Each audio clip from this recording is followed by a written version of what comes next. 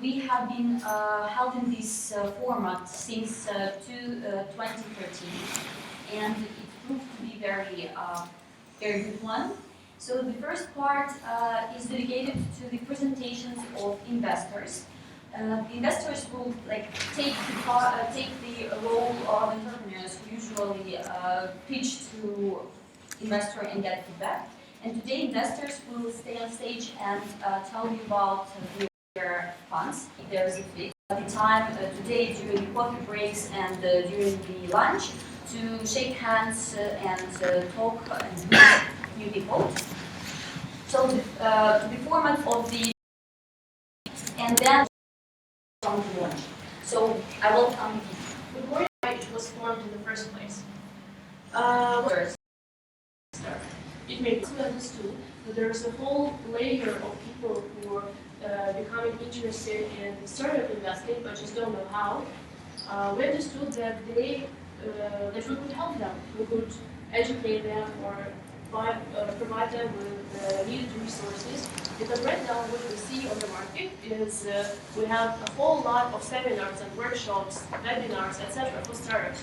How to build a business model, how to optimize your work, how to look for clients, how to use services, whatever. But we don't have any courses or webinars or whatever for investors. But this is also something that you should know or you should learn in case you would like to emerge in this particular sphere. And even if you come from offline, but you find this topic interesting, you would like to know some details and how this process works, etc. So we have created a workshop of basics of angel investing and have already done some of those in regions and will be doing this more in the future.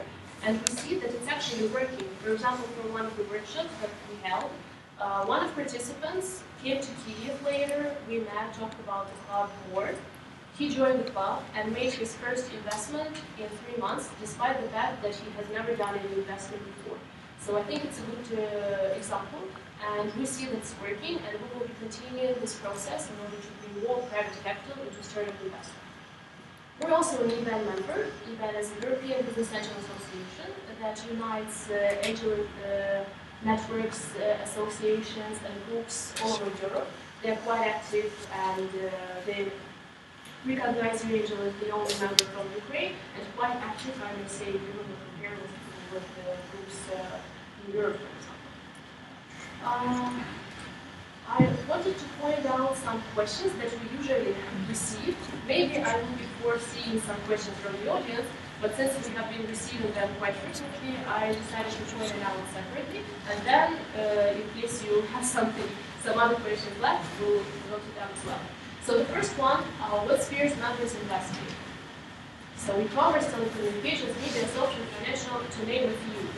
Because we're a group of investors, all of them have their own view on what they find interesting and what spheres they would like to invest.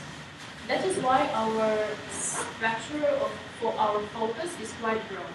But I should point out that it's broad in the IT segment, and even despite the fact that some investors would be indicating, for example, e-commerce and SaaS projects as the ones they would like to be looking into, they may end up investing in hardware. Because there is always still personal opinion. They may like the team or they may like the product, and despite the fact that they were not looking into it in the first place, they may end up investing there. So that's why the focus is so broad. At the same time, we do have a few people who indicate offline companies as one of their focuses, but it has proven to be IT solely that receive the most interest right now. If we talk about the stages, that is the MVP, prototype, go-to-market, and growth. I'm enumerating the latter ones because syndication or common deals are also among our activity. So joining some bigger rounds is also a possibility. If we talk about idea stage, that it's not the right one for angels. Idea stage goes to accelerator, incubator stage, but not for angels. When you go to greater round from angels, they would be expecting you actually to show some numbers or something that you have already proven. Maybe this initial possible pre-negotiated partnerships or clients or some first numbers, or you have already tested your idea. So something that already could be a little bit, at least a little bit magical. And it's actually working all over the world. It's not that it's only true for Ukraine. Wherever you go, if you want to ring around financials, you should already show something. It's not the idea stage investment. Previously, in the beginning of working on the group, we had some idea stage startups who participated in our pitching events, and we were reviewing them, but what we've seen is there is no feedback and no result in such presentations. Angels or investors just would not take them seriously and would not end up investing on this stage. How to apply? We have closed group on Dust. It's better for you to look it up at the Angel Group or on our Facebook site because it's quite long. And there you could apply fill an application, like for example in an incubator or an accelerator. It's similar to Angel Core or to F Success if you know this website. You could upload a presentation which provides some other details of the company, like business model, etc. And here I want to point out another question is what's the difference between sending a presentation to email, info for example, or mine or Rank2B, or filling an application on Dust. When you're sending, because a lot of people send presentations and we have this process all the time, so that's why I'm pointing out now. When you're sending a presentation to email, you're only sending it, for example, to me or to my team. But when you're uploading an application to Dust, all members have access to it. So it's a shared database. And not only that they could be reaching out to you right away, for example, if they really like your product, but even if they don't, in this particular period of time, they still have it in their database, and you could be updating it constantly and sharing your traction or your growth or whatever. And once they see something interesting in the dynamics of the company, they may want to meet you once more. We already had such cases in the period too, where we would be inviting the company after second or third alterations they've done in their application. So they have already grown, and then we would be inviting them to screen. That's why I would urge everybody to fill in an application on Dust and save your time instead of sending presentations on info, because we'll still be sending you there. Time's up? Fine. Okay. Here's the procedure, how it actually works.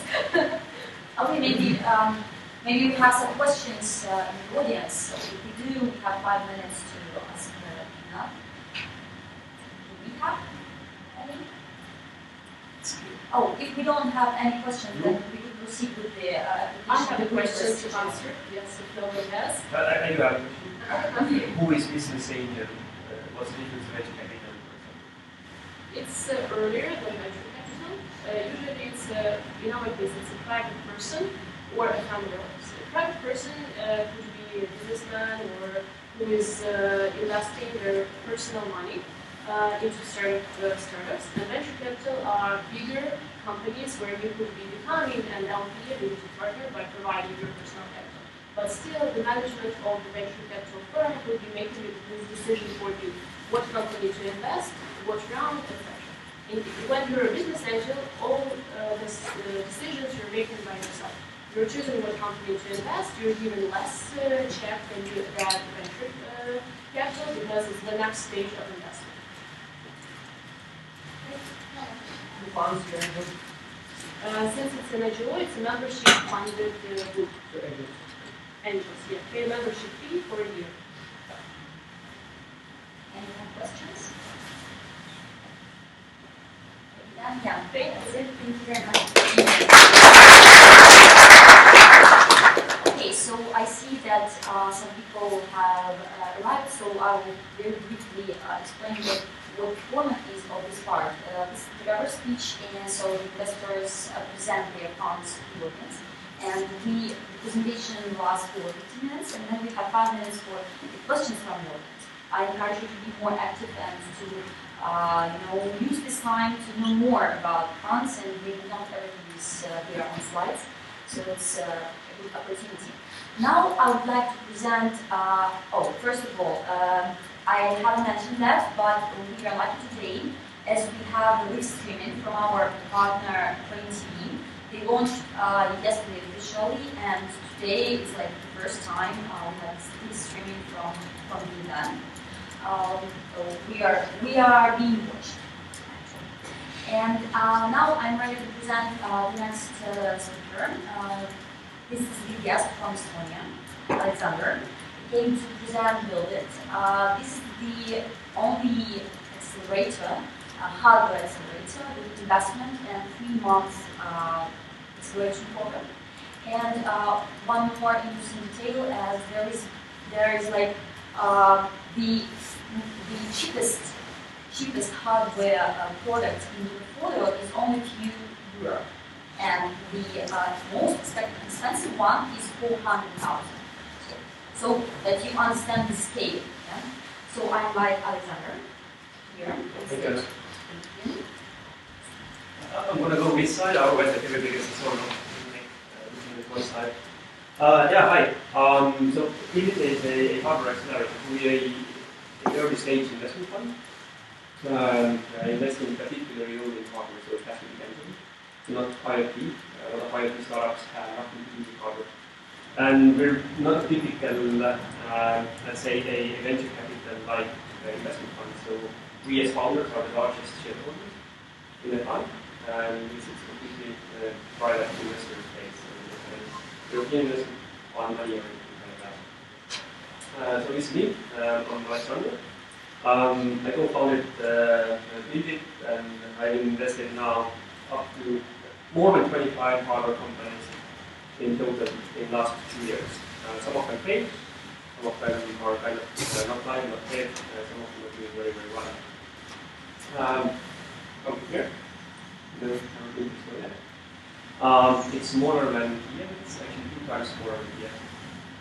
So our population is roughly 1.3 million. And there's less than 1 million people speaking the language I usually speak, Estonian. But Estonia is well known for a few facts. One of them is that we're number 1 in Europe. Well, actually, as far as I know, worldwide, for number of startups per capita. So there's a small number of people, so per capita we're doing very well. But we're also known for another fact that we're number 1 per capita of number of supermodels. And it's a fact. This is a map of how much money has been invested into early stage companies in general in Europe. Again, per capita. In that sense, so the United Kingdom is number 1 in Europe, but we're like number 3 currently. So it's roughly 40 euros per startup and per capita. In Ukraine, it's 30 cents. Just to give you like a overview, so we're very active in startups. It's all started with Skype and has grown ever since. So it's not a bad thing to be overnight, it's very, very small. So since we're a accelerator, we typically work with early stage companies. Looking for teams, mainly team investment. Yesterday I gave a speech about, today I'm talking about it, but yesterday I gave a speech about why hardware is better than software. Typically if you look around, if you talk to investors, a lot of them, they don't like hardware. They say hardware is hard. Yet if you look around, there's hardware products everywhere. So to me as an engineer, what you say is it must be possible to manufacture it, right? So in the end, it's a team question and execution, whether the team can execute or not. It's not a question of technology, it's not whether you can manufacture it or not. It's purely execution. And so this is why we look at the team foremost. And do they have relevant experience? It would be nice if they have something working that the prototype necessarily doesn't have to be. And of course, if they are already invested in interested, we are also interested. Somebody said once in a discussion with a founder of Bike that investors tend to be like animals, in the sense that one investing, everybody wants to invest. And in reality, this is your best chance to raise capital. to have a first investment that makes our investment much more interesting. We like products which are fast time to market.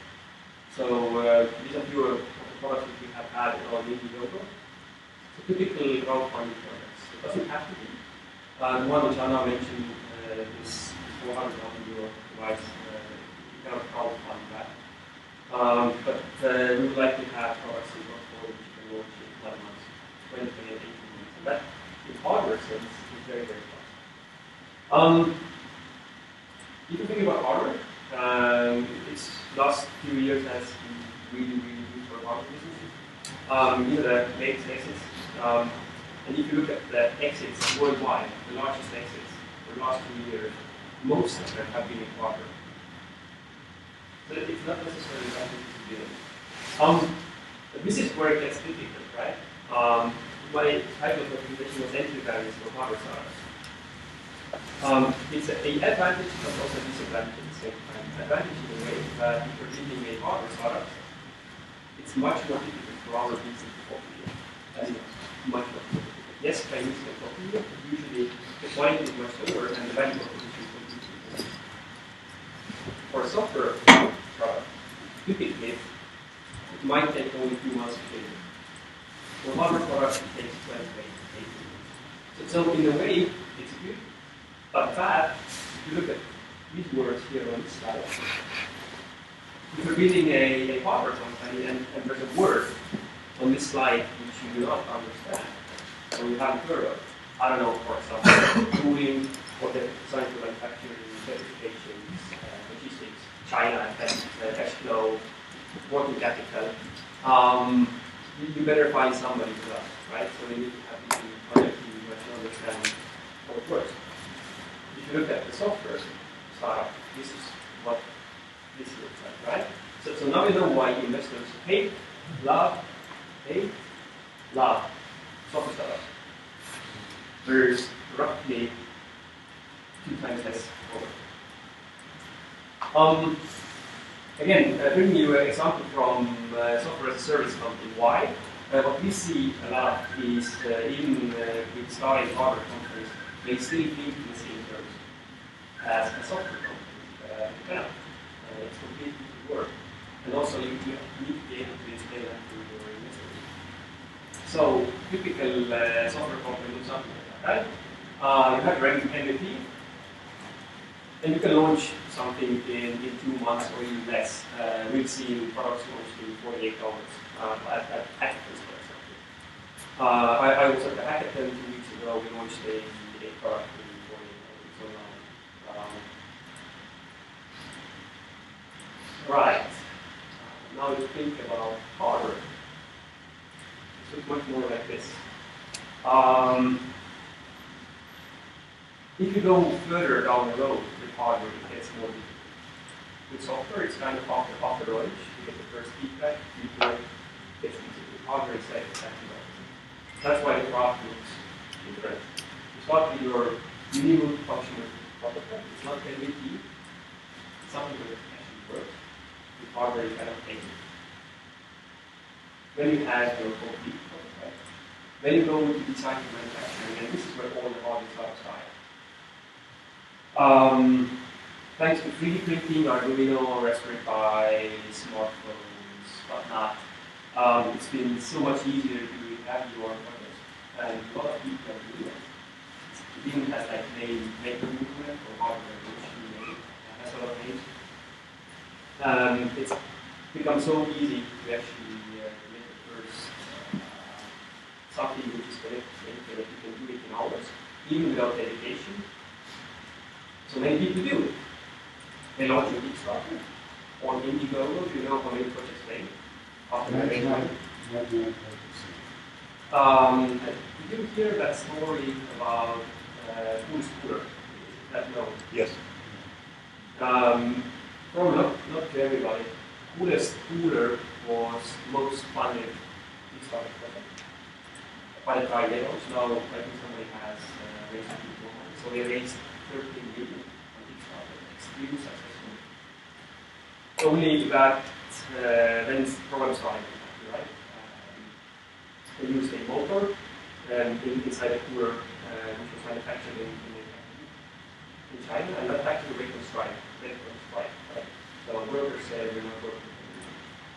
So this completely turned their plan upside down. So we were not able to manufacture it, so we were late. Due to being late, they had much more cost than the plan. And what happened then? They ran out of money. They had $13 million. They ran out of money before they ever in the manufacturing. So what they did was, and this is the steepest thing ever if you're a hacker on this stuff, they sold Polish cooler on Amazon to start generating revenue so that they could deliver their backers. And backers do this. I mean, like, there's class action lawsuits against Polish cooler. If you read the articles, they get that cash all over the place. Because of this, right? This is where it gets difficult. But it also is difficult for a competitor, so it's not necessarily that thing. So design for manufacturing, keep that in mind. Then we have first factory run. So this is where you actually get the first product of the manufacturing line. Then you launch, right? So this is something to keep in mind. You cannot think in the same terms as software startups. It does not work like that. If you have a product coming off the manufacturing line, there's no way you can add a button to it. It's just not possible. Now imagine how easy it is to add a button on an app or on a website. Takes roughly what, 2 minutes? No way you can add a button to it. So you really need to think about that. And then you go into retail and then third-party logistics, and this is where it gets easier, right? Once you're in retail, you're right, almost right. Again, yesterday I did a speech about hardware. One is retail, actually. Thanks to the retail, Home Depot, Walmart, MediaMarkt, etc., they can move really large quantities with very, very, very low customer acquisition cost. The customer acquisition cost for hardware company is much lower than for SaaS company, and it's a huge advantage. Again, bringing the example of software as a service company. This is a typical cost structure.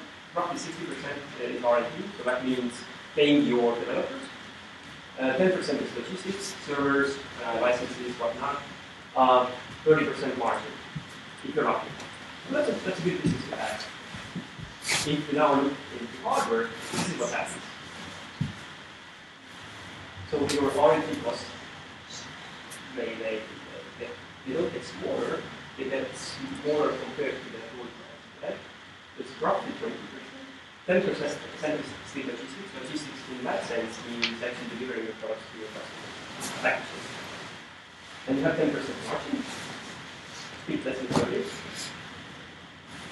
is one. Build up a given. This is what you actually, what's left inside the product. This is where hardware startups make profit or they die. So you need to have your bill of materials on the way. So that means supply chain. You need to know where to get the components, what's the lead times. This is where you can make a lot of money, but this is also where you can lose a lot of money. This is where Polish schools are paid miserably. Now, this is 25% prepaid, 25% wholesale, right?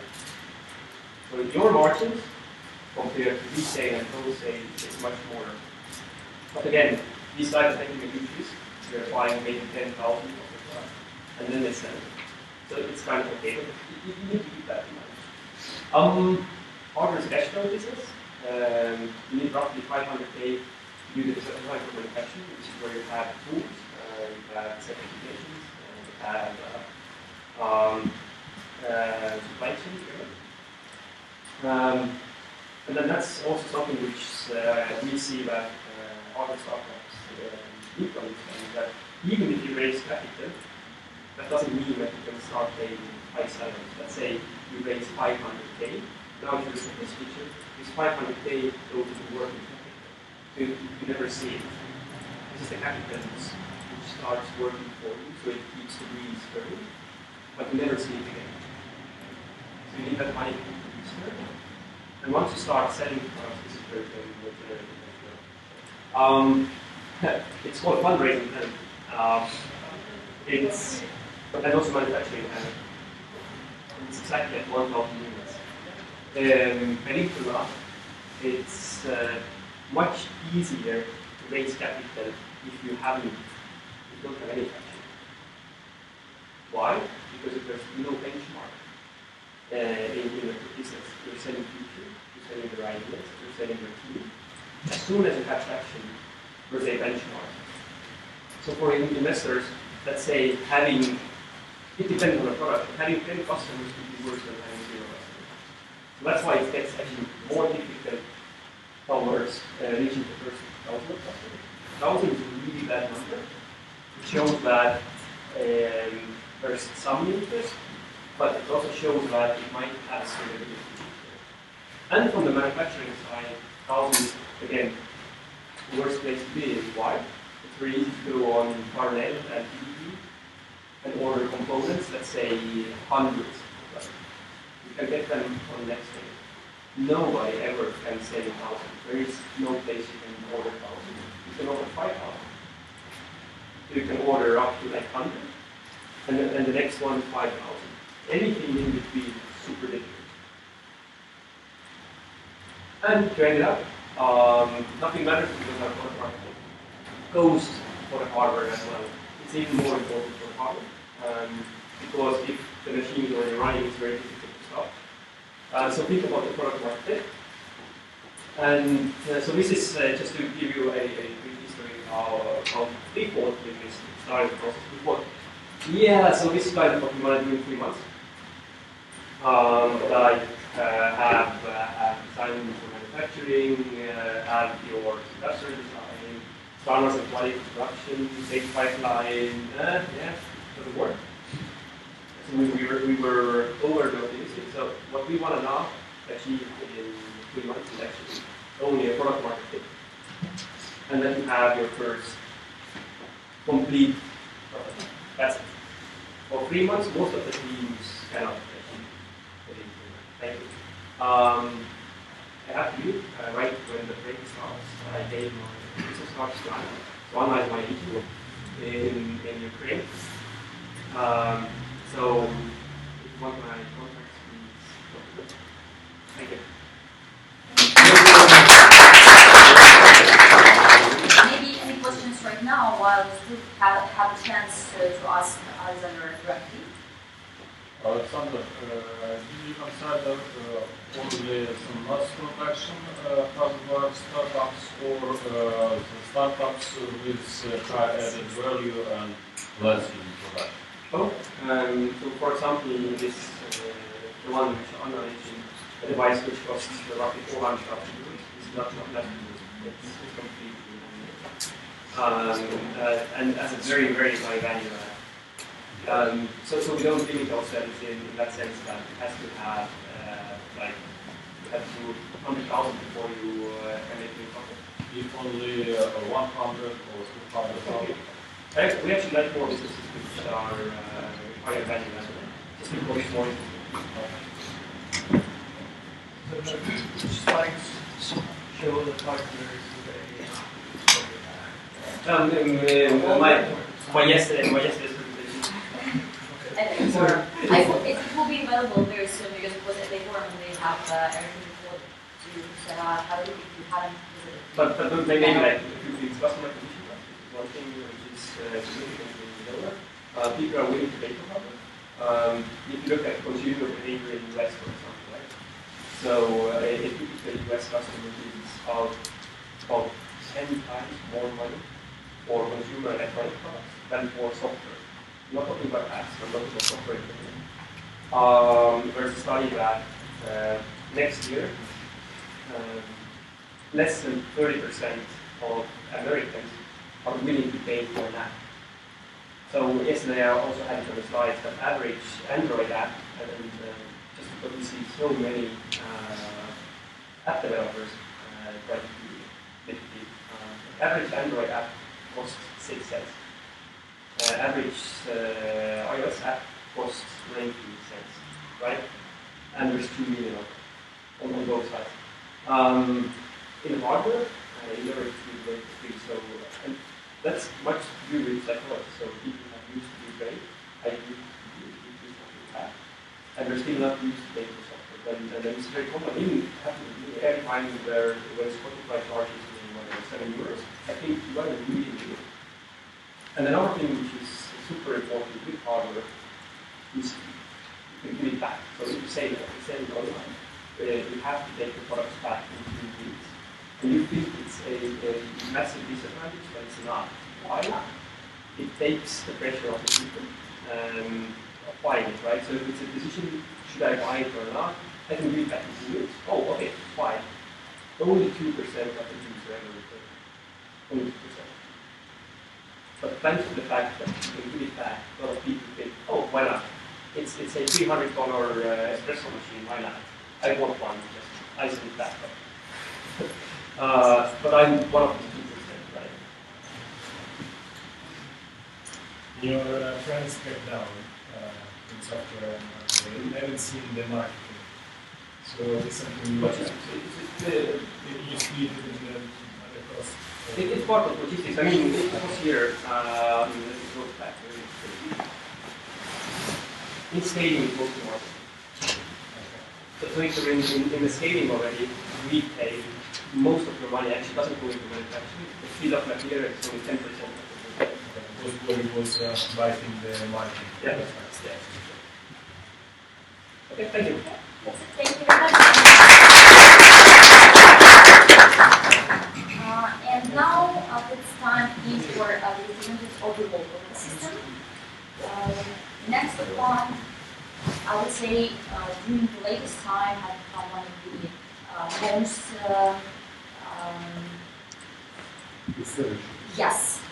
influential, and there are more deals than from others, definitely, this market. And we are happy to have some portfolio companies in share with you. So this is Digital Future, and a small announcement before Victor is on stage that yesterday at the IPO, during the presentation of the Ukrainian startup rating results, the CEO and founder of Digital Future, Alexey Chizla, has become the person #1 in the local ecosystem as the main influencer and the person who has done a lot.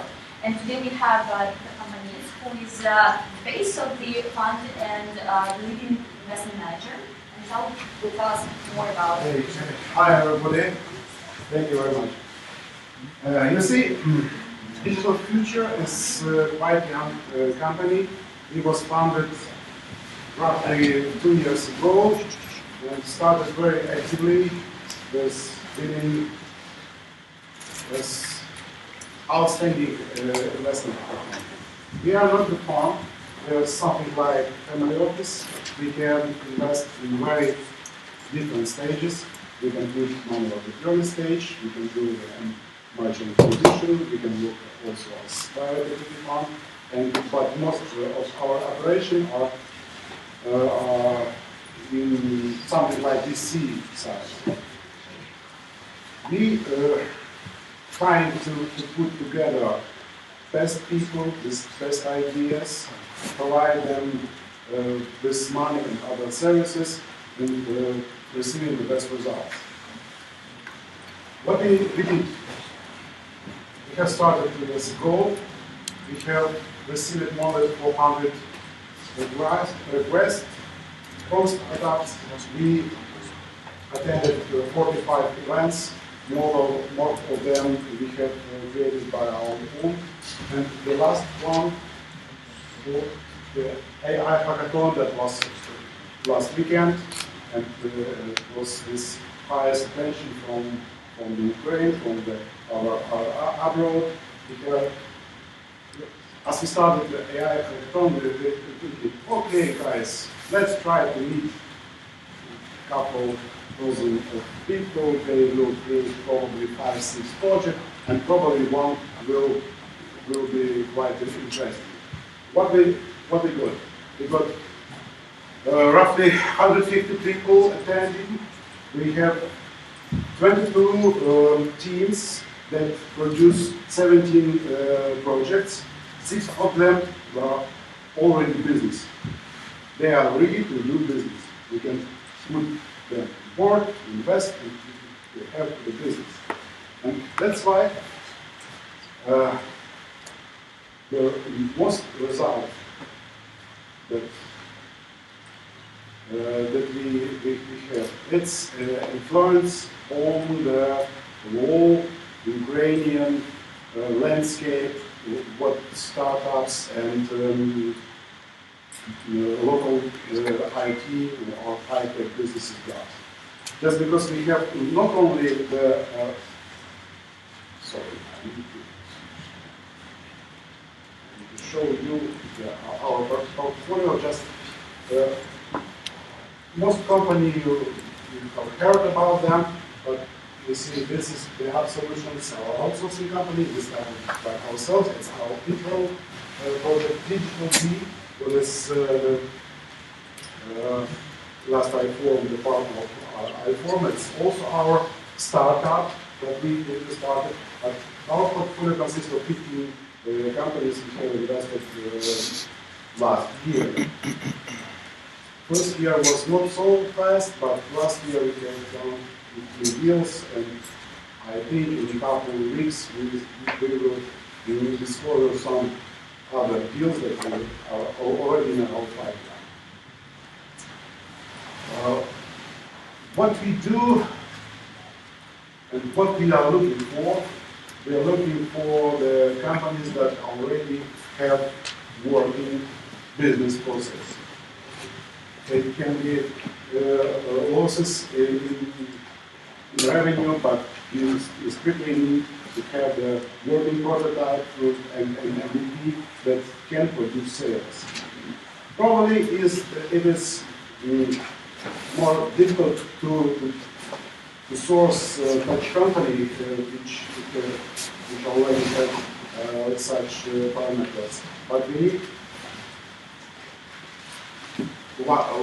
because we are the family office, we invest our own money, we cannot afford some risks that mostly venture capitalists can afford. Therefore, we created something like the project factory that do such special things for project that comes on board of our company. Okay, what we do, we can, our staff and our own can highly speed up the sales. We have experience more than 10 years in selling, global selling, mostly in e-commerce and local markets like United States, United Kingdom, Europe, Australia, New Zealand, and so on. So we can grow your sales. Second, we have a bunch of people who has quite best experience in business development in Ukraine. You see, I have worked in a lot of companies, and I know it's not, it's true. I've seen only in digital future the people who can do such kind of high-level business development in very tight budget of time and money. As for holding, we have our own outsourcing company, but not all outsourcing. We have a couple of producing companies who has very experienced technical people who can check and help in pivoting your system if you have some technical trouble. Next, we have strong opportunity, as I said, on the global market. We can provide a huge amount of different services for outreach global market. Yeah, risk mitigation. It's probably the common issue that all of startups face. Just therefore, we are the New Angels member to mitigate the risks on the early stages. Just because we are forerunner of such smart money philosophy, and then we try to put into the project not only the money, but the experience of real people who do same or quite in the same market on the same market with some experience, and that can provide some risk mitigation in some cases. And next one, as I said, we have our own digital marketing companies named digitally, but in our holding we have quite a lot of people with huge digital marketing experience on global market in hyper competitive niches, global. We worked for them more than 10 years. As I said, plus not the whole company, on the 10 or 15, we have done the first wide exit in the Ukrainian market. The GP, it's the fastest exit on the Ukrainian market. 12 months, more than 10x multiplier, and it was sold to the very high player on the digital marketing market from Canada. We also interested, if we will think about our focus, we are looking for projects in advertising technology, digital marketing. Advertising is a bit different, e-commerce, and artificial intelligence. I've said about hackathon, but it's a bit tricky thing that we have our portfolio company LifeTracker, that it's totally focusing on the symbiotic AI. But when we are analyzing all our portfolio, we see that half of our company, they use artificial intelligence in their backend. And we decided to make a bit more focus on AI and things related to AI. Therefore, this is on the central part of all of that technologies. What about requirements of the project that we received a lot of inquiries? First of all, you need to have minimal viable product that already sells.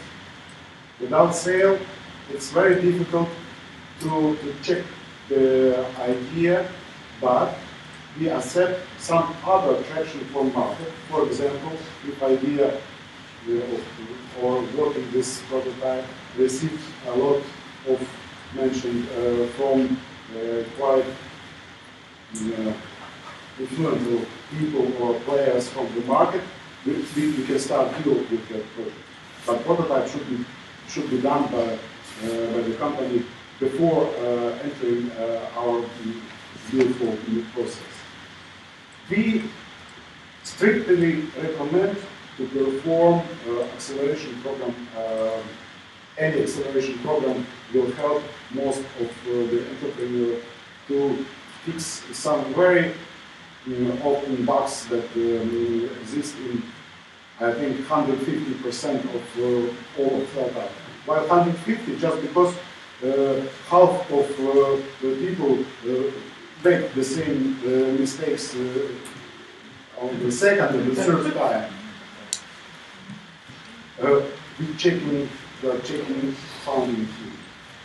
We don't receive inquiries from the companies who is only one founder. It's the common thing from the VCs globally, just because one man cannot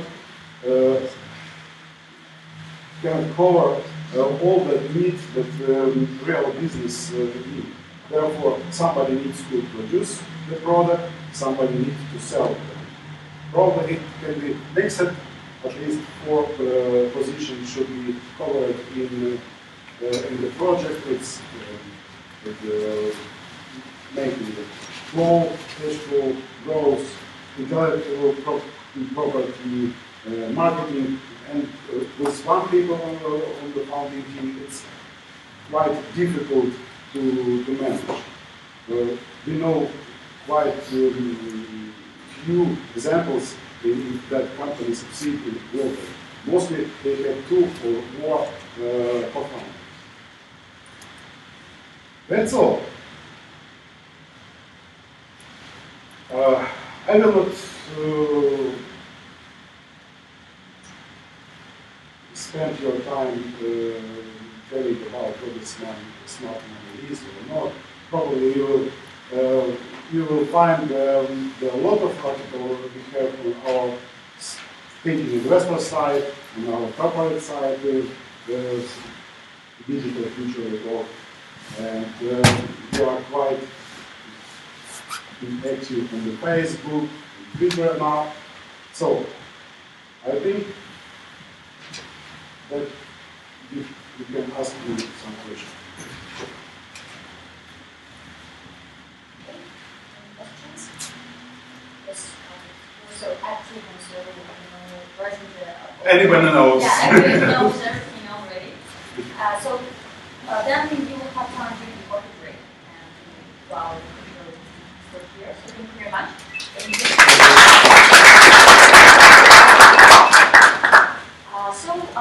The final presentation before the coffee break, and then we'll have 30 minutes to network and the rest of it. So I invite Alexander from Capital. What's the interesting fact that Pavel shared with me is that there are more portfolio companies that are working from Kyiv, actually, than from Moscow in your portfolio. So that's an interesting one, and I guess that a lot of you already know about Venus Capital, and now we have a chance to do more details. Thank you. So let me tell you what our students teach. We have, this is our mission statement, this is our philosophy. We believe that innovation comes anywhere in the world. There's billions of places where venture capital is not available or sufficient. We specifically think kind of forward Eastern Bloc in terms of engineering development, and think forward a little bit in terms of managerial development.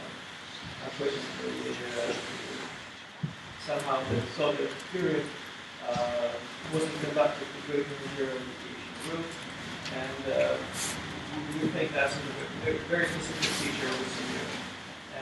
We also know the challenges that entrepreneurs outside the US face when trying to compete in the US. And we see our role as fun, as somebody that brings together brightest entrepreneurial minds with large attracting IT markets, what we say, large markets, particularly in the US. Let's see. Okay, so how it works. We position ourselves and have become the our partners and fund of choice in the region. Fund that supports companies with Eastern European roots who want to go to the US. We have, through our experience, access to engineering talent all over the region, Ukraine, Russia, Poland, Bulgaria, we have built relationships to attract top quality managerial skills in the US. We have great deal sourcing networks, etc. We have been operating since 2008. Fund 1 invested over 60 million. We have distributed to all early partners 50 million. $100 million. Pretty nice numbers return to LPs. Similarly, Fund 2 seems to be doing quite nicely. It's now in its third year. We have invested in some good companies, and I'm sure you can see all of them here, but something's happened to the invitation. Probably names like Yandex or Parallels. We have co-invested in a bunch of firms like Increasing Mortgage, Bessemer, Inside, etc., as well as corporate partners like Cisco and so forth. So, why are we looking at this part of the world. We think that the region has some historical similarities. Unfortunately, it's debatable, probably. In terms of entrepreneurship, unfortunately. In terms of tech education it's very good. It has been historically very good. Full of IT professionals. Clear deficit of VC capital. And by venture capital, we would think typical funds, 150 million plus funds that is mainstream US funding. There's not that many funds basically that try to decision. 2 or 3 actually. So we have good partnerships with good regional ecosystems for deal sourcing. We work with angel groups and early stage funds with sub-$100 million funds.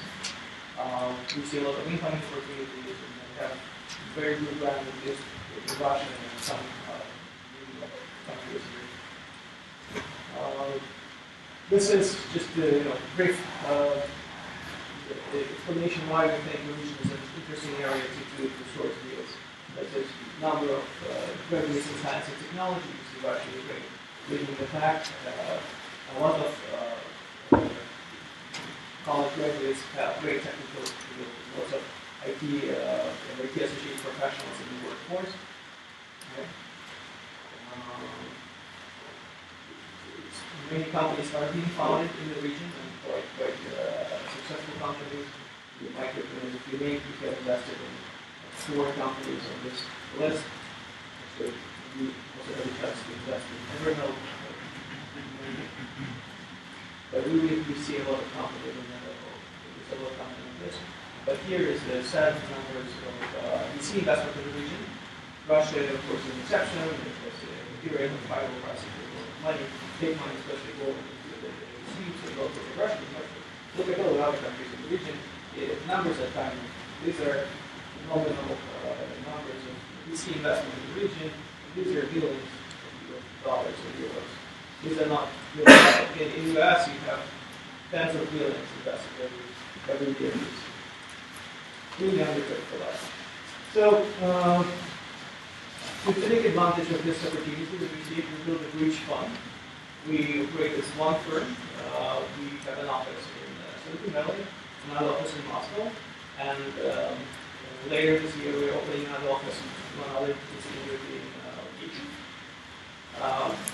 To make sure that actually we operate as one firm, one thing that is pretty unique, each deal has two partners working on it, one in the US and one in Russia. And we have also leveraging our global network to support every company in our portfolio. This is just to show that we are equally split. This is all the Middle East and Moscow and Silicon Valley. Equal split, and the US will grow more. This is our tech expertise. It's mostly on the US side. Again, sorry for something happened with the presentation, but Jeff Arnold is those are little gray-haired guys, very distinguished in the industry. Jeff was a key engineer at Sun, and then he was in charge of open networking at Cisco and a few other things. We now brought him to be a CTO of one of our portfolio company, Sensitive. Briefly is a founder of public key encryption, and that's the digital element, other but last year the Turing Award, which is a Nobel Prize in computer science. Actually, with his speaking for our company last year, he spoke in Moscow on Positive Tech Days, technical conference. James Gosling is an inventor of Java programming language. He brought him to be on board of Elastic, our programmers of the company. Ed Lou is another interesting advisor. He's an astronaut that went into space on yes missions as well as on Soyuz mission. He also built Google Street View. Now he's a great engineering guy. John Fiber led NTE Ventures. It's one of the well-known VC firms in the US, founded by 2 of Intel founders. more than Untitled, actually. So it's a very old firm because managed to raise funds and achieve great results. He's helping us with helping our portfolio companies. Yoav recently joined, he led Cisco corporate development in Eastern Europe and actually non-US part of the world. He invested in Almas very recently, so Cisco is one of our investors in 2008. He has done himself made direct deals from Cisco fund investors as well as corporate investors, investment grade guy. And finally, here Kevin. Kevin was one of the general partners at Kleiner Perkins. He was managing that firm and very involved in that firm and invested in Google and other things. Kevin then left and he's managing these couple of $1 billion with his partners, really private investments. Very well connected guy. In terms of practice, as I said, we focus on this bridging thing. So we have companies that are global from day one. Sometimes they're started by the guys in the US, like Maketime is a US company that all engineering is in Kyiv, or Quick, actually, the company was founded in Leningrad, Russia, then moved to the US and management became the US management in Russia. Then we have companies that keep sort of original management from the region, like Geelastic or Nival or Parallels, that expand globally. And we help them to build sales in the US, build partnerships, build technology partnerships. We, as a side thing, we do spend about 20-30% of Alma's capital to invest in domestic marketplace, especially internet investments that target the Russian-speaking market. Russian-speaking market is anywhere between 200 to 250 million. It's a pretty big market. Like the German-speaking market is only 100. You count those three German. It's a big market. You can build large businesses. We have done things like Yandex in this space.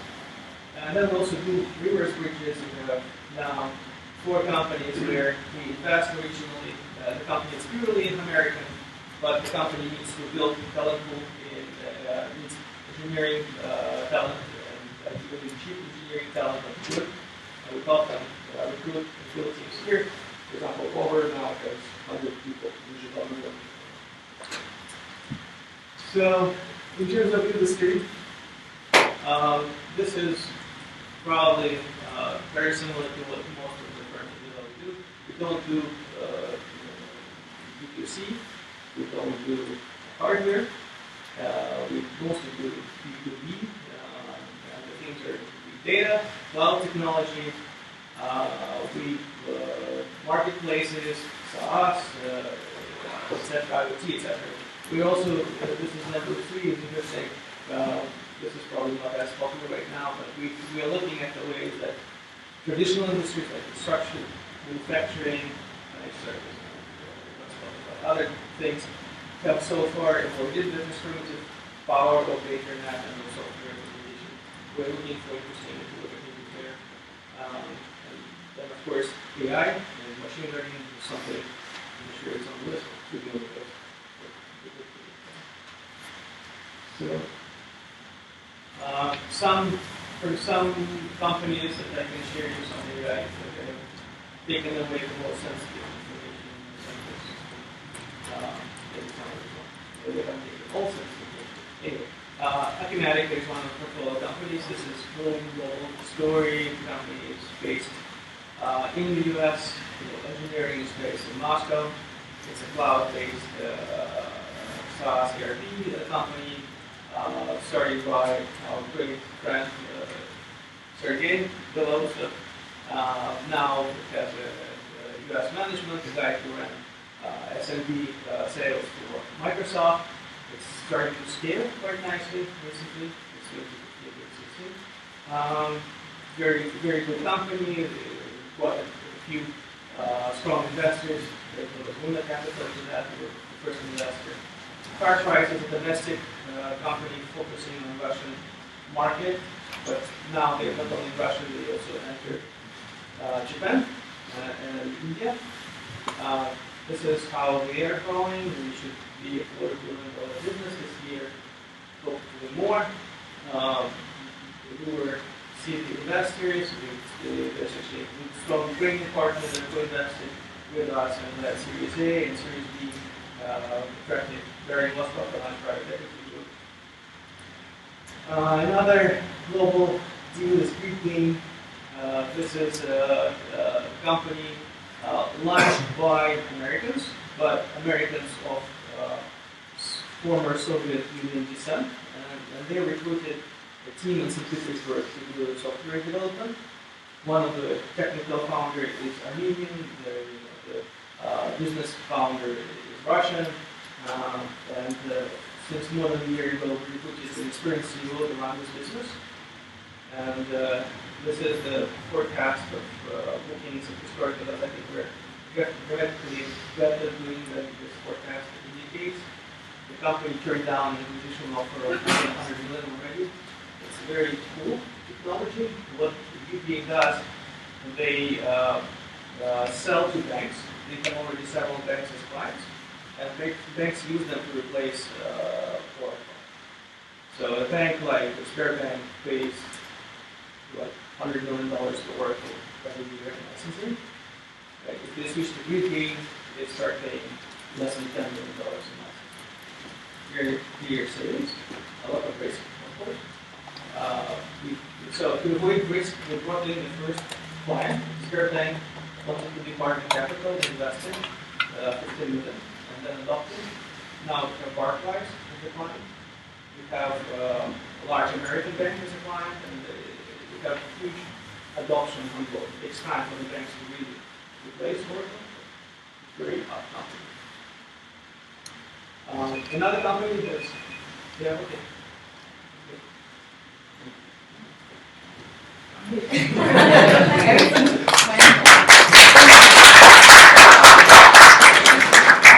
you have some questions before the coffee break you would like to ask Pavel.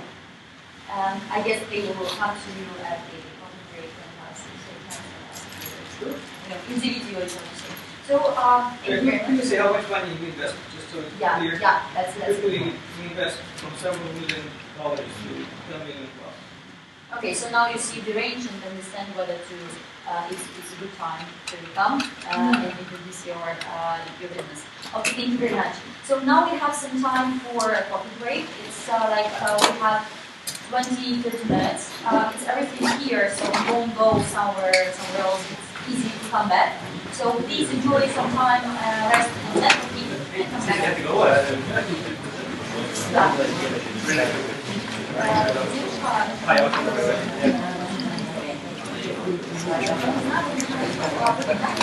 Я так ненавязчиво, типа, и снова здравствуйте, написал, потом отвечай, когда удобно.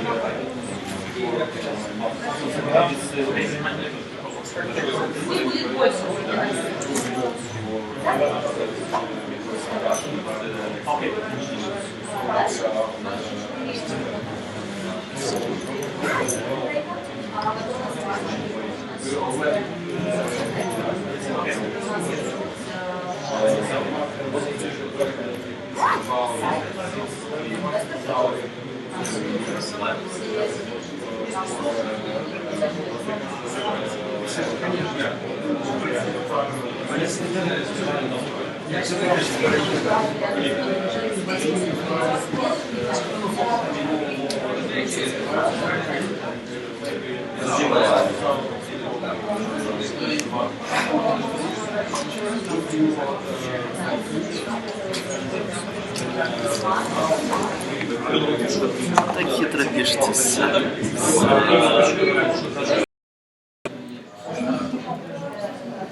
Yes, yes, I was. Yeah. Like the sort of marketing that's the way it's going to be. I like because I get routines doing all the same stuff. And I'm playing this machine learning style that allows you just email the ads and text machine learning thing without telling you that it's going to be successful or not. That you can test Image R&D? right image It's right image R&D. Right image R&D. right image R&D.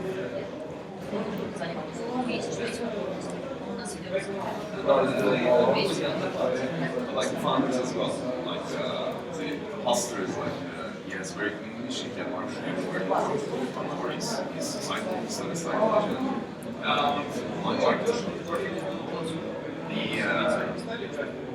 the more mature one is like very smart man. It's like, you know, like a good CEO, I think, in my opinion. He said he's not the CEO, but I think he's just the CEO. And they were very young machine learning engineer, very bright as well.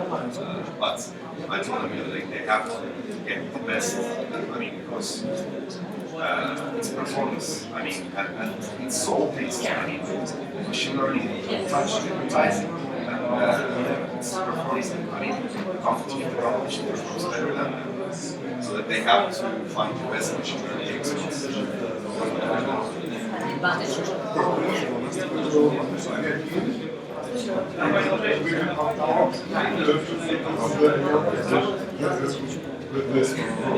Legal, okay? Because it's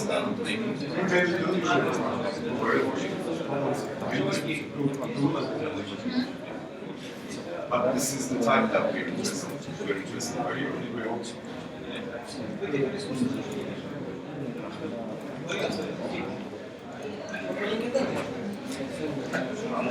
How are you? Everything is good. I did that.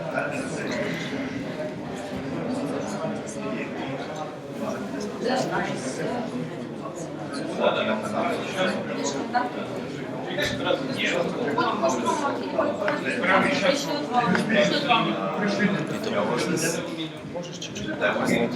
was one of them was a professor.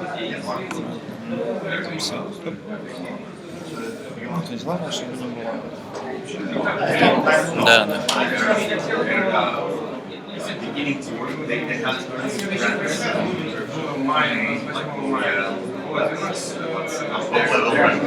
But now they're doing fields.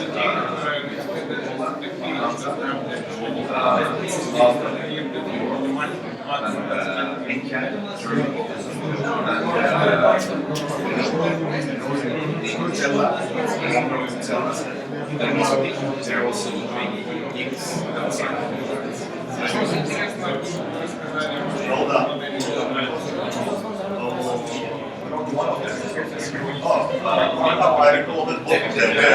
They're married.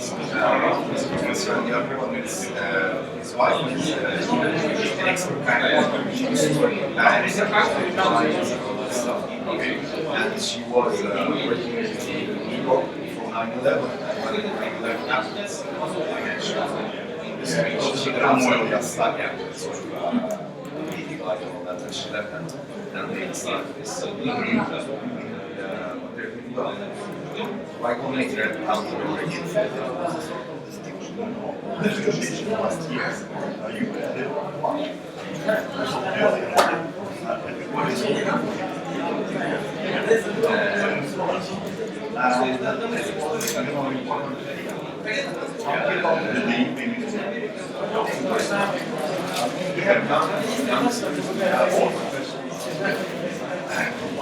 Thank you.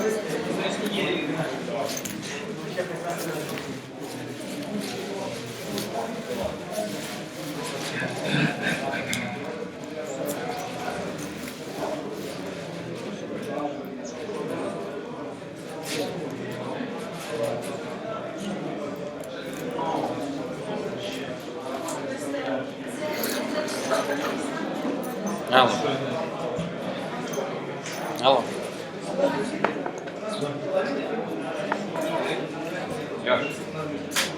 Да.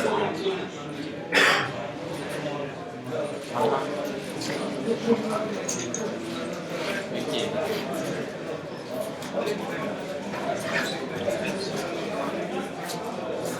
Yes. So, like there, I thought there's another. You can see us there.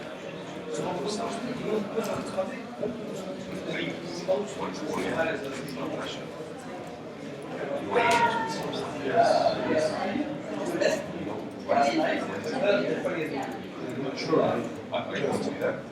I will be on the UFC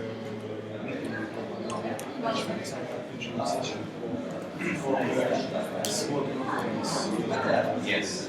And where the year as well. in our office. It's in your office? Yes. Okay, cool.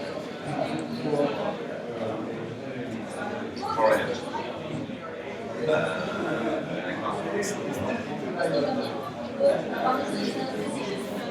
Regina was here. Ah, She invited you to participate in this. yeah. I'll sort it to buy the spot by back. Just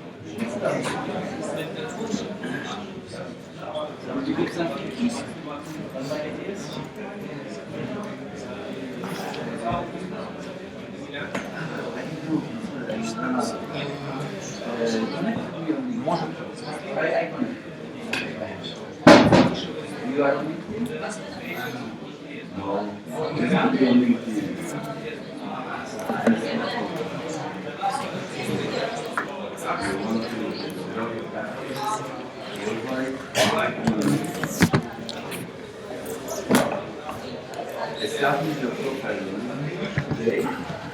Tomorrow I will connect. Okay? So, think about it.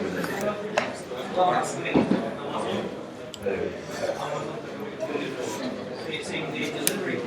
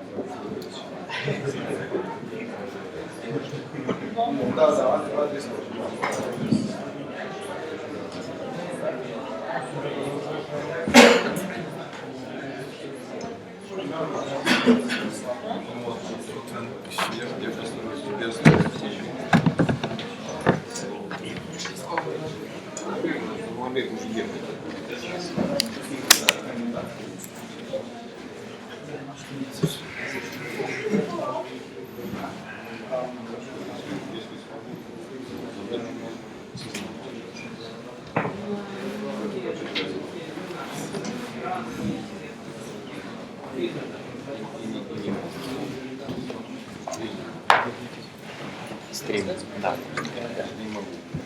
На сайте в Фейсбуке, на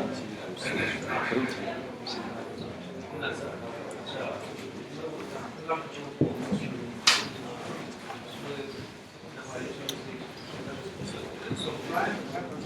Okay, so now we continue, and we have 4 more funds to present their activities and focus, etc. And I'm very glad to introduce Can from Student Ventures.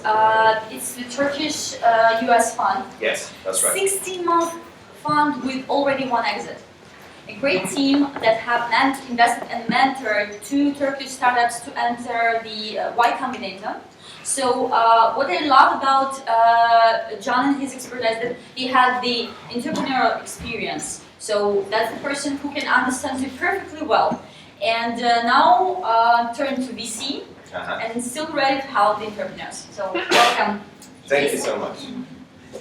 Hi everyone. Hi. I'm John. Oh, hang on a second. My slides. Okay. Not a good start, huh?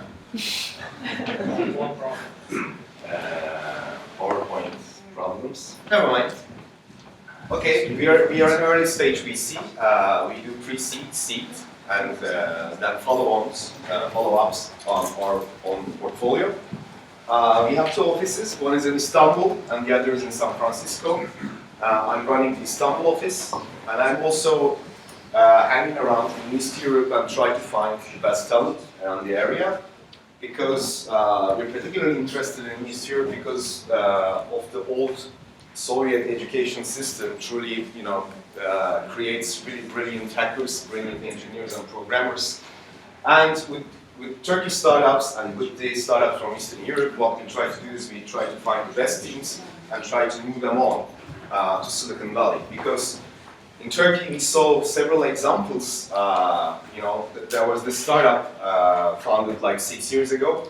They got graduated from the accelerator program that we run, and then they established their startup in Turkey. And it was an e-learning platform called Udemy. And they struggled in Turkey for 3 years, and then one of the partners said, "Hey, I had enough, I'm just heading off to the Silicon Valley without nothing," and he left everything behind. And then it turned into a $600 million company. So this is what we're suggesting. Our local markets are good to test and to validate, maybe even to find a little bit of product market fit, but when we're ready, we suggest our startups, our portfolio companies to move on to Silicon Valley, because it's the only gateway to play a global game.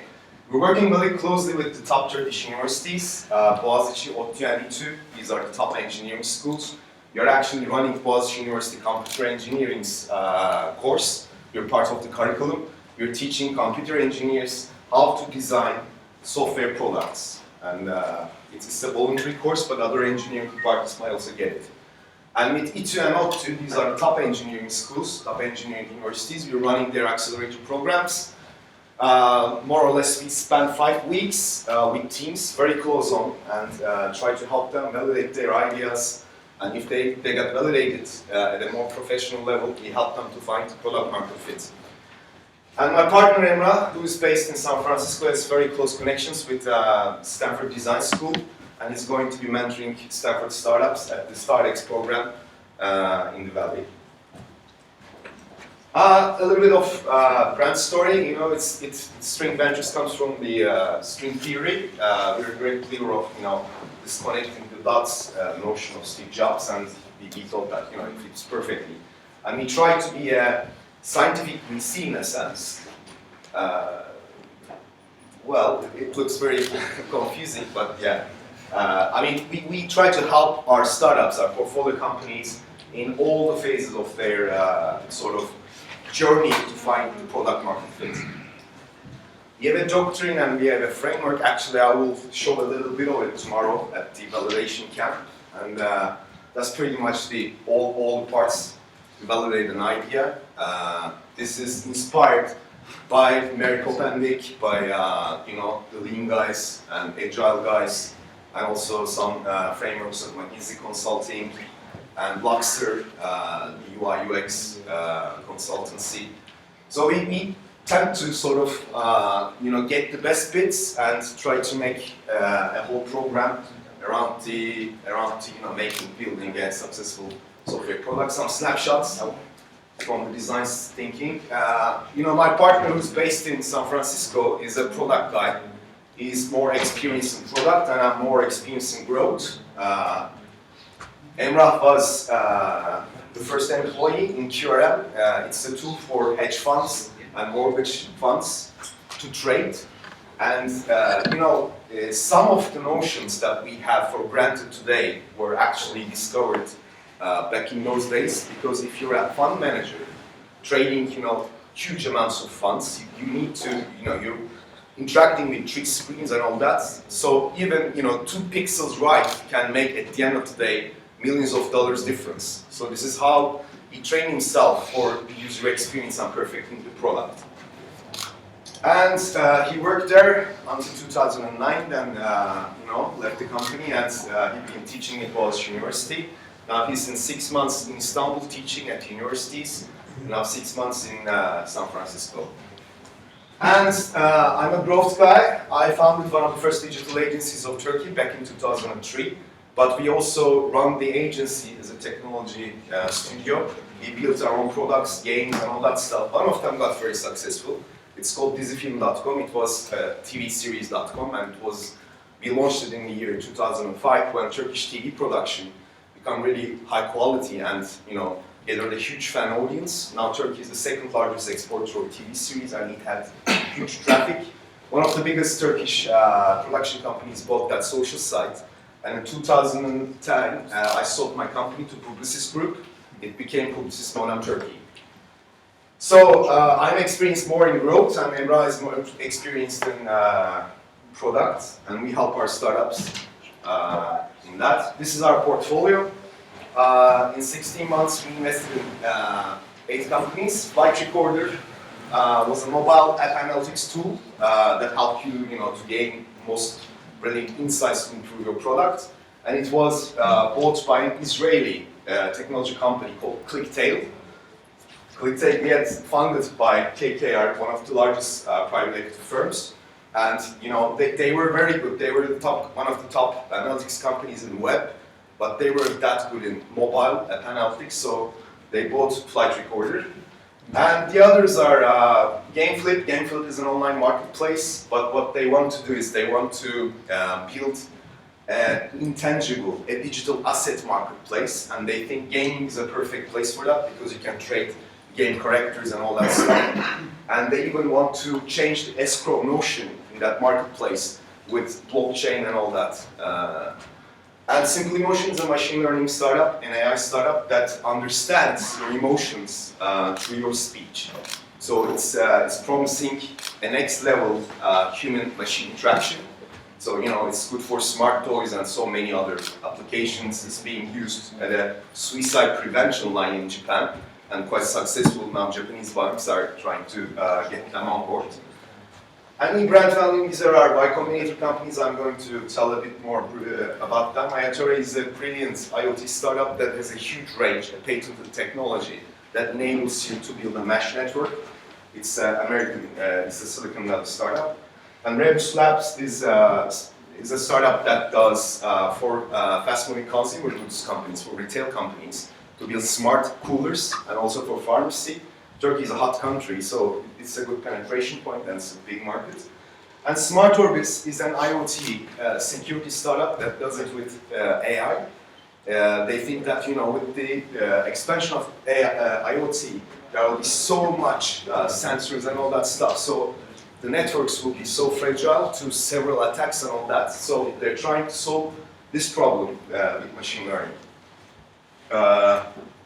What we're trying to do is we're trying to sort of find the companies in the region and try to propose a similar model to Israeli startups. We're suggesting our portfolio companies to keep the tech departments in our own country, but move the product into the valley. And so far we have, through Y Combinator startups, we also encourage our startups to apply to AngelPad and Techstars as well, because we think if you want to move on to the US, I mean, half of our portfolio companies are from Silicon Valley, and we don't suggest them to apply Y Combinator.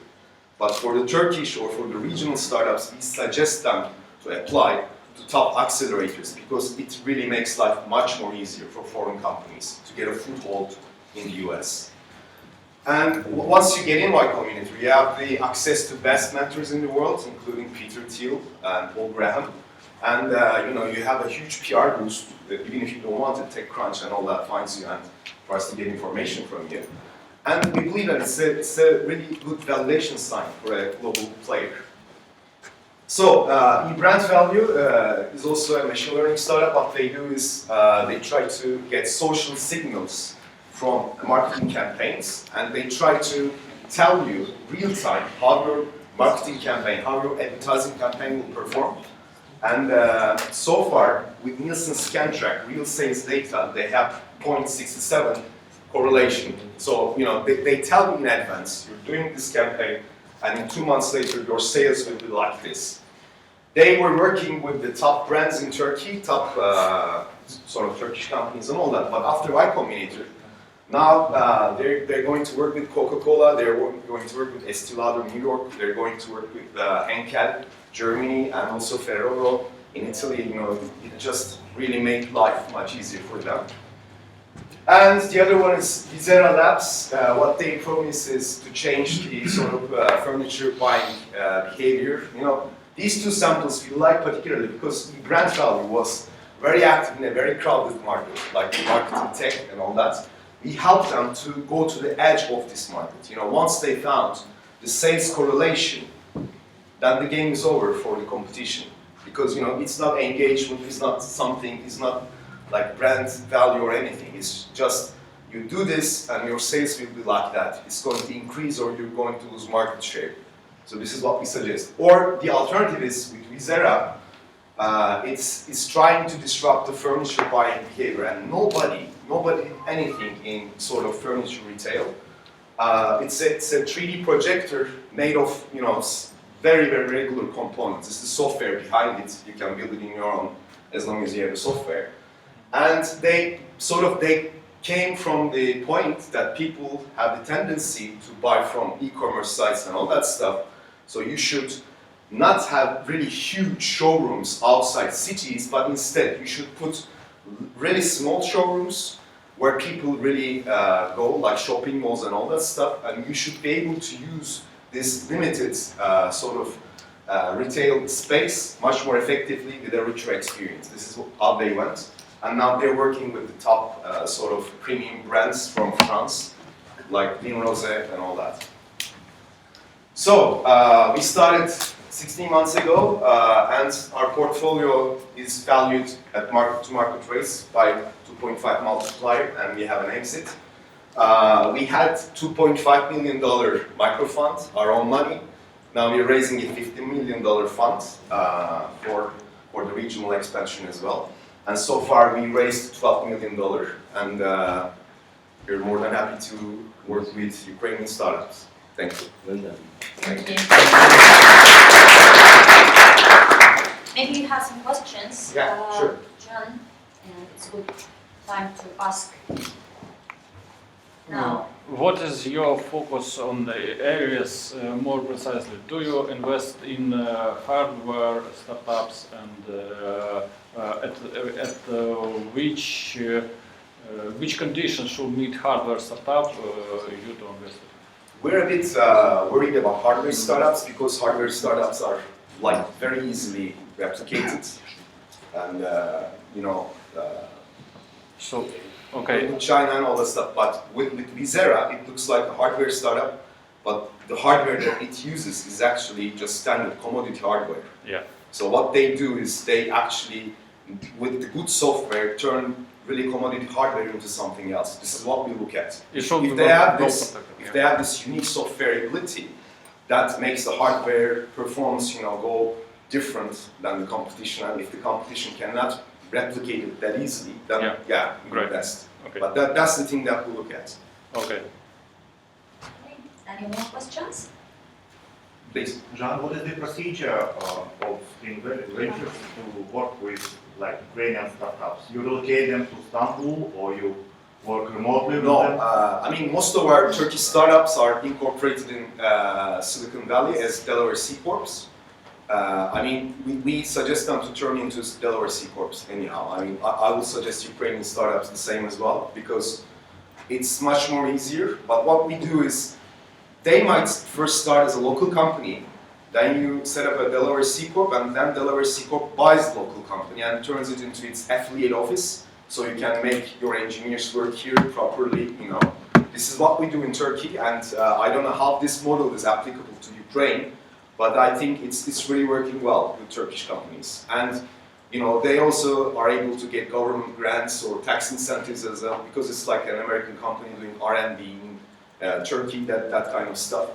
But what we suggest them is you should go to one of the top accelerators because it's going to make your life much easier. And if you enter top accelerators, they definitely want you to turn into a Delaware C Corp anyhow. I mean, you can't. My community doesn't invest in Turkish or Ukrainian companies. The first thing that they ask is, set up a Delaware C Corp. And we are in touch with Stripe Atlas. I suggest that you guys have a look into Stripe Atlas. It's making life much more easier for startups abroad from all around the world. Even if you're in Africa, if you're a good startup with Stripe Atlas, you can set it up. And we become here on the stage of becoming one of their validated VCs. I suggest you guys do the same for investors and for Growth Hub and all that. This is what we do. This is the major strategy. Okay, then thank you very much. Thank you. And by the way, we invite you tomorrow to co-work in his office for the validation camp that will be held by John personally for the whole day, and will be dedicated to customer development all the Absolutely. I mean, mostly it's customer development. That's the program that we do with the accelerator program of top universities in Turkey.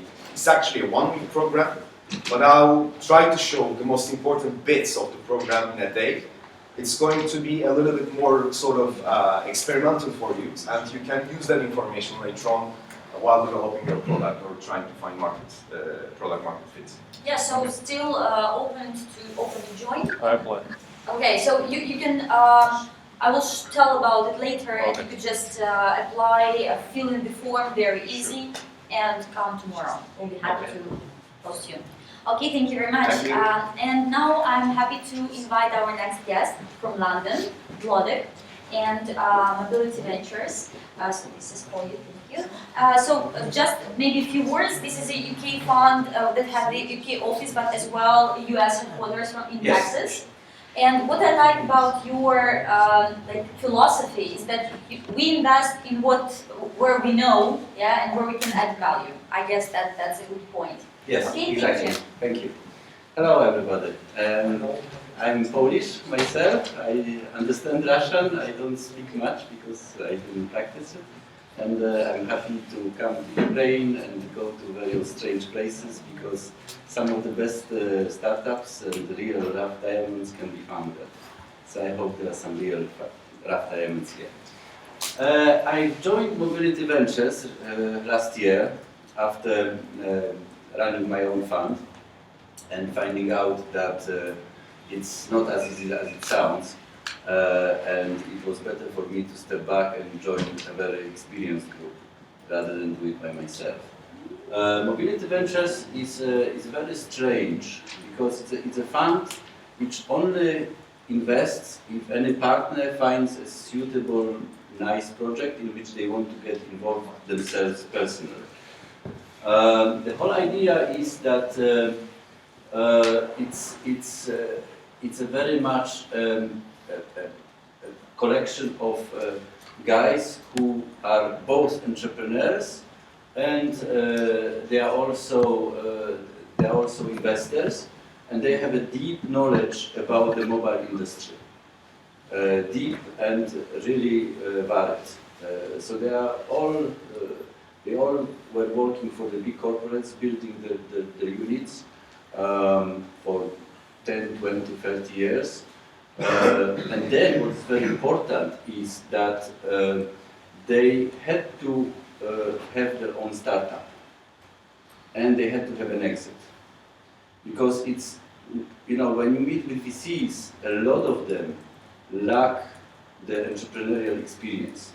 So they are ex-investment bankers, management consultants, or corporate guys, and they really lack knowledge about how it's like to do a startup. So I was really happy to see the previous. You are actually a new type. You would fit our model. Thank you. We call it entrepreneurs, and we focus on the mobile. And we believe that mobility is the next step. And it's what you see now in terms of the apps and other things, it's only a step in that direction. Ultimately, we will use mobile devices and we will use our voice to simply communicate what we want to achieve. And then it will be done, as simple as that. So this is the future that we see, and we work with startups which want to help accomplish that future. So, what's the definition of mobility? We define mobility as solutions that, you can read that, and our investment focus is both technologies, applications, and services. So this is what we are about, and this is what we do, and we only do that. Other funds double with mobility, but they also do various other things. So they don't have really the deep domain expertise that we do. I invite you to look at our website and look at the profiles of our partners, and then you will understand what I mean. What's our investment philosophy? Well, to invest in a startup, we have to see that we are going to bring in real value. We don't want simply to give cash. We want to actually make that startup a real success. So we want to bring in something that that we really know that will help that startup to achieve that. And we are doing it hands-on. That I will explain to you a bit later. And we want to work with the teams that are really the best. And since we are going to work with them hands-on, we really have to like them personally, as people, as co-workers. Our investment strategy is based on the concept of SIGA, seed, emerging growth, and alternative investments. And we focus on opportunities. Really, we focus on the big opportunities. We also have a very good supporting ecosystem.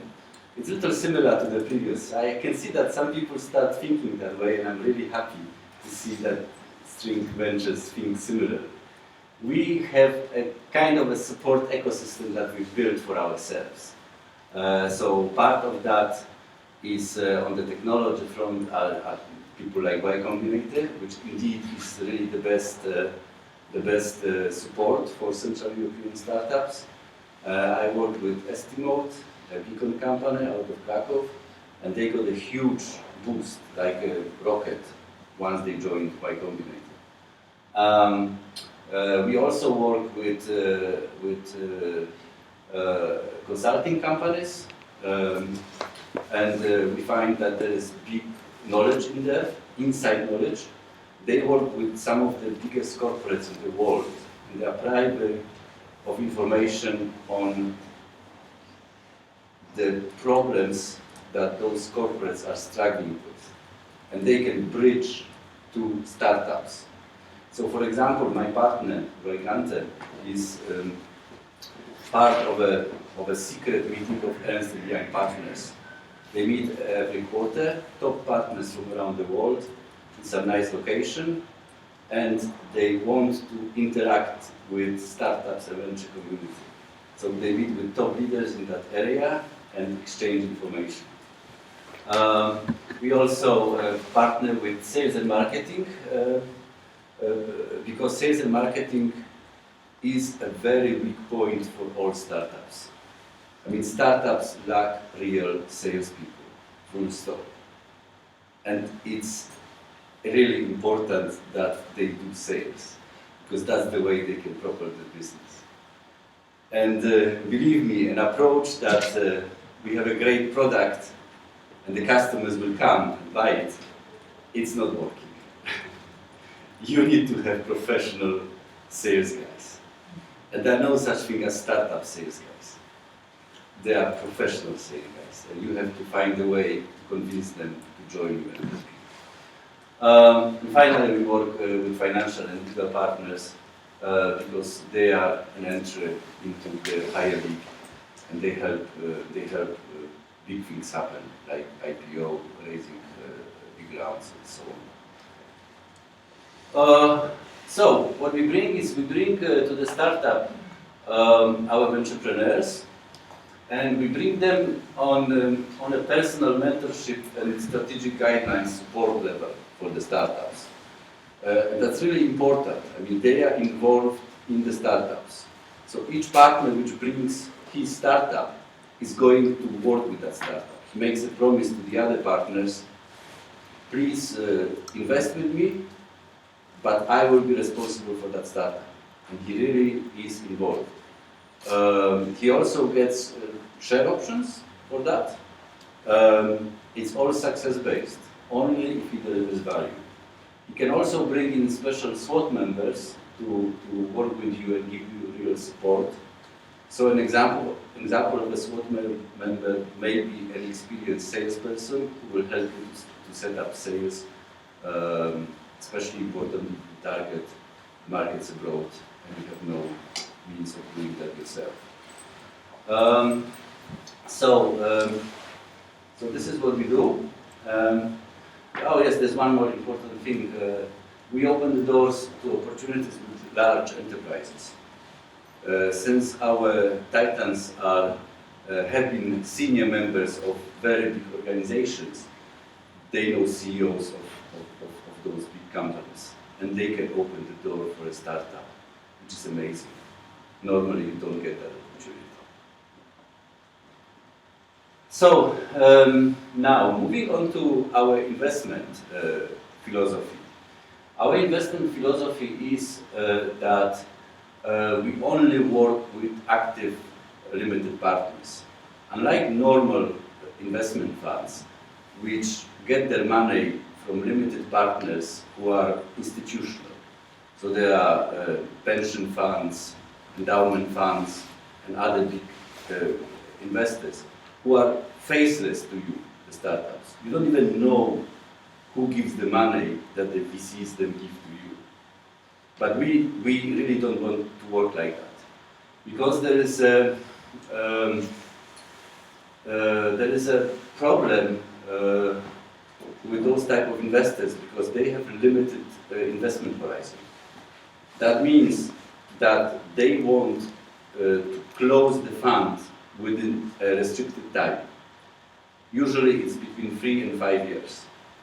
Now, depending on which year the fund will invest in you, you will only have left about 2 or 3 years or 4 years maximum to deliver something for the fund. Because what happens next, the fund has to close. And it doesn't matter that you would make it great if the fund didn't exit now, but it exited in a year's time. They have no choice. They have to close the fund. And that's a big misalignment between interest of you, the entrepreneurs, and the fund, which simply has to close. That's why our thinking is to have an evergreen investment vehicle. So our limited partners, they have no investment horizon. If it takes longer to build a bigger value, then fine, they will wait. And they are also willing and able to provide funding at all stages, which is incredibly important from the point of view of dilution. So in fact, because normally the early stage investors suffer once the company grows and the later stage investments get bigger and bigger. Now it sounds good that the company becomes a unicorn. There's a lot of talk about unicorns. But the sad truth about unicorns is that both the early investors and the founders usually get screwed totally. Because those VCs which come in at later stages, providing tens and hundreds of millions of dollars investment, they put in such terms that they squeeze out the early investors.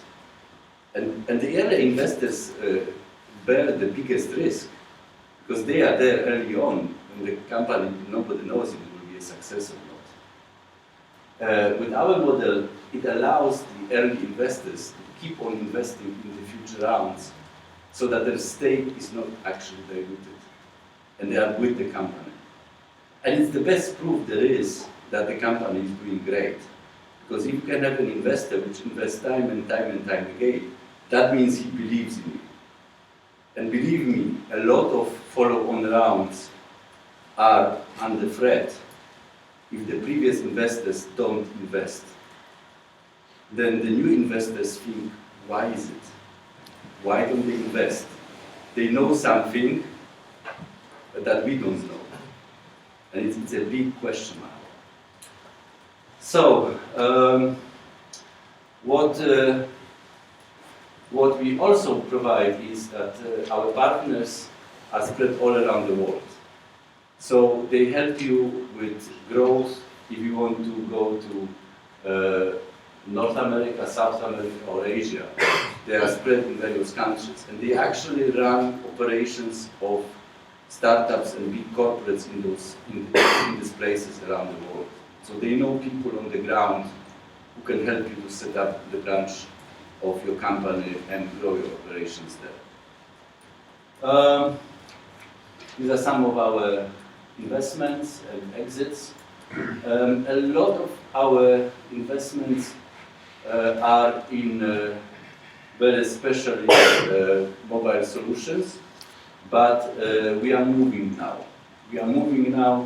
And we are going into the direction of providing really the environment for the mobility as the future platform. And one of the examples is our latest investment in Indoor Atlas. It was a Finnish technology company which developed a really unique thing. It developed an indoor mapping position. So it allows the mobile user to be seen and visible. Something that Google Maps still doesn't have. Nobody has. And Indoor Atlas managed to do that. Managed to beat the big guys together. So, if this is what you would like to achieve with us, then please talk to us. Thank you. We have some questions to vote right now. Sorry. Hi, can you tell a little bit more about the interest in this particular country, Ukraine, and what kind of teams would you like to meet from Ukraine, what kind of technology, how they approach you, develop to London? The best way to approach me, just reach out on LinkedIn. I use LinkedIn a lot, because then I can see whom we have in common, whom I can ask for an opinion about you. It really helps. So if you are not on LinkedIn, I really urge you to join LinkedIn and be active on it. Why am I looking here and why am I here? It's similar as he says. I know the old Soviet education system. I am from Krakow. My best friends studied. I had my own startup with my oldest and dearest friend from high school, who was a computer genius. We built a bot intelligent agent platform 15 years ago that was absolutely revolutionary. And it came from his head. Krakow is known for one of the best mathematics departments in the world. The Krakow School of Mathematics. And there's some, the guys there, something happens in their heads and they see the future. And it's the same here. Because it's a 5-year university course, often followed by PhD, that's something that doesn't happen in the West. The Western education system is based on a 3-year bachelor's, and that's it for most. Some do masters later on, but it's detached from bachelor's. So they produce very good specialists, but they don't produce geniuses. In fact, if you look, most of the great startups that were done in the US, they are done by college dropouts. So that's the answer. Okay, any more questions? Oh, then thank you very much. Thank you. Again. So now we have the next presenter, Untitled. I would like to invite Konstantin to present. So if you want to know the scale of the fund that will be presented now, just look to go to the French base, because it's really impressive, I would say. And it's like you have 2 funds, and it's open for 6 years. So now you will see more details, but just right now, go French base and see, and you will understand everything. Thank you. Hi everyone, my name is Konstantin Aradov and I am from Untitled. And I will tell you briefly about the story of our fund. So we started our business in 2010 and launched our second fund. Initially, we thought that 30 million would be okay for a small seed fund to make some acceleration of cloud startups. But then we understood that there is huge opportunity in Russia and Commonwealth of Independent States. And then we raised 155 million fund in 2010 and 2011. We started to raise, and our first investment was in Ukraine. It was very funny, but when we went to a company in Zhytomyr and then Petrovsk, it's a company called Gelastic, and Almas we invested with us as well. And you maybe saw this logo on their presentation.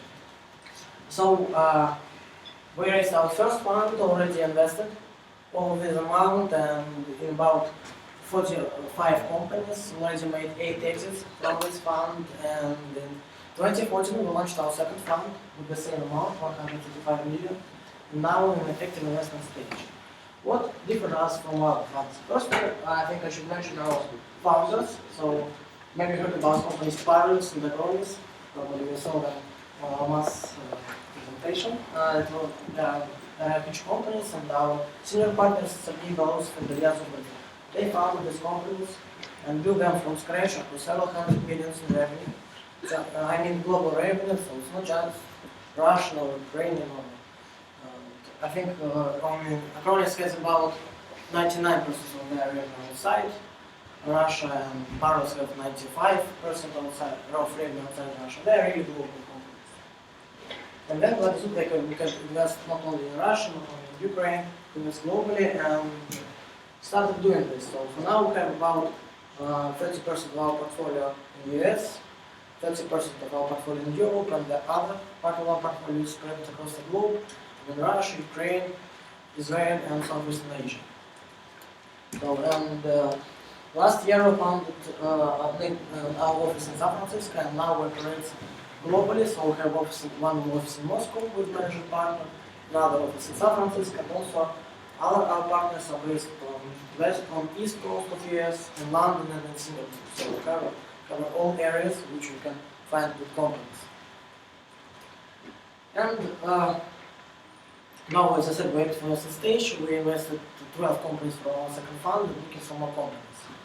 And what we are looking for, we're looking for companies in 5 areas, which we believe the most. First one, we love business applications for with different cloud business applications. We believe that cloud could really change business landscape, that could really make business more efficient. It's very, very interesting theme, and we have expertise in this field. Because with our partners and acronyms, they are mostly focused on B2B sphere, and we know how to work with business. Second area, which I like, is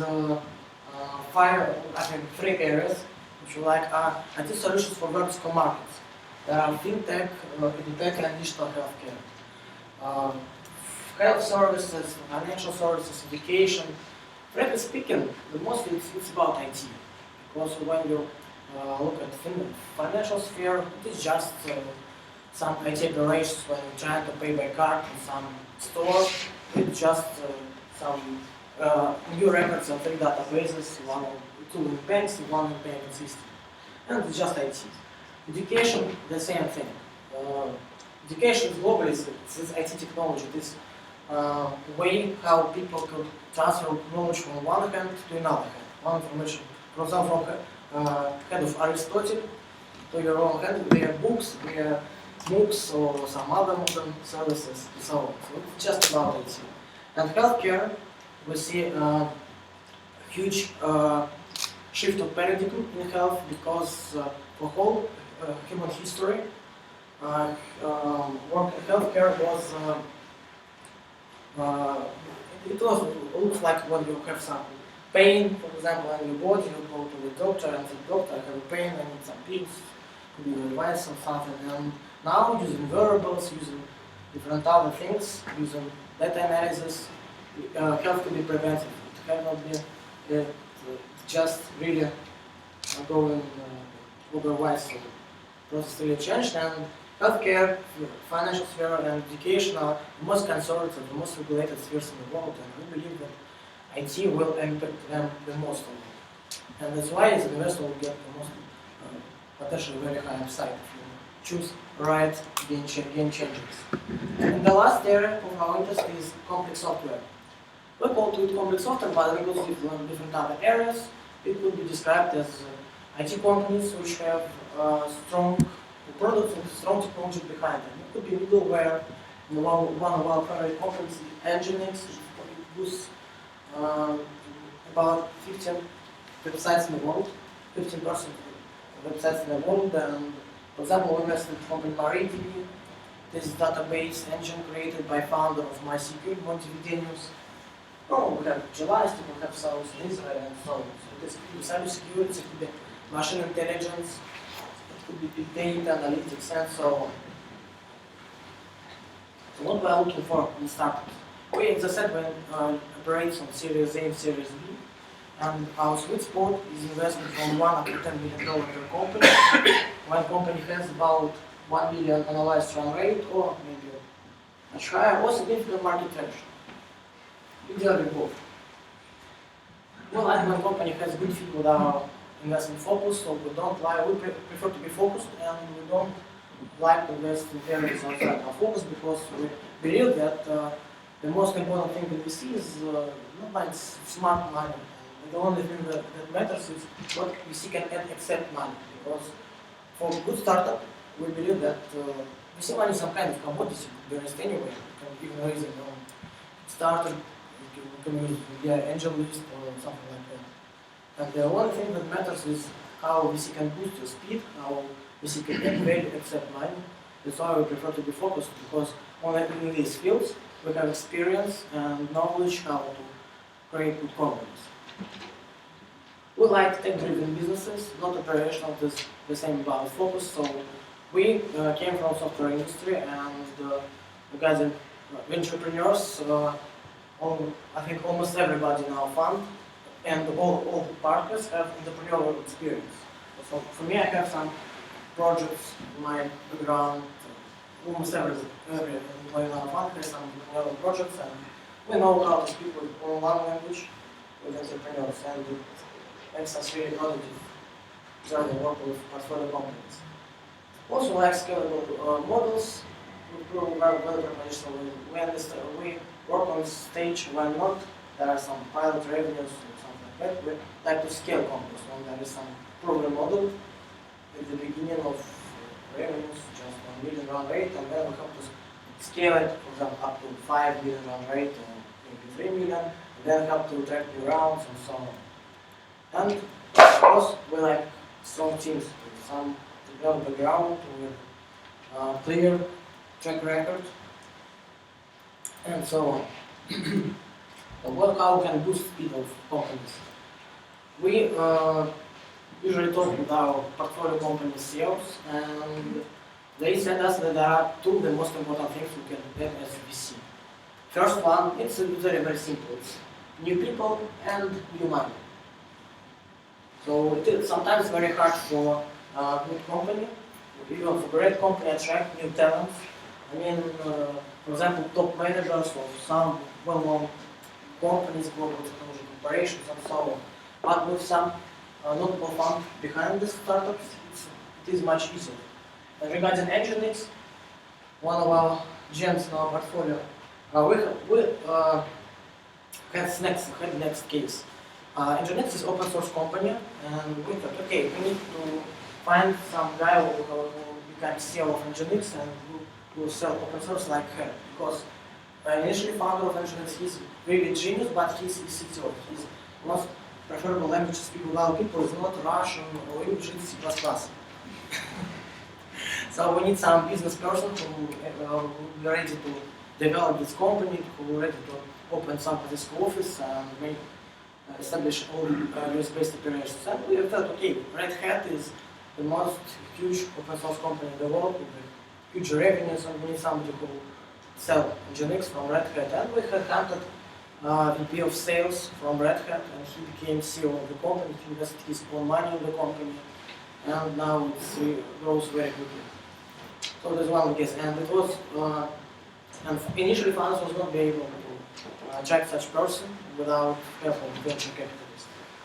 Another story is BBC rounds. I can make example of the same company, for example, Nginx. So after we got this Gus Robinson, this CEO of Nginx right now, after we get Gus on board, we decided that we need more money, we need some international well-known VC fund, and we help them to attract money from Enterprise Associates, one of the, I think, the hugest venture funds from the world. They have about 9 billion assets under management, and we are, I think, top 10 VCs in the world for sure.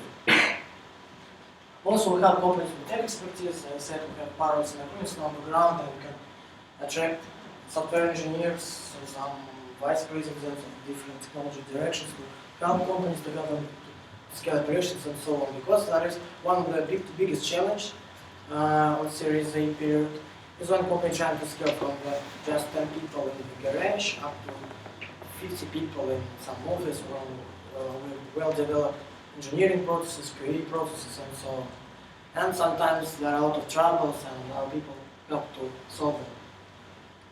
And of course, the business development, so with VC we help with clients, with partners, with some network, and so on. And for example, I mentioned Gelastic, Ukrainian company, and regarding Gelastic, was very helpful for them that we help them to find partners in the hosting industry because of partners connections. So Gelastic is PaaS, platform as a service for deployment in the cloud, and they need hosting providers to work with, and we help them to find about 10 of the most famous hosting providers in the world, because partners already work with them. It was really easy for us, and it would be very hard for them if they don't have us on board. And why Ukraine? Why I'm here? So we like Ukraine, we like Russia, we like such kind of countries because of several reasons. First one, that was already mentioned today, is good education, very good technical talent, some lack of management skills, maybe business skills, but it is everything is solid. We believe that technology can change the world, and that's why we focus on companies which have strong technology and people with good technical skills, and there are a lot of them in Ukraine and Russia. So we already made first steps there, and it's pretty close for us to move. Ukraine is not far from Moscow, from our office, and we're ready to travel there, we are ready to work with your Ukrainian companies.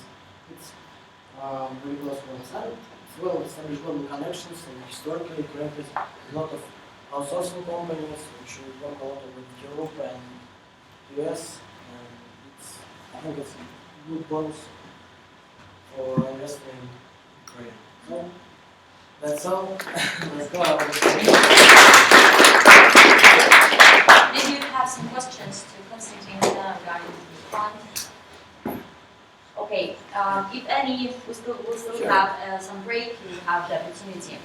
And now the last but not least, the final one before the lunch break.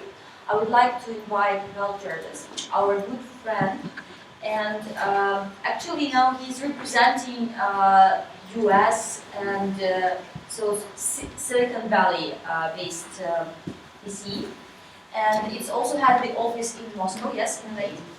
So you are like building bridges as always. Okay, so now you're welcome.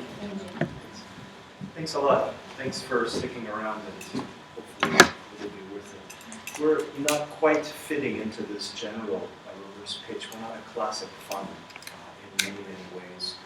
And that's why there's 3 titles to it. It's Ventures, Advisory, and Labs.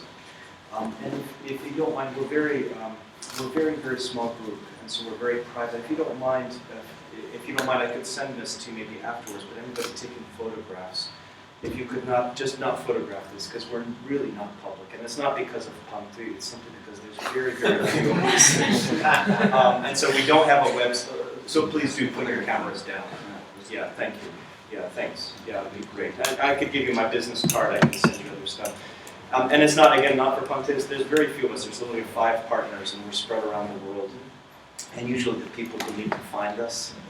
And we don't have a website, we have like a very silly Facebook page where we kind of just post really cool videos of technologies that we like. And we don't, so we're not very public but we're very honored to meet Anna and Dennis and the Growth Up team. And I'll tell you, it's one of our ways we source deals is that because again, there's very close working one-on-one with startups and building that huge filter, right, that it requires. We usually go with partners like Growth Up, so they're like a wonderful group that has done wonders, I think, here in the Ukraine and abroad as well. And so we kind of help them, they kind of winnow up the startups, and we try to help them with those startups that kind of bubble up to the top. Simply, again, we're bringing it back. So this is a little overview. And what we do is we're infrastructure players. So we go into emerging markets, very early emerging markets. Our base is in Silicon Valley. We go into early emerging markets, and we help build the playing field. A lot of the playing fields aren't built, right? There's no healthy venture locally, right? Sometimes there's a couple angels, sometimes there's a couple high net worth guys. But there's one story after another, and you know these stories better than I do. There's one guy I remember from Kazakhstan that came over and invested $10 million into 2 people in Moscow who were doing a Groupon spin-off. $10 million, 2 people into a Groupon spin-off in Russia, right? And these guys said, yes, mother, $10 million, right? Потом гуляли, сигары курили. Вернулись через год, он говорит, где продукт? Они говорили, ну еще надо 10. За голову взялся. Lean, full. Of course, you need to stay lean and hungry. 100,000 max, на башке сидеть, right? So there's nothing. I mean, wonderful guy. I mean, bravo. These 2 guys just had a hell of a year. It was a great year for them.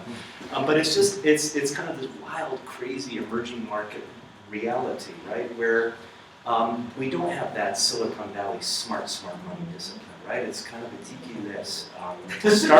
Startups are wonderful, right? Super brilliant, as you said, diamonds in the rough, they're here. But to break out of this and to get to kind of stride to the top is not easy. So we help build a playing field, then of course we help invest into the players, we help develop some ecosystems, and governments hire us sometimes, we come in with them.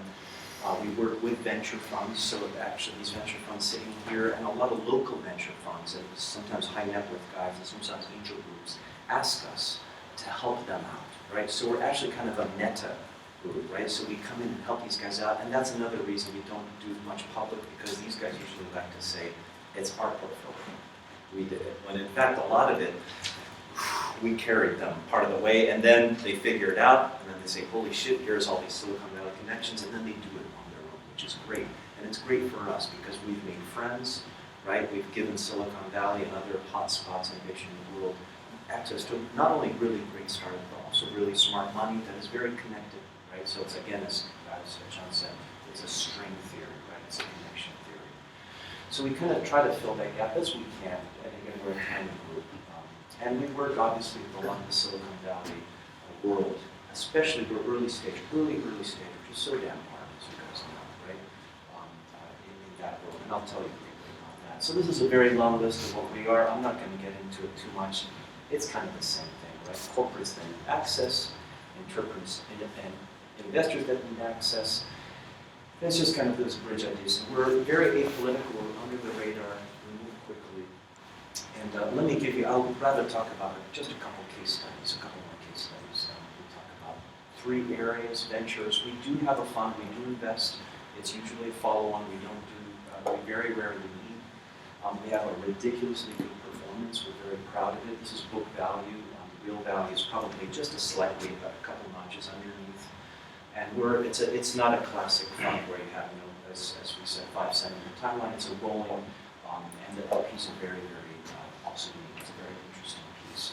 But when we go in all the way, right? That's what we believe in. We're very apolitical, right, and a-vertical, right? So we do a lot of verticals. It just depends on who we have bubbling up in the bottom.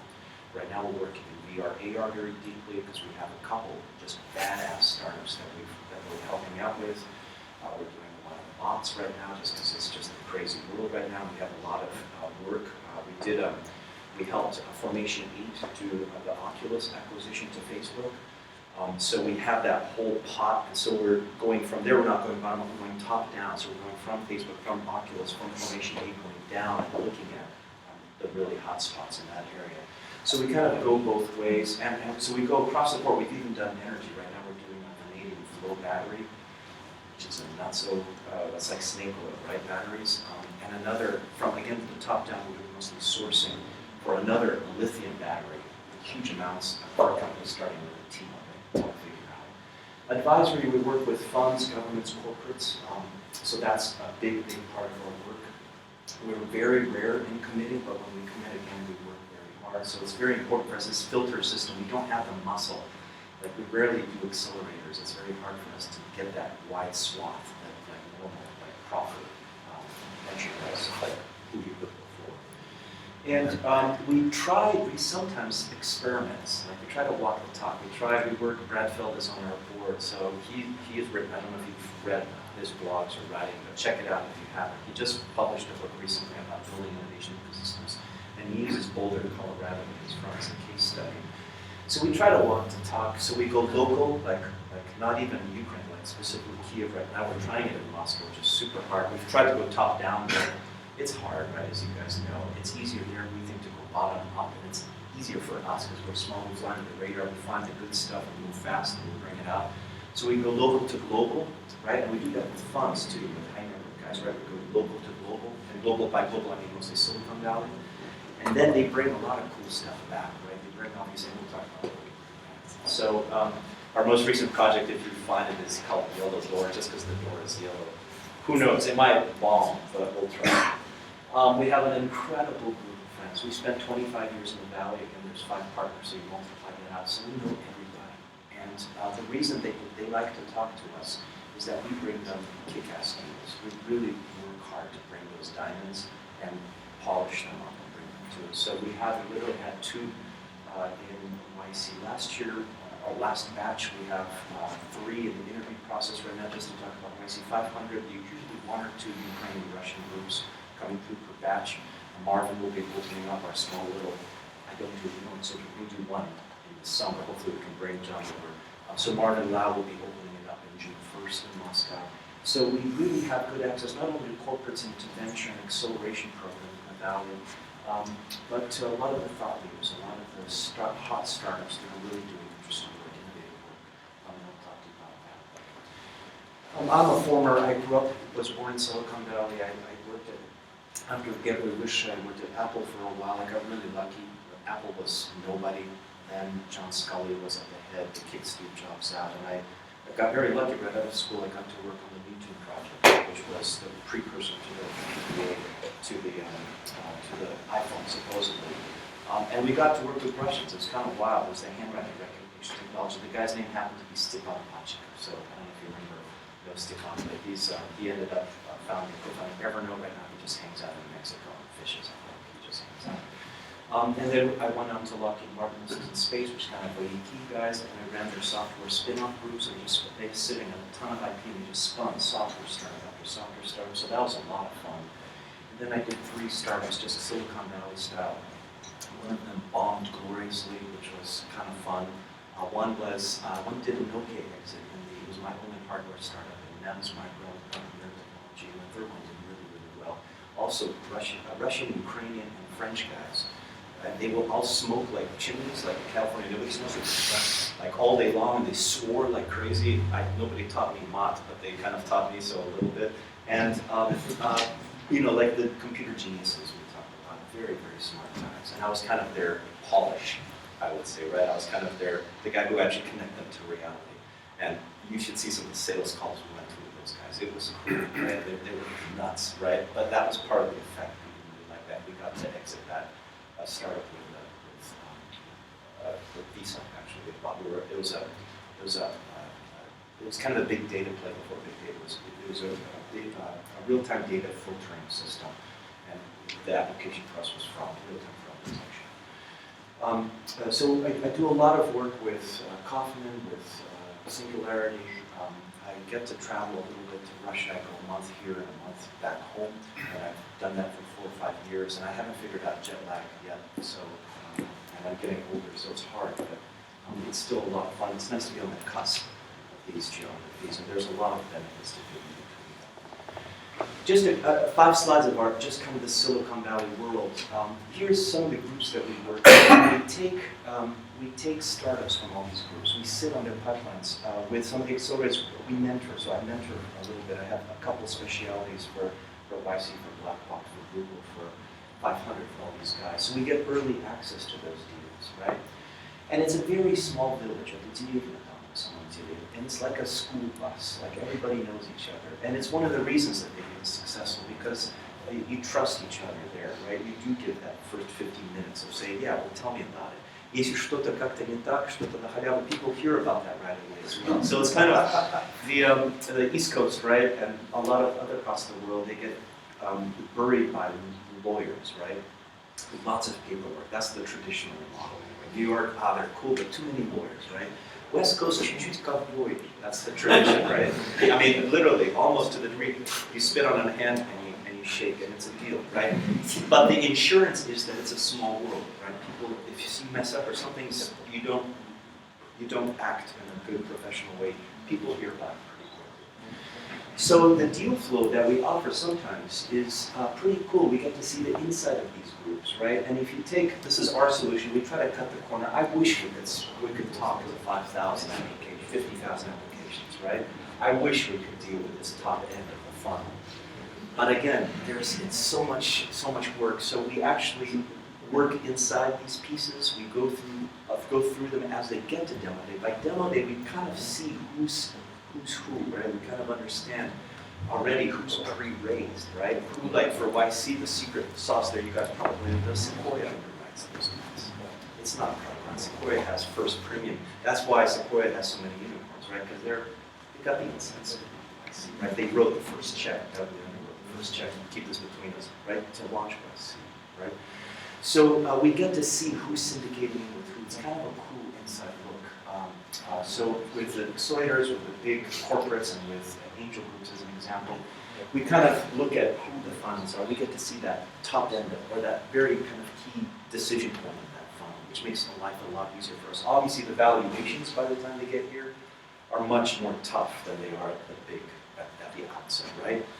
But on the other side, the risk is so much greater, and that's kind of one of the secrets of our portfolio success. So this is kind of some of the funnel that we get. The annual pipeline lectures, we keep really, really busy. So this is for accelerators and incubators, for angel groups, and these are just the top 4 that are fractional. There's a lot more. In fact, we're opening a chapter of these guys, hopefully, in Eastern Europe pretty soon. They've already opened a chapter in Prague, I think, recently. It's an interesting group, and I'd love to share that with you guys. Because the angel, right, the smart VCs make smart startups. It's very important. Smart angel groups make smart startups. And this is a nice way to go local on that. So we keep really busy. We look at all of these things per year, right? We look at the conferences, we look at the exhibitors, we look at the university guys, right? The startups as the Skybanks. We look at the hardware, the leading hardware. Believe it or not, they're actually in Silicon Valley. Those guys that do this, right? PCH, Accelerator, the angels, these are more like the entrepreneurship organizations, the personal entrepreneurs. And so we have this crazy funnel, actually. It's Silicon Valley based. And there's a lot you can do with that knowledge, right? You can send local folks there. We kind of know what the trends are. We can send local money there to learn, to experiment. The challenge with local money is that when you get into the really hot deals, right, where you have like a coleslaw on it, right, and you have a, I don't know, you have a Bessemer on it, right? And then you have this little like Eastern European or this little Russian, this Romanian or Bulgarian group, right? They say, oh, we can cover the whole table. And the startup says, no, look, we've got coleslaw. Why? And so it reverses, right? Instead of them trying to convince us to give them money, it's us trying to convince them to take our money, right? Which is a curious twist of events. And it's not an easy argument, actually, right? It's very hard to compete. So we keep really busy. We get all these great, crazy funnels. And when we work with our clients, who are sometimes funds or high net worth guys, we give them really interesting, very unique access, right? They become almost like, they become a little more integrated. It's almost like a virtual, but then real because they're over there often, right? We get them to come often. And become almost like they become more integrated into that village, right? They become more local. And it's a nice feeling, not only locally, right? Because you become more trustworthy. You say, yeah, we've heard about these guys. They're around. They show up at the conferences, right? But it's also for us out here, right? It's a nice comfort because it's so important, as many said before here, to feel where the edge is, right? To really feel where the cutting edge is. And there's a lot of places you can feel that, but I think here, kind of in a composite way, it's we syndicate with everybody, right? These are actual syndications that we've done over the years. This is one single client. This is actually a fund that we've worked with. These are all the syndications that we've built for them. What we built them there somehow, right? And it goes on and on, right? So this is just for one client. It was kind of fun, and we gave them incredible returns, but even more so great, what happens in syndications obviously is great connections, great personal and professional connections with really top-rate investors. So they actually use it not as much to make money, that's a nice side benefit, but it's to really understand how to do this important work, right? It's really to understand, okay, what's the discipline? How do you do vetting? How do you do reporting? How do you do support, right, in a proper way? And so that's our contribution to building an ecosystem, right? People need to know how to do that, right? And it's, right? You already just take the best models, right? Adapt them to the local culture, and that's kind of what we do. And just to finish off, this is not us talking about ourselves. We work a little bit with governments. We helped Bogota recently, right? So they brought us in to help build innovation ecosystems. They wanted to diversify away from energy, from oil. Does that sound familiar? And maybe some other stuff that they grow in the jungle. So they brought us in. It was kind of wild. So they're trying to. We work with Chile, we work a little bit with Ireland. Because I speak a little bit of Russian and a little bit of Polish and a little bit I understand Ukrainian, right? They send me here, right? And I try to work with the governments here, but it's a bit hard. So we usually go bottom up here. And it's actually easier for us to go bottom up here. In other places, it's easier to go the top down, but usually it's a combination. We work with venture funds. Here's one of our clients from Singapore who just kind of talks about what I described to you. We work with corporates. Banco de Chile was one who, obviously corporates, this is a little secret. It's very important that they're all scared to go the way of Kodak, right? Or of these companies where they said, we're never going to go digital, right? And they died because these people came in from the sides and crushed them. And that's actually happening. It's an extreme pressure right now. All the big industries, the Honeywells, right? We're the big monopoly in house and home infrastructure, right? They're being crushed, totally stripped apart, right, by all these startups. logistics, delivery, right? DHLs, UPSs, all these global logistics are being crushed, totally taken apart by startups. They're extremely nervous because these giants, right, are literally going to be destroyed because all these startups are taking little expertise, little pieces apart, bit by bit. The taxi industry, right, we were just crushed them. All these other little pieces are taken apart. So what these guys do, they actually spend a lot of money sitting on top of early stage deals, right? They pay a lot of money actually to be part of these accelerator programs. They pay us sometimes a little bit to give them access to these thousands of deals that come through for two reasons. One, well, for three, right? One is to see what they are, and if they like something that they can incorporate it themselves, invest in it, right? It's a wonderful investment, strategic investment. For startups, the only challenge is that you don't want to give them exclusive, right? American Express wants to get you, but then Visa, Diamond Card, MasterCard are pissed off, right? And you lose that market, so you usually try to negotiate a 6 months with them and then you open it up. But the second reason they want to do is to buy you and crush you, right? Because they don't want that extra competition. But then that's not a good reason because then other people crop up, right? And the third, of course, is that they want to, they're very good at like Canon, Panasonic, they have very great deep research. They know everything about lens structures and internal processor constructions. But what they don't have is the breadth, right? So that's the reason corporates are very keen on this. The tech transfer offices, we don't do as often, but because we're working with Stanfords and Berkeleys and all these guys, sometimes people ask us. So we got to work with Arzamas, which is kind of crazy. Before Americans were really bad in Russia. So I don't know how they let us in, but we helped them, for example, build a tech transfer office a couple of years ago.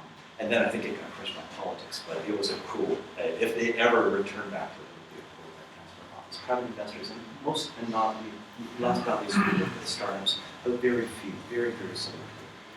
Usually at the top of the heap, but we are always welcoming great ideas. And because we're not as much, or we're as much as investors, so we do invest and we do form syndicates that invest in you as a startup. For us, it's very important to give feedback, right? To hear the first steps, to help educate, to help build an ecosystem. So this is literally Stats bots, as you know, are very, very hot right now. We just help them out. They're heading off. I think they're leaving the 25th to California for the West. And so, and it's hard, right? Startups, все знаем, все такие банки кидаем. И так и надо, потому что you need that confidence, you need that arrogance, right, to pull off what you do, which is very, very difficult work. And so it takes kind of like crushing them and rebuilding them. But because we see so many pitches coming through, especially in Silicon Valley, we kind of have a sense of what you really need to have, at what level you need to be, what the structure needs to look like to pitch at that level. And that's usually, we feel, very useful for startups.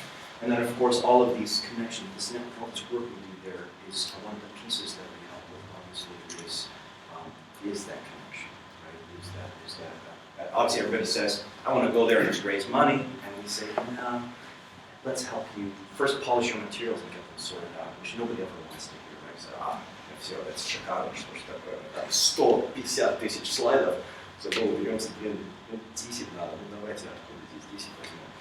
And then the second part is traction, right? At least a little bit of traction. And the whole key is cutting corners, not having to go bottom up, right? Finding that great VP of sales right from a corporate, hiring those damn guys, right? Not having to build this thing yourself, because you're not going to make it. It's impossible, very, very difficult to get at that level. The key is just to cut that corner and see if you can find that key partner, that channel partner, who's not, you can't do sales yourself, especially as a tech startup, especially coming from way the heck out here, right? To sell to the big guys. So you find that channel partner, you say, okay, yeah, I'll part with some of my profit, or I'll part with some of my margins or my equity, but they have an army, right, that does that for you. That's always neutral. So if we can help, we're big fans of you, we're big fans of Anna and Growth Up, and we're, of course, incredible fans and переживатели и болельщики за наших, right, for the locals that are doing such difficult and such important work here, and really bringing forth, I think, the true natural resource of all these places, which really isn't, right? It's not oil, it's not timber, it's not, God forbid, politicians and all that. It's really us, right? It's really our brains. It's really the, right? It's really the stuff that we're doing. That's really the key. So if I don't get a chance to talk to you later today, please do drop us a note. I think I'll see some of you guys maybe in Silicon Valley. I think some of you guys are heading over, which is fun. So we'll see you there soon, I think, for school or wherever you're going to be. And if you are planning to drop by here, let us know. And we'll be glad to help out as much as we can. We don't, it sometimes takes a while to answer an email. Thank you. So we will have the opportunity to talk about lunch, and that's the best way, you know, personal meeting, because really only having 10 hands is not enough to cope with all of that work. So right now I would like to say several words as grows up, the organizer of the whole Kyiv Startup Week and of this event as well. It's also not only a business accelerator but a venture seed fund. We go into syndicates, and our chat is lower than those of VCs presented today, but still we are looking into deals and looking into participating as an investor, so you are welcome to come today or drop us a line anytime. Me personally, I'm Mr. Nova and principal. I'm working with both sides, with projects on the due diligence stage and structuring deals, and with our partners and building a network of great VCs abroad in Europe and in US, to help talents from Ukraine reach out there and find the best partners, the best people we can find. So thank you for being with us during the very verbal speech. Now we'll have 40 minutes, and at 3:20 we start the second part. This is investor pitch. Now projects will pitch to investors. We have not only those who presented in the morning, but several more in the audience, luckily. So the format will be a bit different. So it will be 5-minute pitch from the startup, and then 10 minutes questions from investors. Encourage investors to ask as many questions as they like, and also from the audience, because it's always great to share your entrepreneurial experience. So thank you very much. Let's give a round of applause to our incredible VCs, and thank you.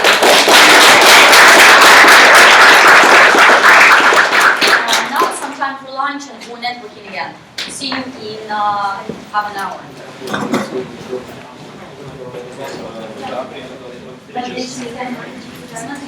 Вы заходите на Kyiv Startup, да? Там есть все ивенты наши. Вы заходите на Kyiv, там большинство, я уже вам вы заходите,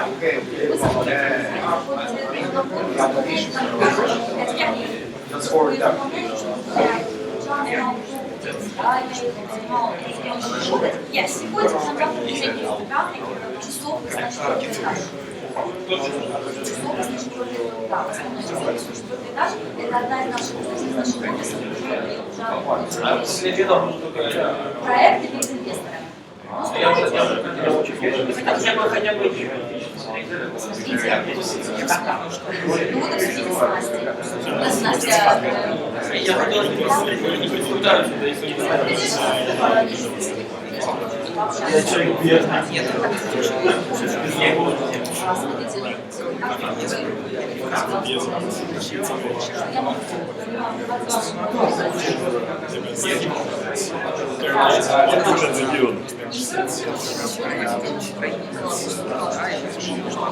он говорил, что они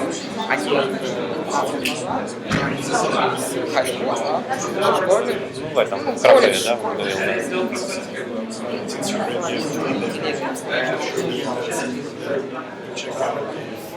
There are requirements.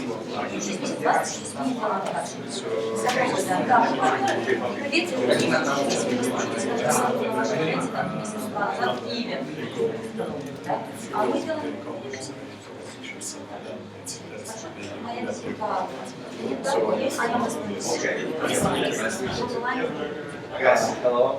My name is Alex.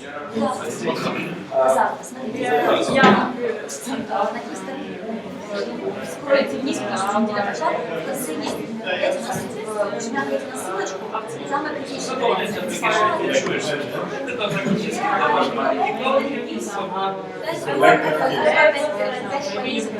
Название проекта, слайд и так далее. Просто нажимаешь, чтобы понимал. 25 полезно. По-моему, для стартапа это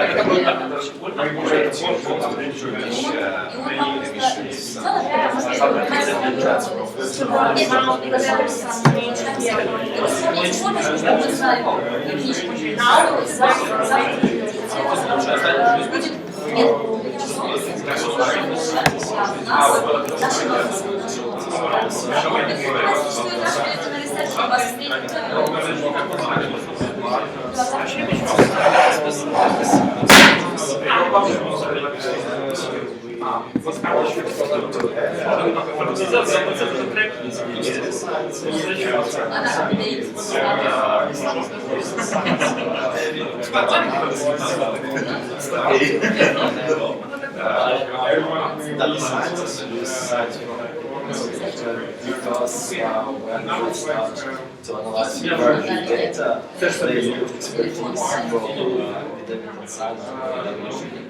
Not only use cloud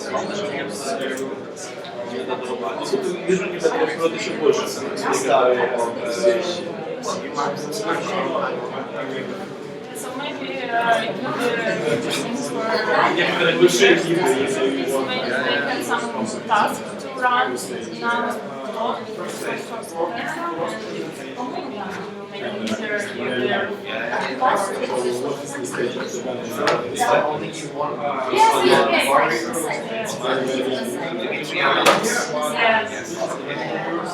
Actually, personally, I want to tell my love for Turkey because I go spend 2 months in the city. I live there, and actually I love everything about Turkey.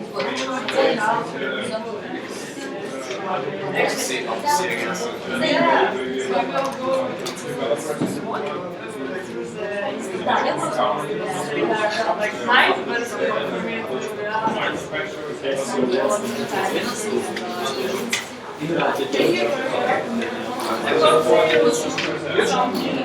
Talk on Skype. Just send me information. It's better if you send me my mailbox is like, much better if you send us one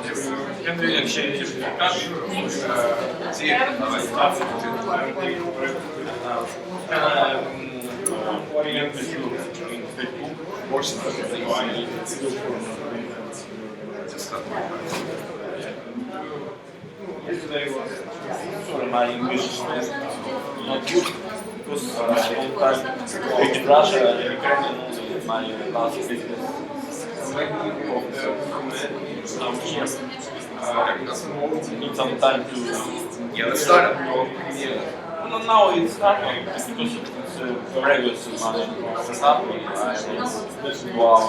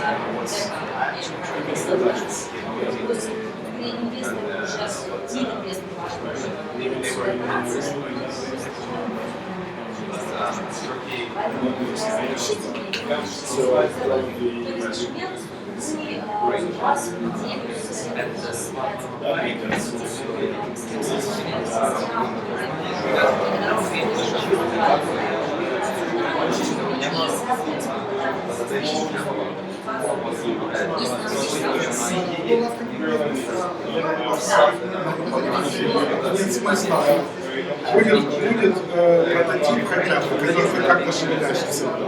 Отправляете. Хорошо, спасибо.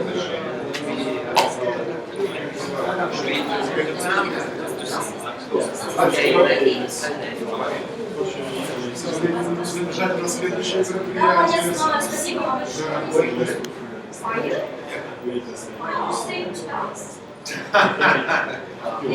Okay, Victor, thank you very much for, yeah. So see you tomorrow. See you tomorrow. Thank you very much. Maybe I see you again. Oh, hopefully. Bye.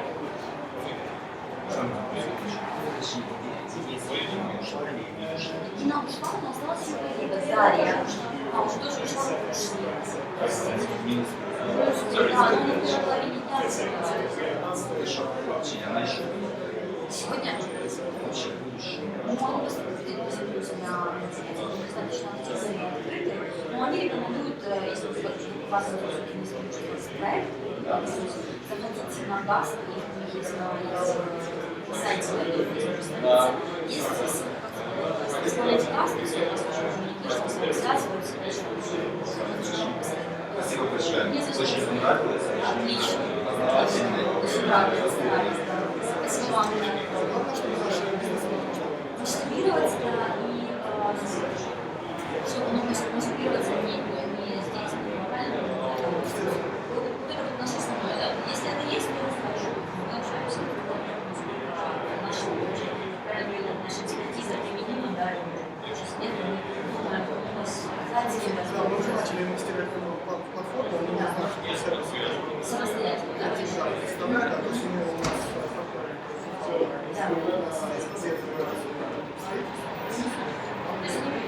процессы и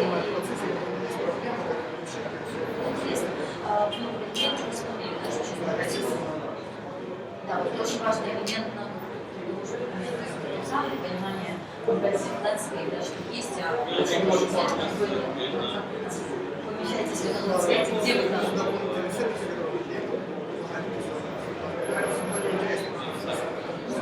Давайте присылайте, посмотрим.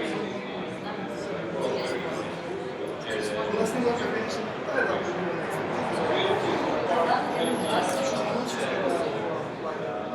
реализовать проект, да?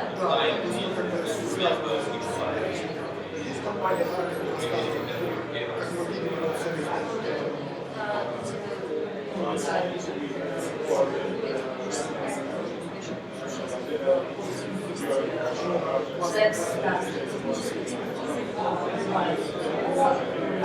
набирают команду те, которые делают, что да, но не будут технологические, если просто очень подписывать.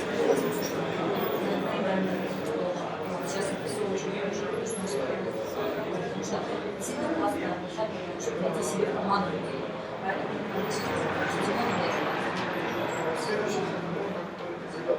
Следующий потом, кстати, даже прошел ранее, потом был весной, дальше осень прошел, когда планируется следующий, я даже не знаю, что вы знаете, что вы подписывались на нас. Вот везде, везде где мы есть, там в группах у нас есть, да, следите за новостями. Мы стараемся какие-то важные локальные системы, также ближайшие зарубежья, не только сейчас на зарубежье, что происходит, стараемся приглашать вас, поэтому следите, не забудьте проявлять ваши возможности, проводите семью, что затеяли. Да, спасибо вам.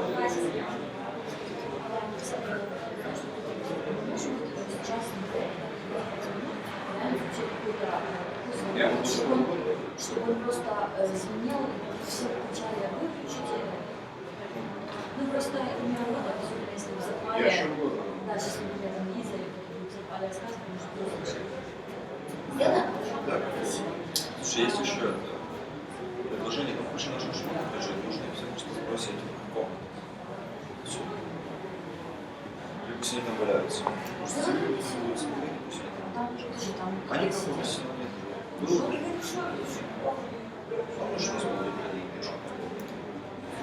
Хорошо, обязательности. Аня, а вот он улетел. Да, но обещал, как не сказал. Я его он меня поручил, я вывези. Пиши те ссылки, что вы обязательно ссылки, что вы получили от меня, что вы потому что у нас партнер, мы сможем. Очень дальше. Сразу в деле. Да. Спасибо, да. Не за что. Так, это ты вещи слушай, да, пожалуйста, я спрашиваю.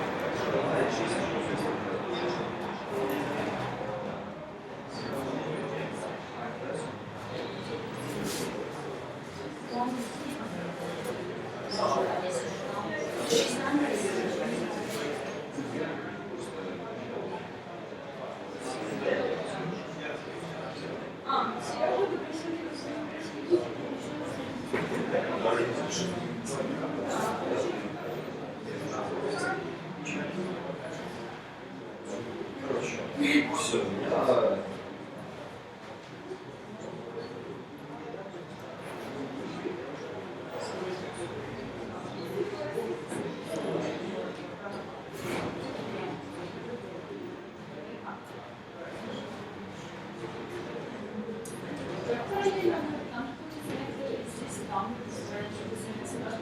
Ну, значит, родилась уже воспитывалась. Здесь я поступила туда, а в голос они здесь поступают первыми, потом едут туда. И все, наступит класс академия. То есть здесь Джан родилась вообще. здесь? Джан Родилась здесь? Она хулиган. Я мне спрашивала, а ты меньше переживает, а я больше переживаю. Он двигал, что ничего не поменялось. Может, Прогоняться.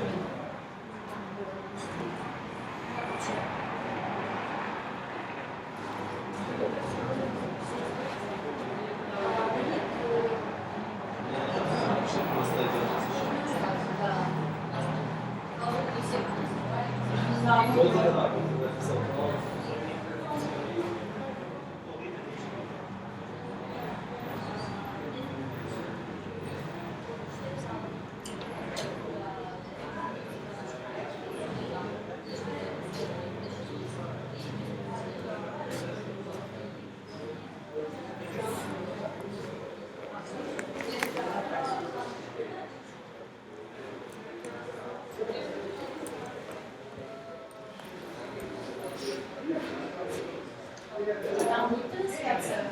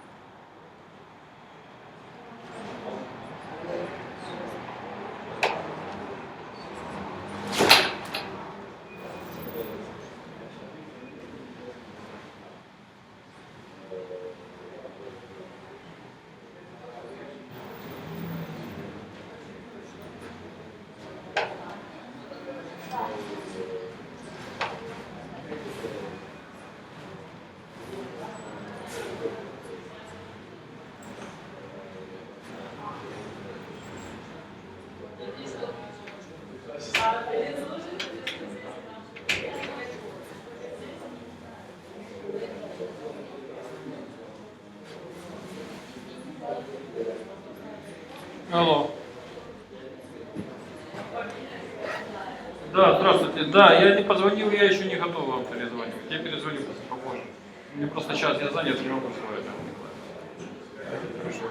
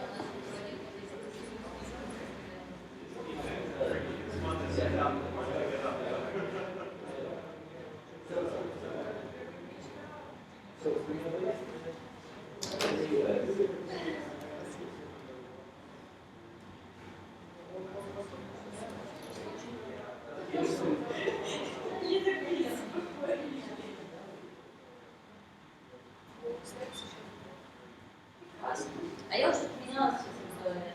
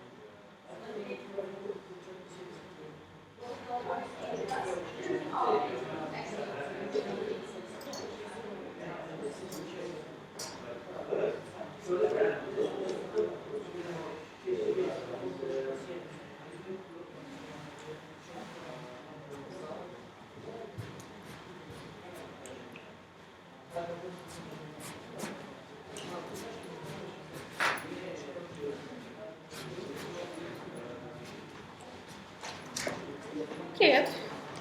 Привет. Ты что, выступал в понедельник, да? Да. С костылем. Сегодня тоже выступаешь? Не выступаю. Вы выступаете? Мы часто выступаем.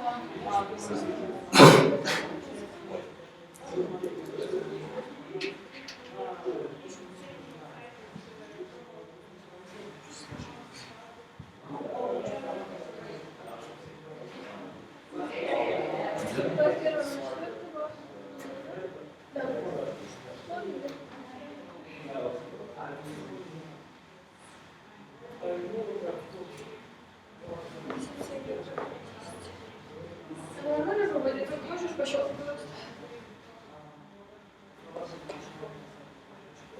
День там на слайд 5, 6, 10. А сейчас я найду. Видите?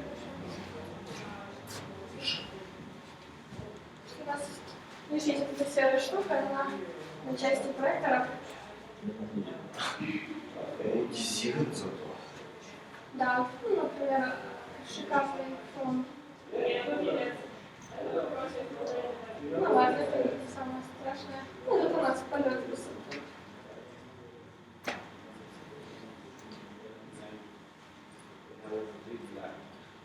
Можно что-то с этим сделать, если задаться вопросом. Мне кажется, это будет связано с тем, как проводят проекты. Не знаю, если ты умеешь сделать. Все умею, если это дорого стоит. Сейчас на бренд Kyiv еще дефилирует. Так, изображение, режим, настройки пользователя, яркость.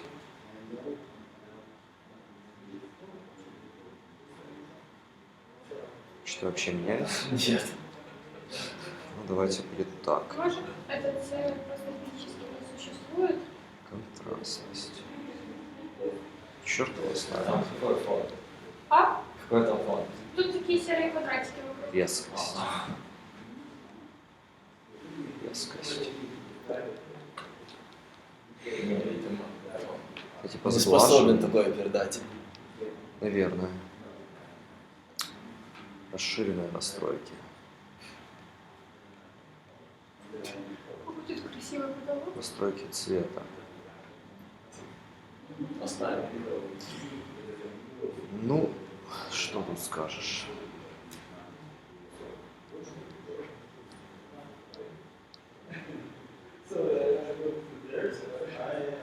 А как?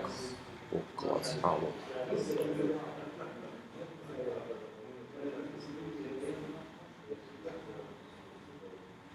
Ну, что-то мне сдается, что нет.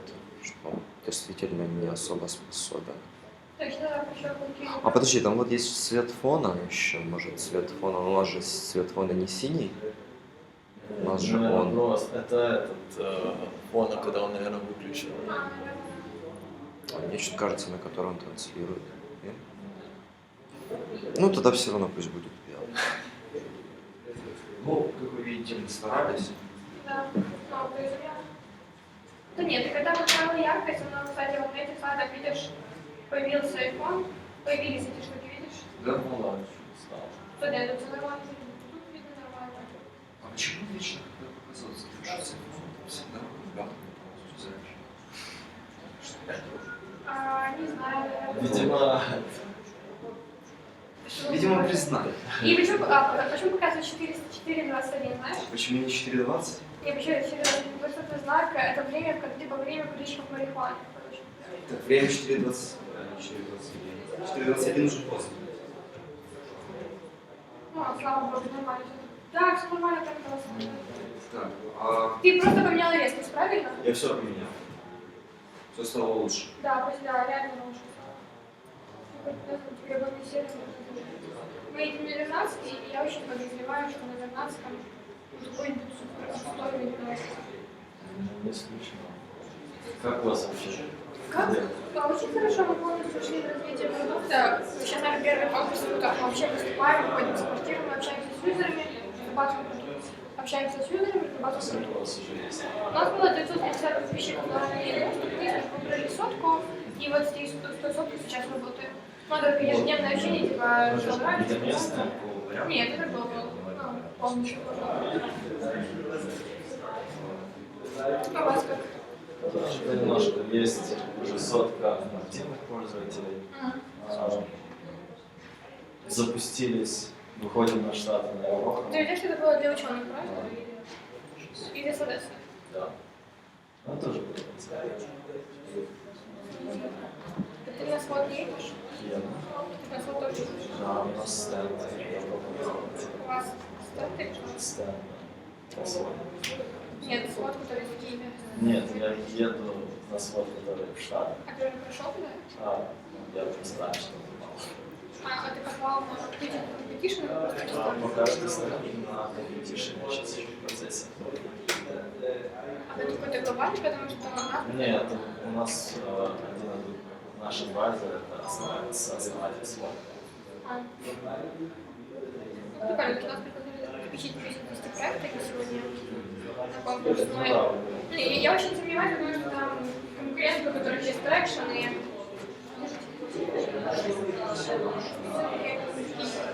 сильные получается, он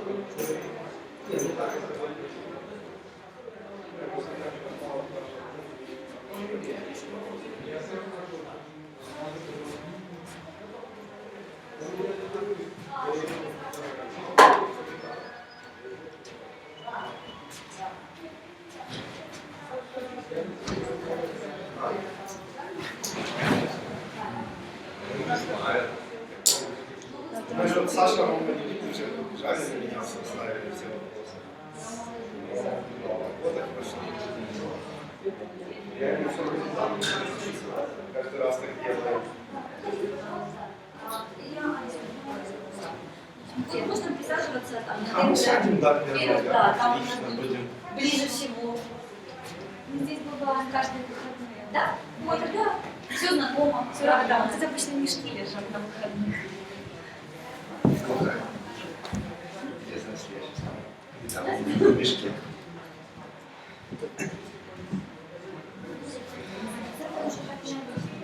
Нет, мы, кстати, мы попали в школу эту идею нашей прекрасной и решили, что все у них может получиться. Мы будем такой компании. Они сейчас собирают 10 миллионов долларов. Ничего не получается. Они встревают. Начинают собирать ваши всегда развитие команды. После этого у них все может получиться. Нереально просто расти больше, чем во всем.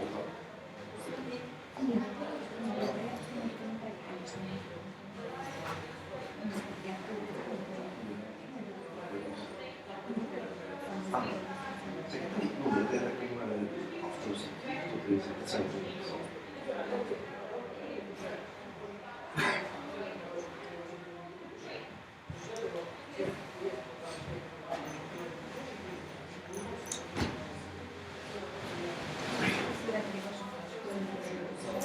Это очень правильно.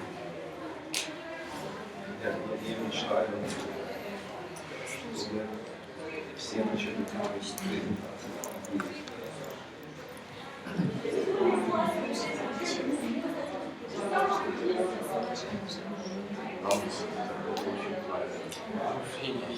Если можно, стоп возможности не заметить на стриме, спасибо большое.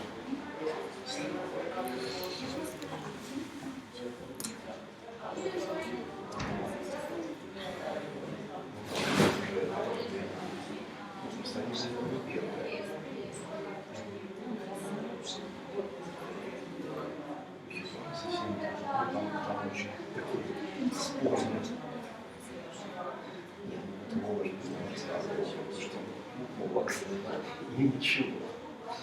Сам по себе просто не решаю. Не классная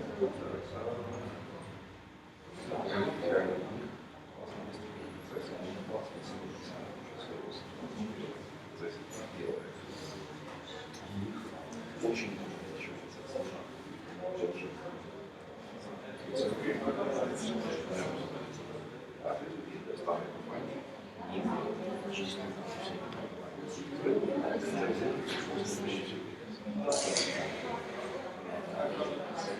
и ну, очень повторил, то есть, ну, кто точно выиграет, когда вот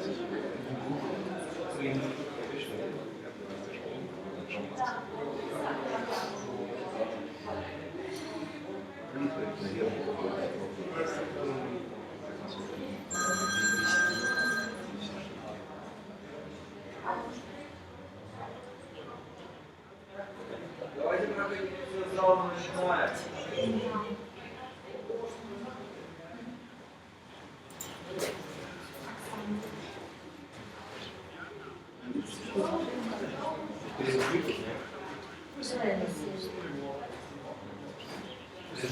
Да. Посмотреть нового держит, да, что их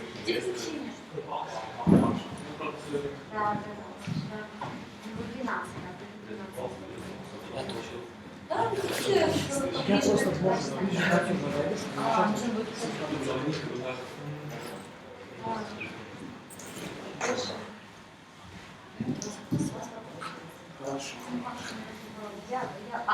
поступала, потому что мне не взяла башню, я за это свое время. У нас хотя бы есть что не светло мягко, сейчас не светло зарядка, нет света светло. Но она почему-то сказала, что для того, чтобы принять зарядку, я должна проверить некие проблемы конкретно в моем доме и тогда звонить. Вот смысл я в этом. Я приглашаю всех занять ряды поближе. Почему мы количество времени позволяет вот эти состояние. И она просто сказала, что можно нам найти листочка, что я положить? Я, честно говоря, не могу сказать. Да, идеально, идеально. Спасибо.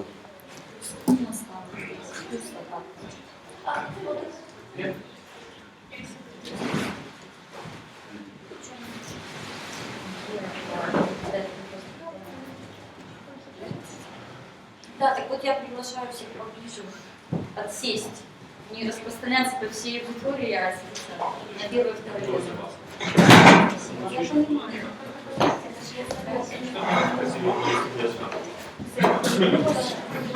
Все у нас частные жизни.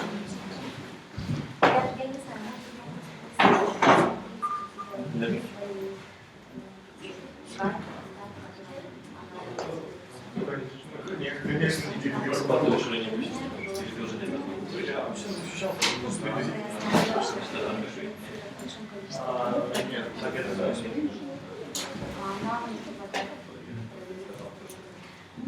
Okay, so we continue the day with the second part, that is the investor pitch.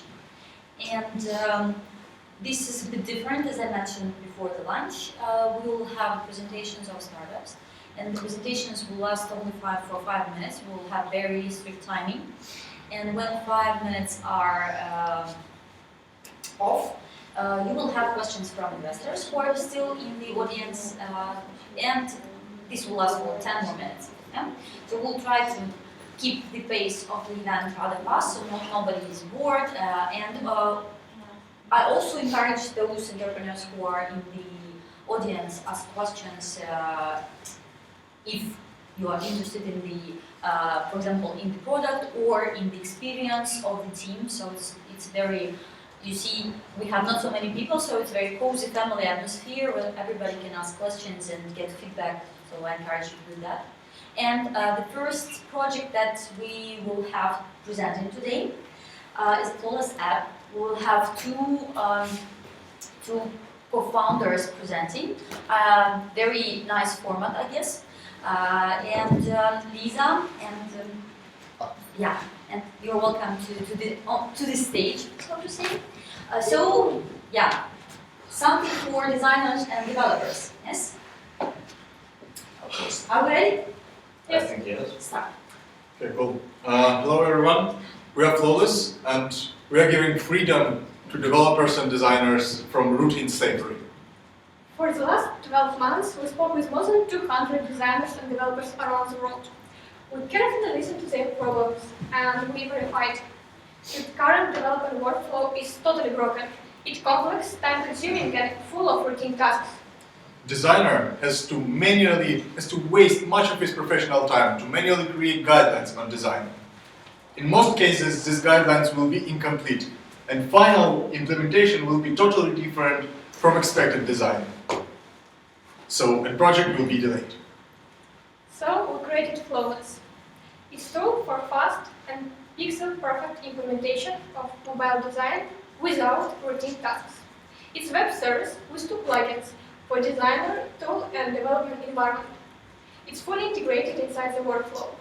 Plugin for designer automatically create guidelines on design. Developer receives the guidelines as ready-to-based code and just drag and drop your elements right into the code. But the best part, developer can visually compare final implementation with initial design. This prevents any possible visual mistakes before it costs you money. We target to team leads, developers and designers who often use products based on subscription. So we provide familiar purchasing model with flexible pricing. And the market is really huge, massive and growing. There are more than 10 million mobile teams who work freelance and in-house. And current players, they hunt on designers only, while we decided to focus on iOS mobile development teams. Because they are really pixel perfect oriented and it's really well paid community, by the way. For this audience, we provide the most benefits as any other current direct competitors. Flawless gives ability, like unique feature of quality control, comparing design and implementation in real time. And it works with current iOS development and design tool. This speed up workflow really fast. We started our project exactly 1 year ago at Garage 48, which is the Kyiv Startup Weekend. For this year, we accelerated the Startup Sound and Lisbon Challenge simultaneously, and now we have working beta with 100 subscribers who use our product daily. We choose them from 950 people who asked to try our product. We have testers from Japan, Wunderlist, PetCube, Cupertino, Conceptor, and many other more. And for now, the feedback is very positive. Next step is improving beta based on this feedback and launching a paid version. I think somebody could think, oh, these guys don't have revenue. Yes, we don't have a revenue right now, but we have people who love to use the product, and getting sales is just a question of time. Yeah, we can manage to do this. Our next step is launching paid version, for which we need investment, which will help us move forward. And all of this was achieved with a passionate team who supported us during all this time, even without financial reward. Like everybody tells us their team is super professionals with like 300 years of experience and blah blah blah. We simply love these guys because they stay with us during all this difficult time. So we are ready for your question. Thank you.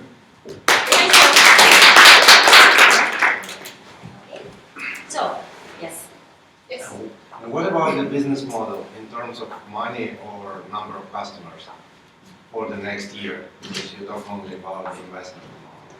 Yeah, we mentioned business model like mechanism, subscription, but I don't get it, the question. Can you please? I will answer. Yeah, okay. So we did modeling based on our nearest competitor Zeppelin. So if you would have the same growth as they had, you would have like 500 active users with conversion which is equal like to 2%, we will go to the burn rate.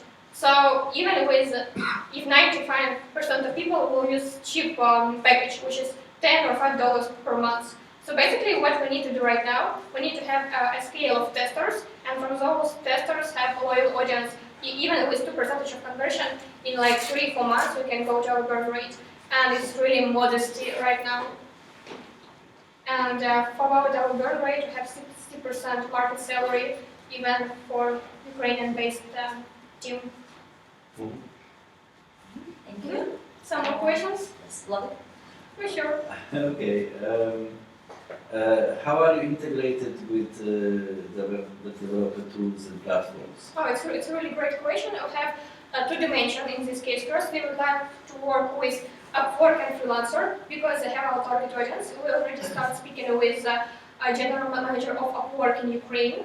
We need to polish the product to be featured there. And for sure, it's a really great idea to communicate with Xcode by Apple or with Sketch by Bohemian Coding and to be featured and work with them. This is next steps, and we start to look on those dimensions as well. Okay, but in terms of actually tools that developers use, It's say Jira or Slack, are you going to be like have a tool that is really easy to implement within those environments? For now, we exist as a plugins for existing desktop application for developers and designers. For designers, it's graphical editor. For developers, it's development environment when they create application actually. So we like integrate there as a plugin, but for future we would have open API to easily integrate into other tools like Jira and other. It's like less than 1 month of work, but our team right now focus on these core features. I suggest you move it up. Having a universal API should be your priority, in fact. Your rules about it. Can I ask you to go back a couple of slides? The money that you need to raise. Yeah.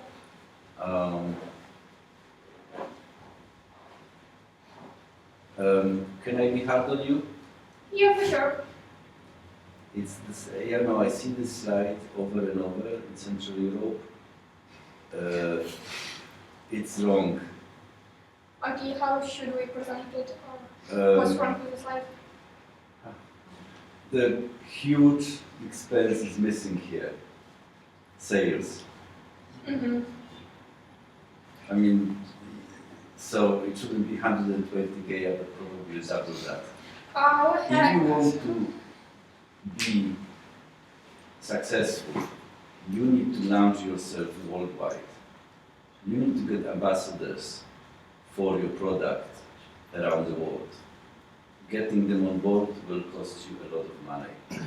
You need to get salespeople, but you need to get smart salespeople. So salary expenses, this is a huge problem. Salary expenses are given. Fine, you need salary expenses. In Ukraine, they are not big anyway. And your team is amazing because it actually works for less and you know you can count on them. The biggest expense there should be sales and marketing. Yeah, we heard the same feedback just like on Monday when we had to work with Udis from Pirate Summit. Yeah, we calculate salaries of US-based salespeople and it included right now. So if we look for how much money we need for sales, for sure it will be like 2-3 times more. This is just for operating our team. Okay, you should have changed your slides this month. Don't you think that investors will be too afraid looking for such big numbers? No, that's why I'm hard on you. Investors will be turned off by the slide. It shows that you are not well prepared and you're not experienced. It shows that you really should think twice. Okay. I'm hard on you because I really need you to get that lesson. Please change it as fast as possible. Okay, you have because it has implications. If you need double amount of money, that throws into question your, you know, your valuation, and so on and so forth. So, you know, double that amount. Think bigger. You have one thing which is amazing, and you should say it up front. And I only know about it because I spoke to you before the event. You are bootstrapped. Which means that you have sweat equity. Which means that you didn't give up any percentage of your company to angel investors or first investors, which usually is the biggest pain for a startup, because you have to give a lot for a small amount of money. So you are amazing. You still have your equity. I'm still alive. Yes. So say it aloud. Okay. Have a slide on it. Show it. Say that your developers work for nothing. This actually counts a lot for investors. This counts a lot for investors. Okay. It's really great feedback. We will think about it when we go to SWOT in 2 hours. Okay. Okay. Some other questions? Any more questions from our investors? Or from the audience? Or from the audience? You have one pair of plugins for developing Xcode versus Sketches, I understand. And do you plan to extend it to our other tools, like to have more flexibility? Or you think that you're targeting your audience, okay, 80%, 20%, Pareto optimal, and that's it and no more development?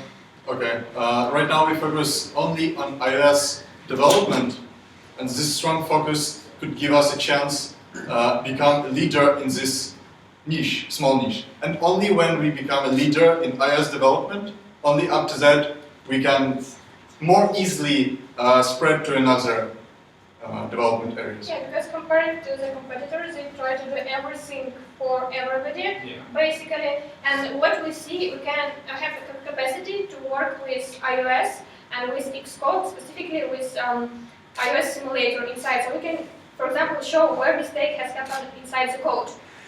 So this is an interesting direction to move because nobody literally do it right now in the market. And this unique feature, this is your killer feature? Our killer feature right now is ability to compare design and implementation. This one, this doesn't exist at the market at all. Yeah, fair enough. I mean, we're still in the beta testing. We'll see. The feedback will tell us what we should do next. We have directions, but we will choose based on what customers want after they pay money. Be careful when you say something doesn't exist. There is competition very similar to this. If you send me some links, I will do it. Okay, just be careful when you say doesn't, never. Okay, I have 68 players in my competitors table from all around development and design industry, so I can make a lesson about our competitors and what they do. So it never makes sense nowadays. Some more questions? Is it that you need your feature hard to copy by your competitors? Is this one? Yeah. Okay. We integrated into, so it's like comparison in web version and comparison in iOS simulator. There's no popular iOS simulator plugin. It's not like a culture because there are a lot of Xcode plugin, but no iOS simulator plugin. And this is iOS simulator plugin. So it's really hard. There's no like official documentation. It's not so obvious to do. So yeah, it's hard. There is not many actually developers who can do this because API is closed. Okay. Another way it would be enough or already exists by you guys who have like 30 million investment, but still they can't copy this. Okay. Any more questions? We have 1 more minute. Yeah, then we need to run. Yeah, it's round to CBOT, yeah? Yeah, sure. Last one. What is your exit strategy? Okay, you have 2 ways for this. First one is be bought by company for our biggest competitor right now. For example, these guys, they bought 5 companies in the last 6 months. 5. One of them do something, work in the same area as we, so it's a really good way to communicate with them and to work to get into relationship. Another one is to be bought by Xcode, Apple, and they often buy stuff as well because we add value to them. Or communicate with the competitors of Xcode or competitors of Sketch, like Adobe Comet, who are trying to compete with Sketch and they need some tool which will add value. So if we do the similar stuff for Comet, it will be a good adding value for them. So, or by competitors or by tool makers. But for sure we would like to build a company for agents and make clients happy and be the first Ukrainian public company. Cool. Okay, so thank you. And feel free to contact us if you know how we can help you or you can help us. Yeah, thanks. And good luck tonight. Hopefully you will go to CBOT in Silicon Valley. If not, we will answer. Okay. So now we have the next presentation, and this is some solution in the area of linguistics and languages, something close to my heart because my first education was philology and linguistics. So Vasily, you're welcome to present, and remember that you have 5 minutes. Hello everyone, my name is Vasil and I present to Polyglot the startup. Why do people learn languages? They do it for making a profit on it. Money, career, perhaps to impress someone. So, meet Ben. Ben speaks English and French. And Ben would like to make some money on his language knowledge. And he can work as a translator, copywriter, French tutor, tour guide, right? So, Ben signs up for Polyglot.com, finds a convenient order, and makes a bid for performing it. So, if the customer chose Ben for his order, and Ben satisfied the customer with his work, Ben got his money. And Polyglot got its 10%. We have our own internet marketing company, and once we faced the problem where to find language specialists for creating content for websites in different languages. And we needed them all in one special place. but unfortunately we couldn't find one. So we decided to create our own international freelance platform for language specialists. We decided to protect both customers and freelancers with a safe deal option.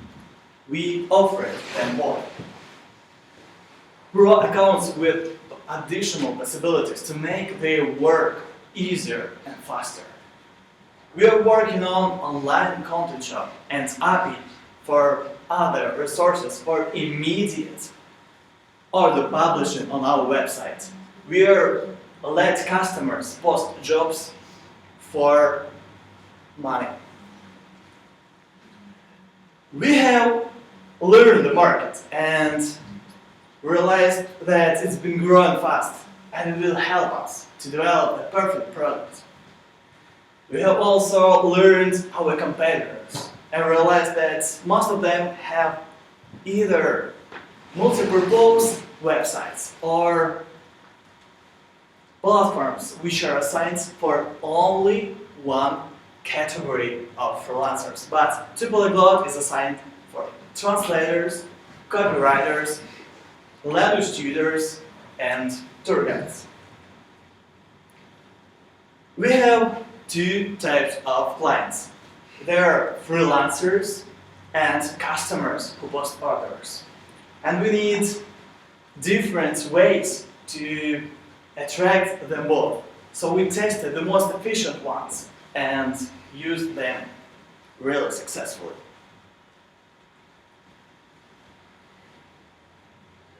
We have a red product and we already got about 10,000 active users on our website. And our website has 4 interfaces: Ukrainian, Russian, English, and French. And now we are working on Chinese one.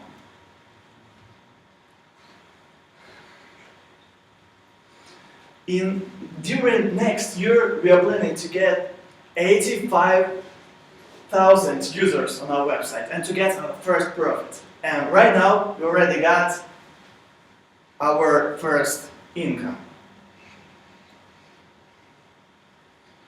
And we are looking for $400,000 for international market access. But we're already trying to get to access to that market on our own, but of course with investments it will be way faster. And we have a team and we are proud of our product and we do our best to make it huge. And this is the example why really language learning is so important in order to avoid such awkward and funny situations. I hope you got this joke. No? Thank you, at least one. Thank you very much. Okay, thank you.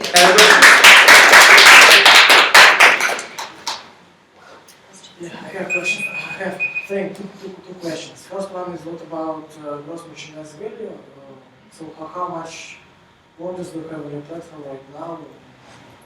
Second question is about competition. You mentioned different marketplaces which are also to generate leads for translators, for example, Profit.ru and portfolio company. But what about, for example, other language services? There are servers which are also to find translators on demand for different purposes. Okay, and website translation. I'll start for the first one. We have this digit that you asked. We have now like... I'm in terms of money. Okay, you mean like about income. For last month we got our first income. It's actually not so quite big because the most of orders were really direct one, not we are safe deal. I guess you know what I mean. Like they just communicated with each other out of the platform. So we did our best to convince them to work via the platform. And it happened like 1 or 2 months ago, and we started to get our first income. I'm not going to say that right now that the number that's not so important, that's not so big to to say it loud. But anyway, we are started to do that. And according to our competitors, we believe that, and we know, and we're sure that the most important and our competitor is actually is Pros.com and Upwork. I'm sure you know these platforms, but Upwork is oriented on all types of freelancers, like all of them. But Pros.com is oriented only on translators. But we decided to take that niche of language specialists. And we are assigned only for translators, copywriters, tour guides, and language tutors. Thank you. Any questions? I know a company, a startup, which was directly in your space. So I would ask a question because I know exactly what you struggled with. The company is called Turbo Translator. What's your acquisition cost of your customers?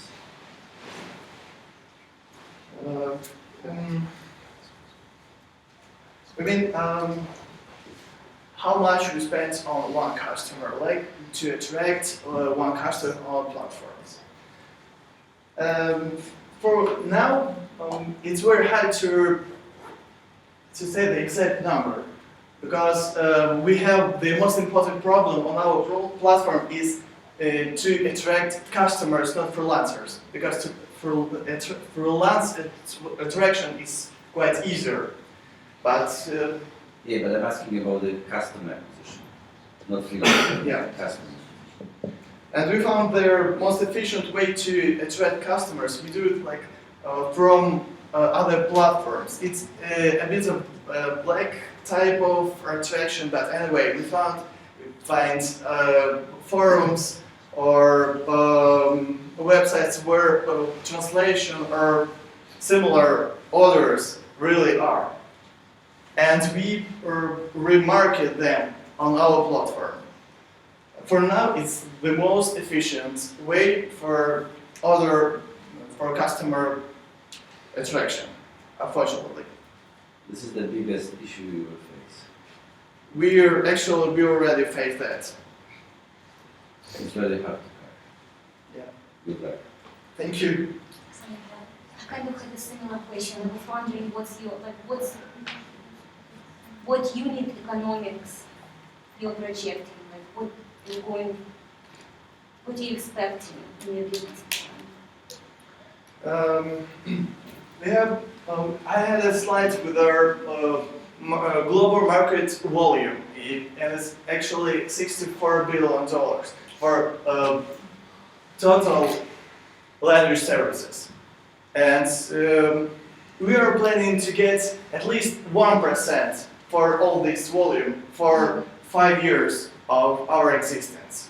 That's our goal for this moment.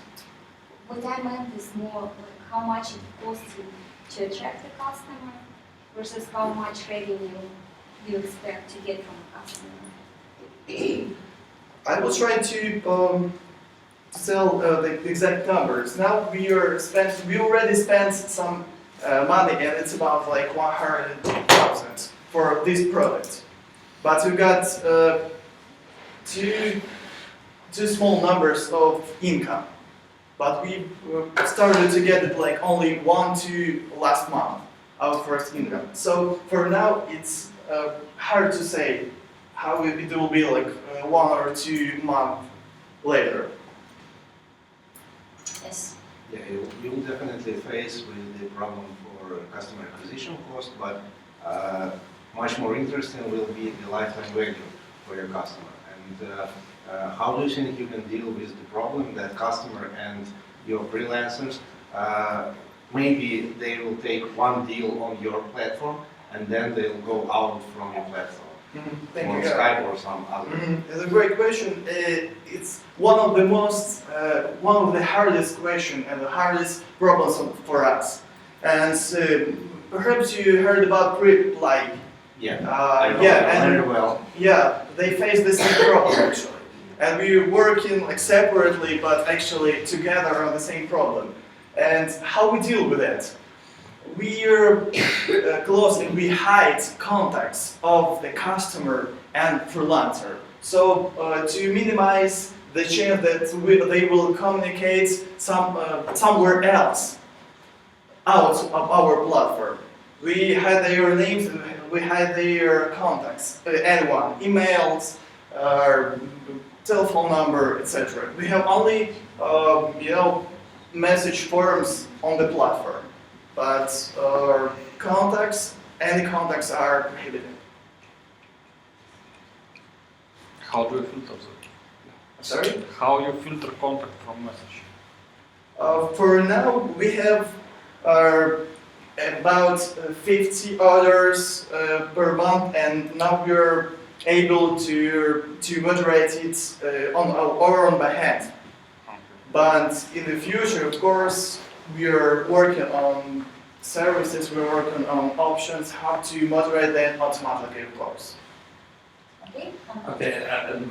This somebody stole my question, but what's your churn rate? So you told that you have some kind of workaround to communicate directly. So you have acquisition cost on one hand, yeah, and you have churning. So it's customers leaving the platform for some reason. So what's your current churn rate? You mean what way that we are? What part of the customers are trying to get back flying back from you, just exiting or not becoming loyal? So those who will never come back. Yeah. Actually, what is the rate? The rate? Versus those who are acquired. So what are the ways that we are trying to get these customers back? No, No. not getting back. Are you calculating this rate, actually, the churn rate, or not? I guess that maybe the most important feedback for your project and for your team today, just analyzing all the questions and your replies, I would say that you should concentrate on your metrics. Yeah. And just have a look on those metrics. There are many lists of them in the internet, so it's easy to find what are the metrics that are important for the project to analyze, and the investors usually look at to make their decision on either to work with you or not. So there are lists of them. If you need some assistance, you could ask either our team or anybody else. So there are several of them, and just looking at analyzing them from month to month, you can see how it's working and whether it's working actually or not. And you usually change your strategy according to the metrics you see. So that's the important thing, and almost all the questions were around that. So this acquisition cost, your lifetime value, churn rate, etc. So these are key metrics that help investors and entrepreneurs to understand whether the project is alive or dead. All right, yeah, I got it. Thank you, Ernst. The thing is that right now, I know that business is about startups, is about testing and analyzing. But right now, we're on that stage that we're focused mostly on customers' attraction. We are focused on attraction of new, unique orders on our platform. That is why, like, maybe analyzing on in this moment, like standing behind that. But right now, we are trying to attract more freelancers by attracting more orders.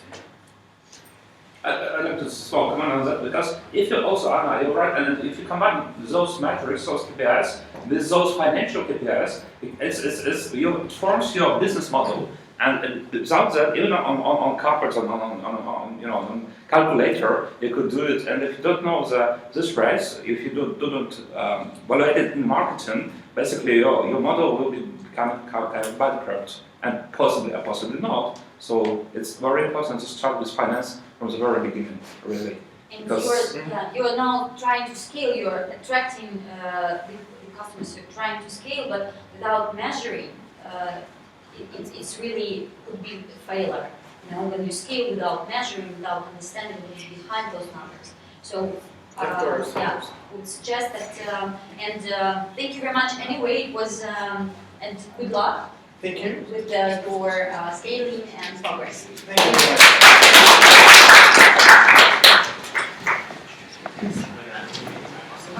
Okay, so now we have the next project, and OCR, the project that, as to my mind, they are disrupting one of the most conservative industries, publishing industry, and they are doing something great. So I invite Vladimir, Riskin, CEO, and Marina, member of the team, to present the project. So you have 5 minutes. The stage is We are yours. from Kostia. I'm Vladimir, my colleague Marina. And in several minutes we will try to explain you what we are going to do in this role. Every one of us is absolutely individual, and education is not an exception. And we strongly believe, and it's not a secret, that future is governed by self-education. And we want to explore this era, and we understand that to improve this sphere, our way is really long. And now we start with a small, and we're trying to make a platform. Actually, we have done this platform for creating interactive books and animated courses, and without programming. So anyone, publisher, educator, or illustrator can do this without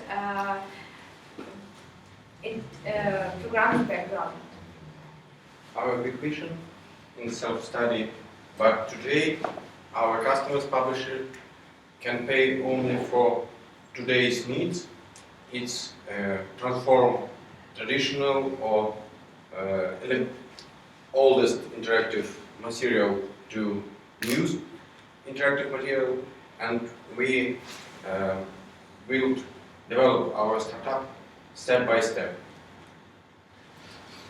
Needs: interactive books, more expensive, and technology the same as ActiveScript is dying. And our customers know enough knowledge about how read and how use electronic material today. Our solution. So we decided to generate, first of all, tools that will help our customers, potential customers, with their work. And then our tool grow into platform to create interactive books that requires no programming background. And now we are working with this, and we already have MVP, but it's the next one.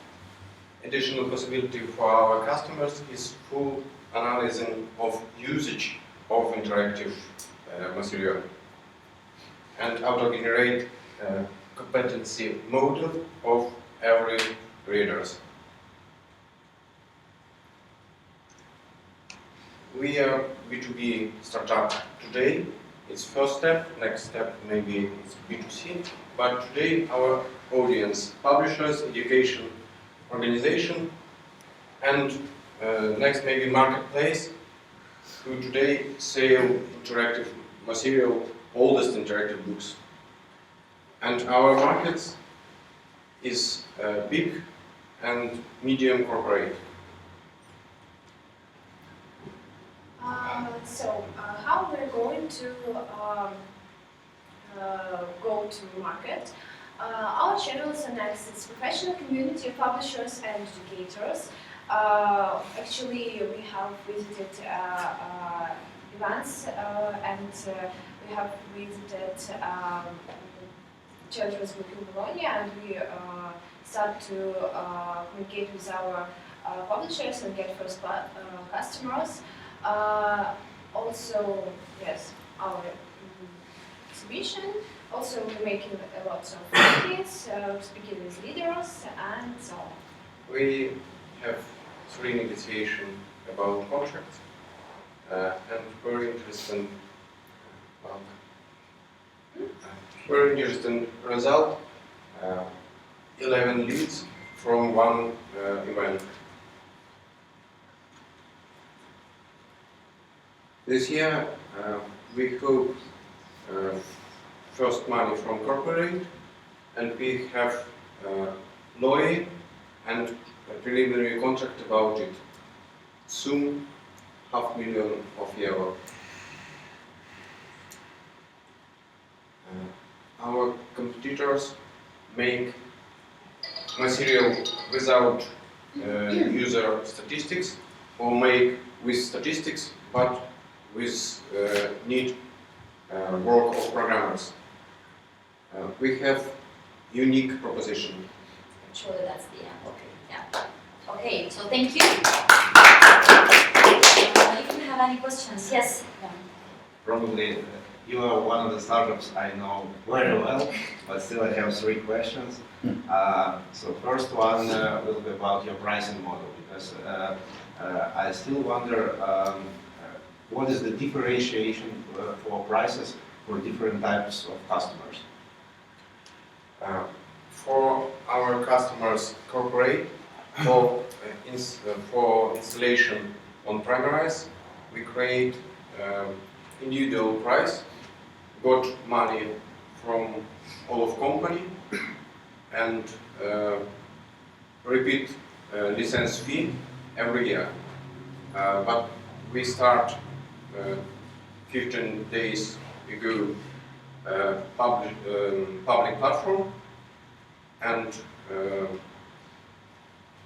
price model percent from every content product delivery.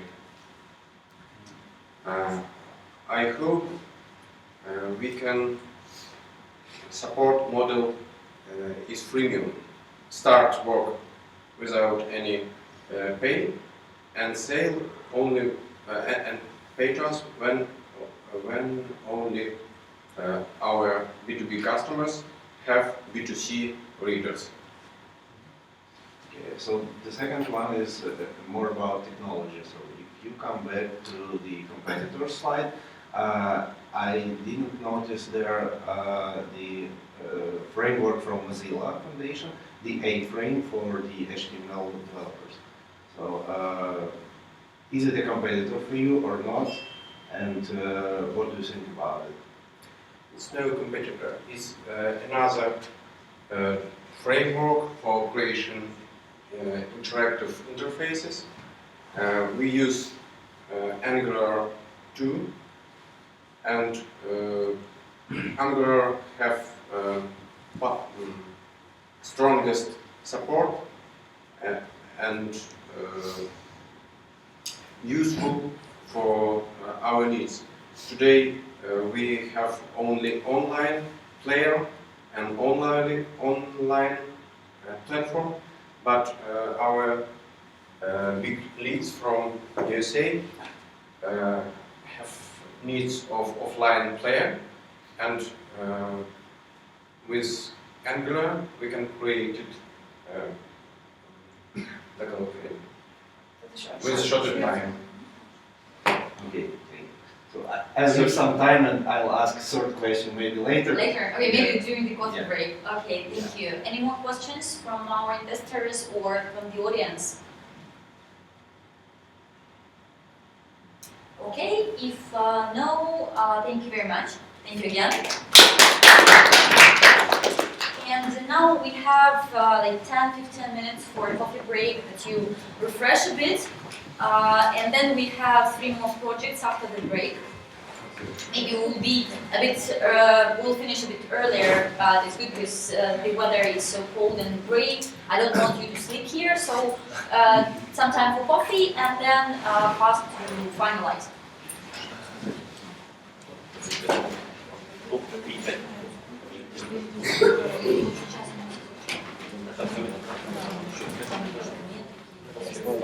Я все знаю.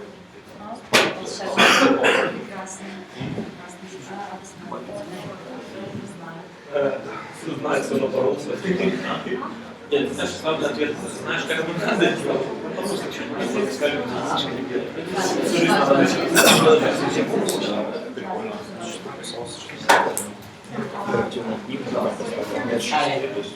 Hi, quick question. Are you an investor in Russia? In Russia, no, but we look for them very detailed. Yeah, so, no, we are not ready yet.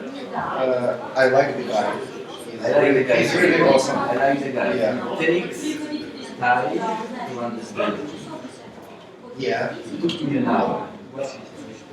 And I think it was an hour very well. I spent a lot of time with him. Yeah. I really No, like there is a vision that can be achieved. The question is whether he is ready to do that. But the real thing is not going to do that. So this was it's for now. But the real vision is in creating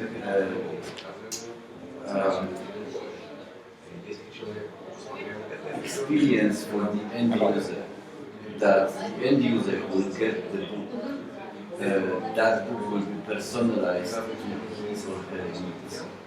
So, there will be a prediction engine, AI engine, to learn about the user's abilities, that they've completed certain tasks, they have achieved certain levels, so they can, when they open the book again, whatever it will get to their level, they predict what is the next challenge for them to achieve. It really has to be something like that, because that will really change that phase. Right now it's a passive tool, but what it needs to be a smart tool for the future. That's not. He was actually a friend of us, and colleague. He's an investor, actually. I know, I met him. Yeah. We have seen him tomorrow. Hi. Nice to meet you. Yeah. The question whether these guys can find out for vision and executive. Because that's the real vision. Because what he presents now is a tool for now. But if he needs real money, he needs to have the vision. Also, it's not possible take money in June and have huge project and huge instrument today, but it's a very short time for to build something strong. Really, I think it's very strong project. But you don't need to build. You need to work on the vision and present it. You don't need to build. You can just show a couple of mocks. Yeah, you can sell. Do it American way. Do it American way. But you need to show that vision. Yeah.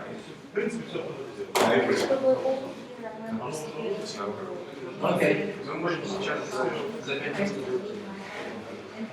What are you interested in here? What do you have?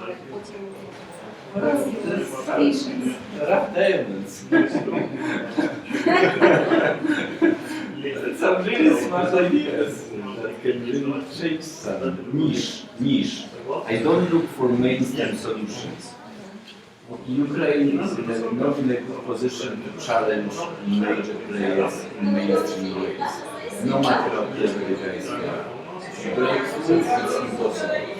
This is a niche, but it's a very profitable niche.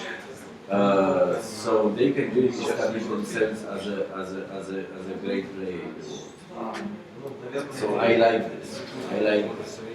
The question is, it's also one, sorry I'm telling you this, but it's one founder, one guy. It's a huge risk if it's only one person. Because what happens if something happens to him? That will be dead.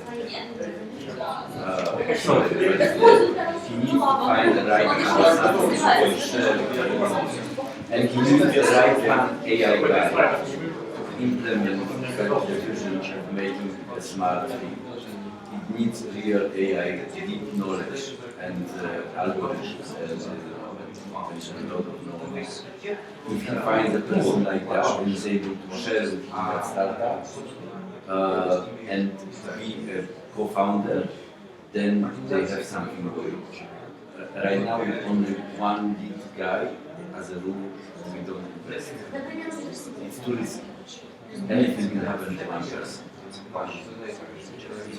It's anything, honestly. Not even to him, but maybe to his family or somebody else, you know, and he's out. He's out of the company for a few months, half a year. You know, it's, yeah, I want to talk to him seriously. I took time to understand him. He's a good guy, but he has a very strong personality. I'm not sure how easy it will be for him to find a co-founder and to share his startup, his baby, with somebody else. He may find it very hard. Even if he understands the need, he was a lone player for a long time, a lone company. So he was fighting himself. So yeah, he's some founders. No, that's not a real co-founder with equity. And the best would be a co-founder who would actually bring some cash. Maybe not much, maybe $10,000. You know, not much, but for him much. And unfortunately also the... I know some man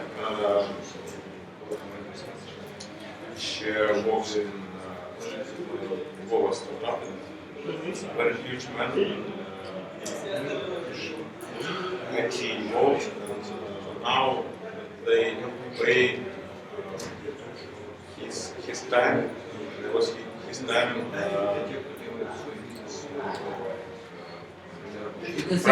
прайс a lot, стоит очень много денег, и сейчас это стоит, там, их время стоит 6-7 тысяч долларов в месяц, а они за опционы продолжают работать и получают клиенты. То есть они получают сейчас гораздо меньше зарплаты, чем они стоят. Они таким образом инвестируют, они получают на опционы. То есть он привлек очень много людей вокруг себя, которые заинтересованы в проекте.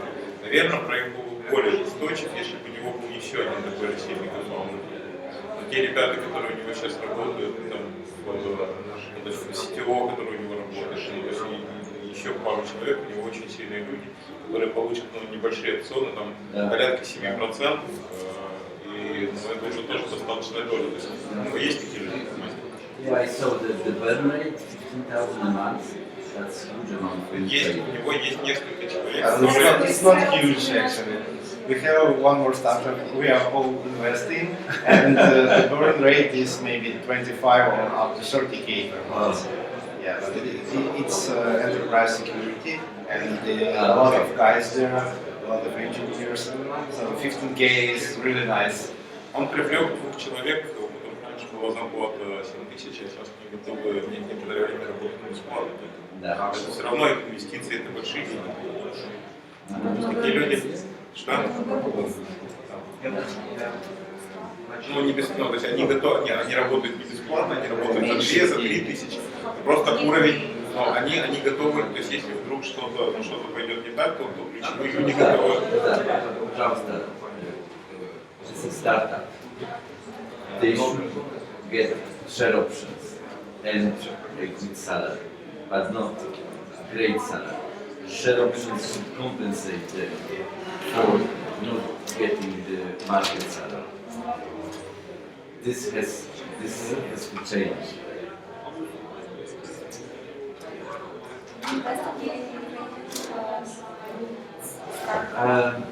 Yes, but Ukrainian American. Yes. Yes. Yes. And,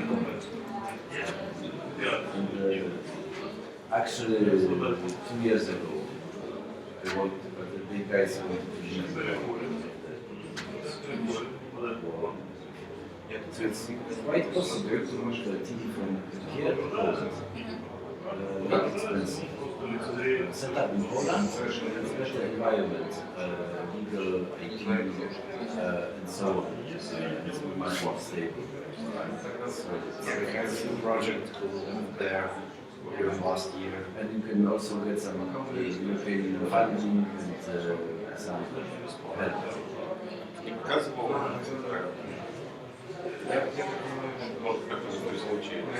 Maybe you will be interested in startup. I'll give you my card and I can send you some more information about it. So, guys doing some software as a service product for sign technologies first. So you know the system information, event management, log management stuff, and they have few first customers from Europe now.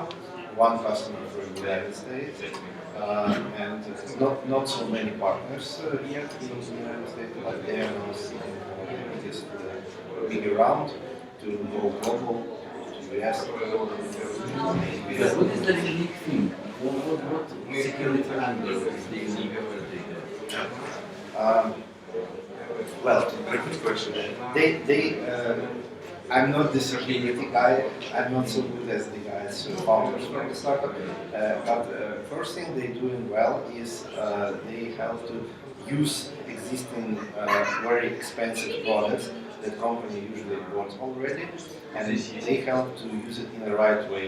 So first of all, you know everything about your attacks for your company, not after 200 days after the event, but right now. Real time. Yeah. Real It's time much monitoring. more real time monitoring. Yeah, it's the first product is predictive maintenance for SIA. So they check everything, all the diagnostic logs, and they collect the information of the process on the virtual machine on the client side, and then they took some not personal information to the cloud, and they produce it, and they send back all the possible errors which could happen later or which already happened in the past. Yeah. And not only the information about errors, but the solution. If the solution exists, they will send also the solution for that. And which industries they target? First, the industries were telecom and banks. So here in Ukraine, we have 5 customers. 2 of them are telecom and 3 of them are banks. But in Ukraine now there are not so much money to spend for security, so the market is not so good actually for banks as well.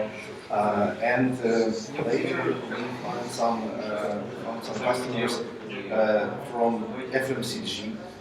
So for example, first customer from well, I'm not sure I can tell the names here. Yeah, I think they are. Yeah, it's a company from Fortune 500 from UK, and they had a lot of infrastructure, information infrastructure, different data centers around the world, and now they monitor all the installations of CM, and actually do a lot of stuff for them, and they are very satisfied. So who is your customer? So who is the big enterprise? Big enterprise. No, which unit the big enterprise? Information security. Yes. Chief Information Security Officer is the main guy who decided to buy it. And they managed to work with banks? Yeah. They got certified with international certification to access financial systems? We don't need the access to the financial systems. The only thing we need to access, we just take the logs from CM system, not all the other systems.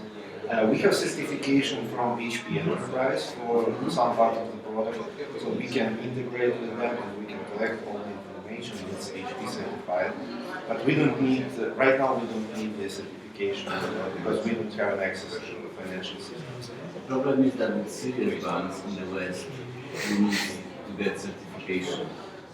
Maybe it's really hard to get. Right now, if you manage to get it, it's really good. How much do they want to raise? Right now, they want to raise from 500K. And they are registered in the US? Yeah. Now it's US, Singapore, Delaware. We have one big founder. We have 2 more co-founders with the smaller part of equity, and we have a lot of angels here in Ukraine who support. Is the big co-founder is also put his own money in it? On the first stage, yes. So they spent some money for R&D for the platform. So a year ago, you came in. Yeah, I was the first investor here in Ukraine. They spent, they spent I don't know, maybe up to 10,000 or something like that from their own money, and then we came in. $500,000. They should get smart money. Yeah, they should the best way. They should target really CTOs of big banks come in as investors. Not only big banks, security. No, security, financial organizations, and so on. But Actually, they get a group like that. They have a very strong advisory team. So they had 3 guys from Germany. 2 of them worked for more than 10 years, or maybe even more than 20 years in ArcSight and then in HP security team. So one of them was one of the best sales guys in HP security team, and the second one was the pre-sale engineer. So they have a lot of experience already, like an advisors. They are super advisors with options, and they help a lot with the enterprise. So for now, they need to join the team and do the sales job for a year. We try to do actually.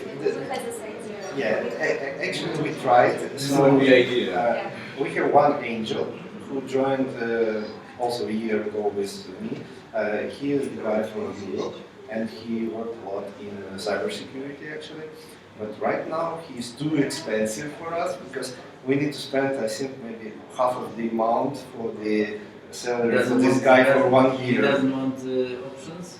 He has an option. He is an advisory also. He is an angel investor and advisor, but he cannot afford to work for full-time job right now without money. Cannot, you know. We can't force him to do it. Is there any patents? Right now, no. Do you have idea what can be patented? Yeah, we have one of the co-founders. He had a lot of experience of writing the documents for the patents. He spent a lot of years. No, here in Ukraine. Okay. Yeah, but still, I think he'll be able to write all the technical stuff, and then we'll need some. Okay. Do they have a good white paper? Technical white paper. Yeah, they have. In English. Yeah, sure. They have website and papers all in English. But white paper, real good white paper. Technical white paper. It's like a couple of pages with really dense information about the technology. Sure, I can send you some. Okay, this would be very interesting. Okay. What do you do after that? I have a meeting here at 6 o'clock. Maybe after that, after 7. Yeah, maybe we can talk more. Yeah, okay, yeah.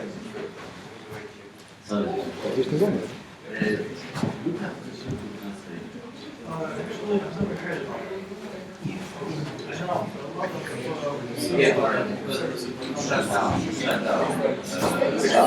They were very close to being acquired, but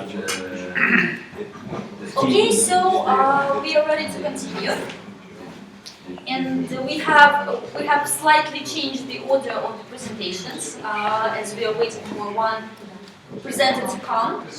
And now we'll have Fly Elephant, one of our portfolio companies, a solution for scientists. Dmitry, you're welcome. Okay. Hello everybody, my name is Dmitry Spodorets. I'm founder and CEO of Fly Elephant. We're providing for scientists computer-grade infrastructure and help to collaborate and work on the project together. The work of scientists is very complicated.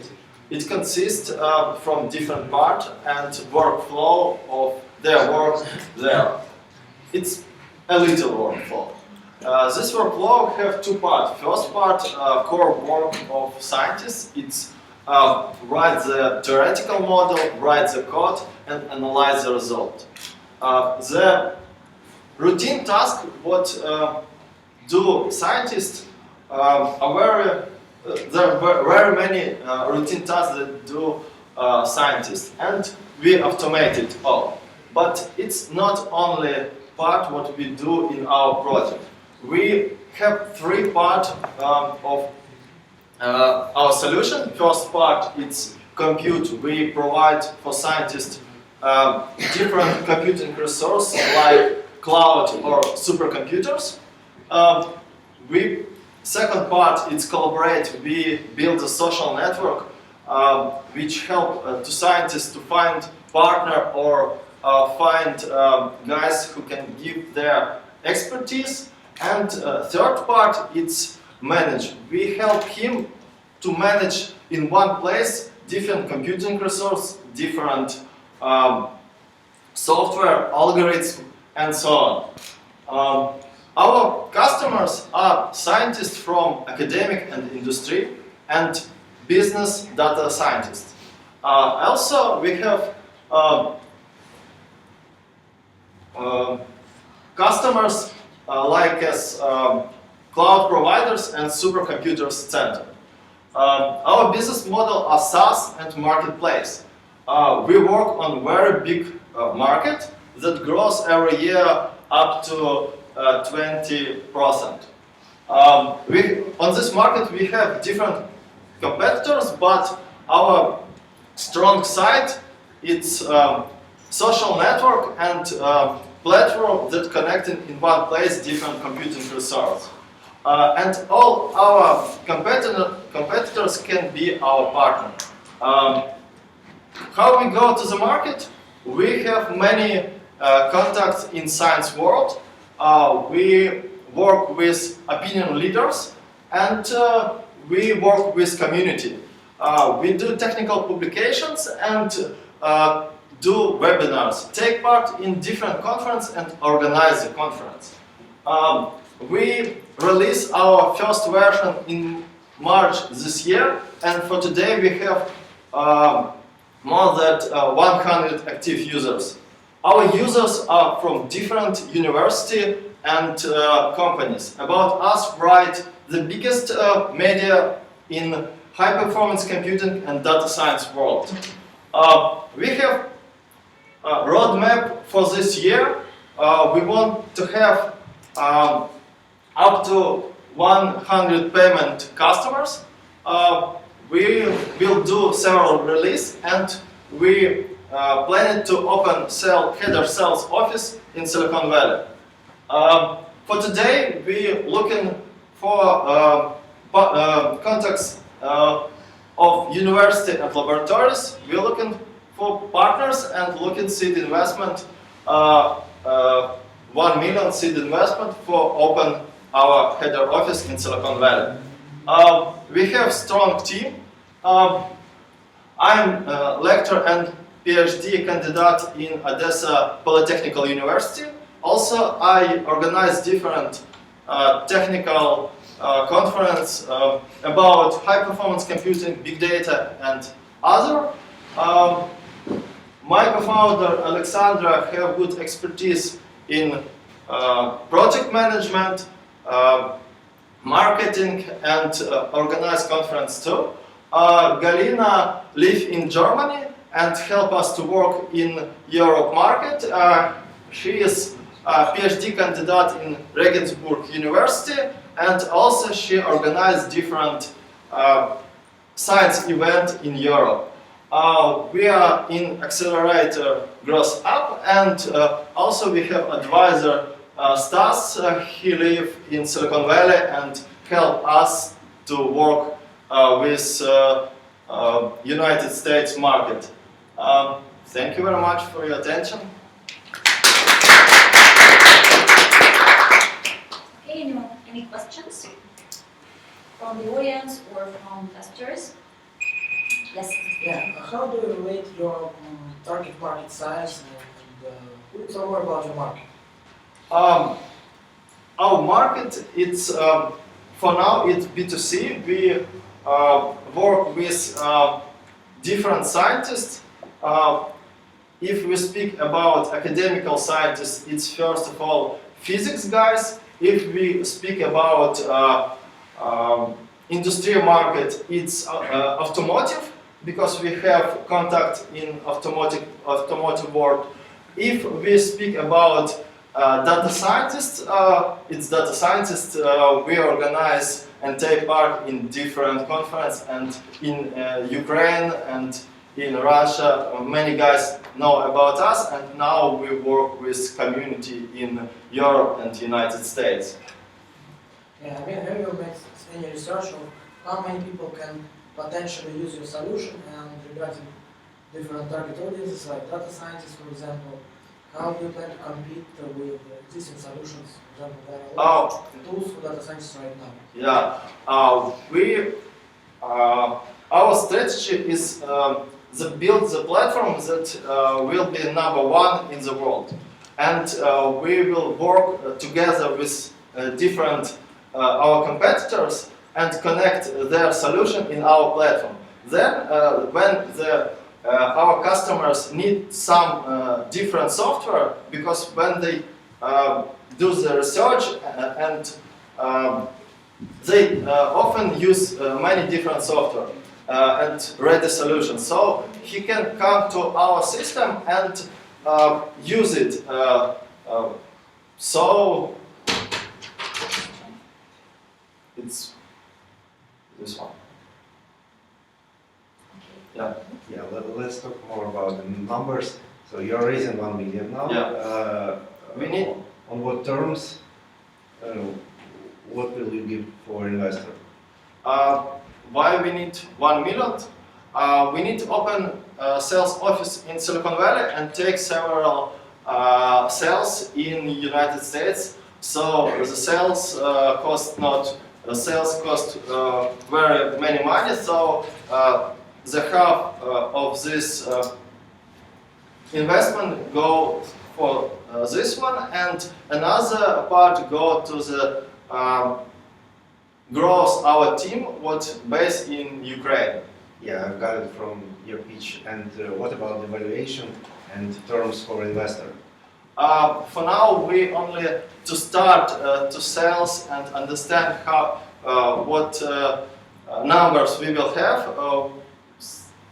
For now, it's very hard to say this one. But in several months, I think when we have more information about numbers, we can say this one. So that's the question of negotiation also at the moment. Okay. Yes, the first step.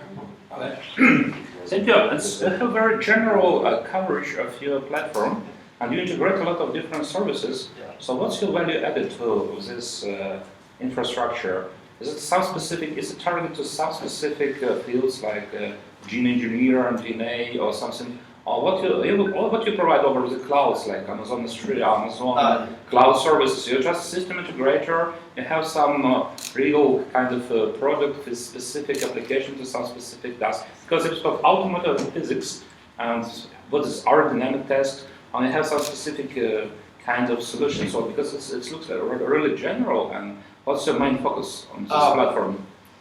Our main focus is automate the run the task in the cloud or on the supercomputers. If we speak about different software, we integrate it and help our customers to run it very quickly. If you speak about different cloud, if scientists start to work with this cloud, they need to do many different steps. And when they do very hard,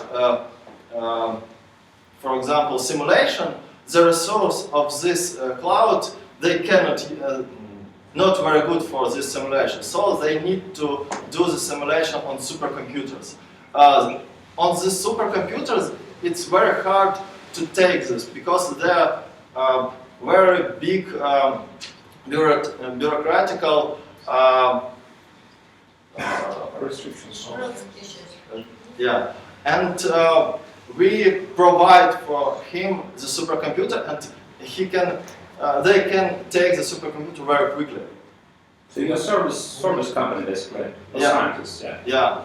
And your monetization basically is price differentiation per different client, yeah, per project. Yeah. Yes. Some more technical question. I use extensively CFD for aerodynamic calculations, and I try to reach out what you propose in this area, and I found the open form framework that is one that you propose. Yeah. Just only one that you propose. Yeah. How you compete with whole infrastructure and whole set of CFD solutions that are developed in the last 50 years? You mean how we integrate in our system different software? Or? No, I mean that OpenFOAM is just simple engine that doesn't fit for anything complex, really. Yeah, but when you want to do a task using OpenFOAM, for example, in the cloud, it will work one part of time. If you run on supercomputer, it's another time. It will be more quickly. And if you don't have to, cannot work with supercomputers, you can start to work with them, but you need to do very bureaucratical work for started. And when you start and when you, but on the supercomputer sometimes you can, on the supercomputer there sometimes can be many tasks and your task will stay. And in this situation we can provide you different supercomputers and you can run your task when you need. Okay. Any more questions? There was a question. Yes. You're looking for money to open a sales office in Silicon Valley. Why Silicon Valley? Have you considered other locations? Because in Silicon Valley there are many companies and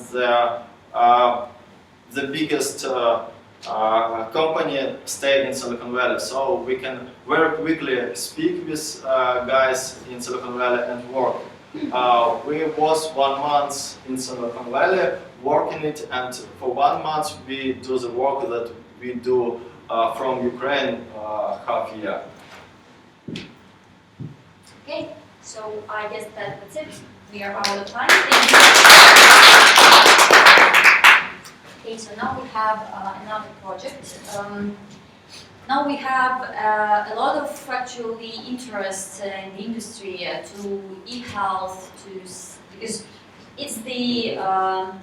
it's a new mindset of the generation. Yes, to be healthy, try to prevent diseases, try to look after your health. So this startup is making something that will help people to control their heart and the state of their heart. So yes, I invite Andrei to present. Welcome. Hi, I'm Andrei, and today I want to introduce the Cardialyze. Cardialyze is an algorithm that analyzes electrocardiograms. As a result, you receive information about your current heart state in understandable form, personal recommendation, and several months forecast about dangerous cardiovascular diseases. Our heart is the source of our life, but also its killer number one is the world. Over 17 million people die every year because of heart disease. Every second of us sitting here may suffer from it at some point of our lives. And easiest way to get the knowledge about your heart is electrocardiogram. But now I want you to think about the very limited number of people who can read this vital information. I mean cardiologist. You can stare at your ECG for hours without any result. To fix it, we've created Cardialyze Cloud, ECG processing platform that gives access to our powerful algorithm for everyone by API. Okay, how it works? You record your ECG within a variable of fixed ECG recorder. It transfers the data to CardioLice cloud. We define over 250 different ECG parameters, all essential for your heart. Our algorithm analyzes the ECG curves like no doctor would in less than 2 seconds. Then you can receive your information on your phone screen or in personal dashboard. You can share your data with your doctor, insurance company, your trusted one, your family. You and only you decide what kind of information and which form they will receive. For example, doctor will receive information like raw data and medical conclusion, and your family members will receive data in human language, so they understand everything. So everything can be easily adjusted to our full-featured API. To demonstrate our capabilities, we've created mobile application in portable ECG device, and our algorithm is already working in the cloud, but without API yet. In November 2015, we finished the biggest cardio screening project in Ukraine. More than 20,000 people received free ECG diagnostic with CardioLice. 27 lives were saved. 27 people were hospitalized. Disease, when you feel that something is wrong, it could be already too late to act. To act on time, we give you control on the data and the forecast. CardioLice is vital solution for university in China, Catholic Biobank are using our algorithm for their researchers. Our recommendation, top sport team in Ukraine approved high value of our recommendation by incredible result and top position in standings, you and me. But our main customers are MPL solution manufacturers, I mean manufacturers of ECG devices. Market. MPL's market will grow up to $55 billion by 2020. And our main competitors with ECG devices like Alivcore, Guardia, CardioSecure will become our partners who will be able to improve their products by providing their customers our advanced cardio analytics without spending years on research. More than 20 top-level professionals, I mean doctors, mathematicians, researchers are working in CardioLice project right now. Roadmap. We already started the pilot project with Kaduri, China Biobank, and also university in analyzing the first batch of 20,000 ECGs. We have also started the negotiation with China partners in order to license our solution for China territory. June, July, we are going to start API and SDK development and clinical trials together with Oxford University. November 2016, we are going to start 2 pilot projects. First one with insurance company in UK, it's Vitality Health, and sport clubs Virgin Active. And also we will be ready to sign first contract with ECG manufacturers. To fulfill our plan, we are looking for investment in the amount 600,000 euros. I'm Andrei from CardioLice, and we are here to make data-driven healthcare come true.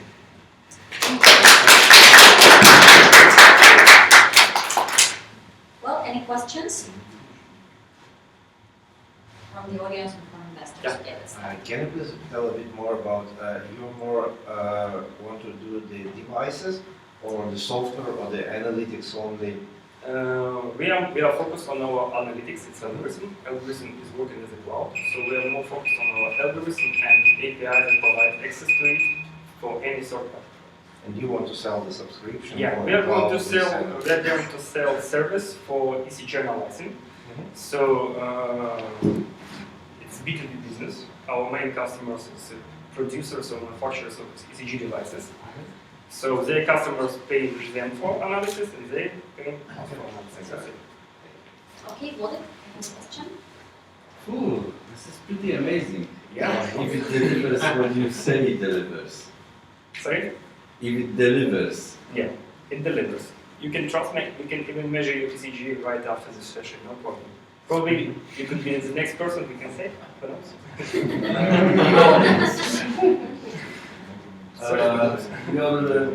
Can you please go back to your timeline? Yeah, no problem. I have a couple of questions here. Your clinical trials, this is a very aggressive timeline. Yes, that's true. Let me explain why it's so aggressive.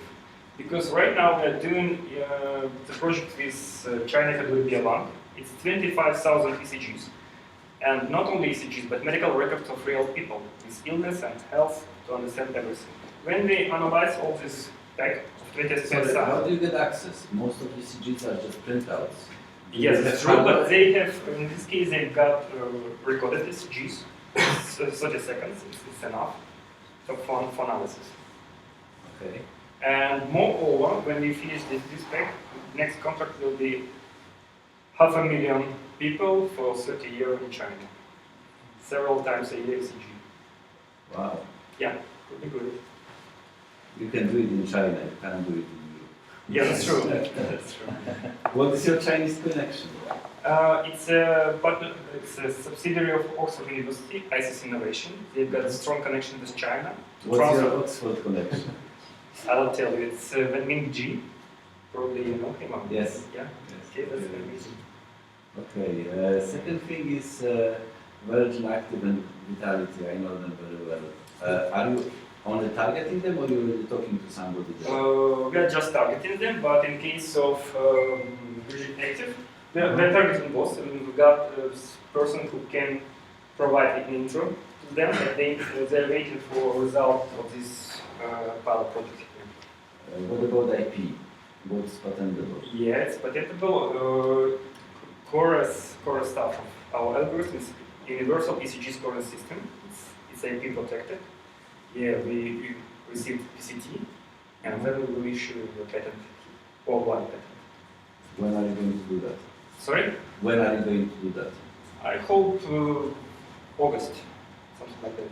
Because the PCT was issued September, so it's 31 months, yeah, still we have enough time. What about your big vision? This is a good tool for Big now. vision, okay, big vision. You know the blood pressure monitor? Yes. Now everywhere, yeah? Every grandmother knows how to use it. Okay, why not to do it with ECG? It's easy. Okay, I meant more AI big vision. Sorry? AI big vision. AI? Artificial intelligence, okay. Right now we are developing, it's not even developing, testing the algorithms that provide authentication of person by recorded ECG. So you have one channel ECG like bracelet, probably you know me. Yeah. We are doing the same. So you are able to personalize? Yeah. Wow. And right now it's 93% accuracy. Pretty good. It was last week result. Okay. And I hope by the end of the week we forgot 98 or something like that. Have you looked into potential hooking up with evidence-based medicine efforts? Sorry, don't understand really. Do research. Do research? Yeah, why not? This is, just to tell you, it's like tapping into an already existing knowledge about cases, health cases of people who have associated data, results that they had. So, ultimately, for me, the big vision for your company would be to give diagnosis, because a reading that is here looks very much like a reading with somebody who had this and then they were diagnosed with an X or Y condition. I would even add not to diagnose, but to prevent. Yeah, but Firstly, prevent, then diagnose. Prevent the diagnosis kind of would have to go more or less together. Yeah, that's true. But we can show clear the connection between your lifestyle and your heart condition. Where is your company registered? Here in Ukraine and in UK, London. Where is the IP? IP right now in Founders, so we can transfer it to any company to UK probably. Okay. Now I will ask you a question that I shouldn't ask you, because it goes against me as an investor. Have you thought about tapping into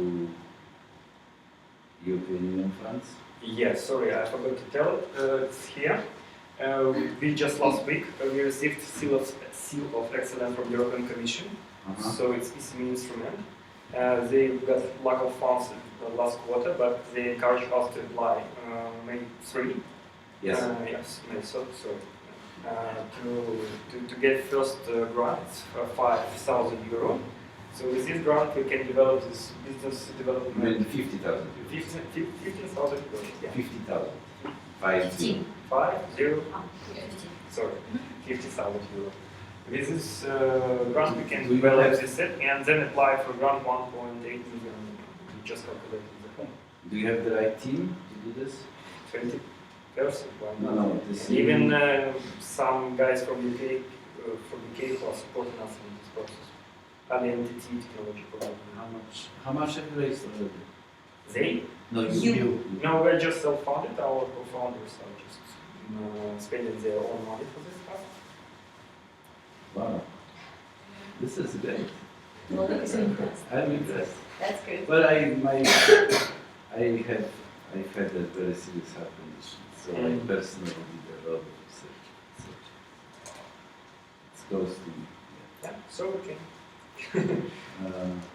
Great. Sorry, one more thing. There's one thing missing here for me. Yeah. Did you think of approaching manufacturers of ECG machines? Yes. A lot of them on the market, but what they do is just send the result to the doctor. No analytics at all, or just small part of analytics, like arrhythmia, Yes. Just or cardiosecure, probably you know them. Yes or no decision. Everything is okay. No, go to the doctor within a month or call immediately. That's it. No more information. But it would be great if you could be a part of the hardware. Yeah. It's missing. A part? No. Okay. Let's come back here. The cardiosecure hardware could be here. Could be connected to our phone. No problem. Okay. Well, that's quite okay. It's one piece missing, but it's wonderful. Which piece is missing? So you didn't get it. No. Okay. I'll tell you later. We had a question. Yeah. Yes. Still. After this cross-examination, I read your story from local media. Sorry? From local media, some it was really impressed. Yeah. And now that I've heard, I read the story. It's a bit different and probably the same way as my friend from Poland. Basically, you do some diagnostics of healthcare advice, and then to prevent, you need first to diagnose. To prevent thoughts, you need. And first, that's not a question. Yeah. I just try to formulate it. You do some technical analysis or some your secret algorithm of doing processing this data and correlating into some kind of evidence-based cases. Yeah. So I have some correlation. I have 90% of some metrics of recognition, of some disease or some symptoms of some disease, based on ECG. And if you go to a legal field, I'm not legal. Not some paralegal, but still I have some evidence that in European Union and in America, if you do some kind of advice, despite that Apple has some infrastructure for integrating the solution, and the ECG manufacturers which you are going to target have also integration facilities to do it, still in legal advice, some person could do the advice, and if he trusts the advice and don't go to doctor and dies, for example, he could be sued for $1 million and maybe a class action. And that's one very interesting issue. So you've got some licenses, but I don't know the licenses to access to data as far as you could get at the moment. This is a very serious issue because healthcare is multi-billion-dollar use, and the lawyers in medicine and European Union and USA is working hard to get this money from health companies, and you are kind of positioned in some kind of company. So you would like to be what kind of company? A service company, medical license, whichever. Service company. Service and don't have anything to do with medicine, and what you do is on your own risks. We will necessarily we'll need to interact with medicine. That's why we need clinical trials with Oxford University and Radcliffe clinic there. It's one point, and then disclaimer, of course.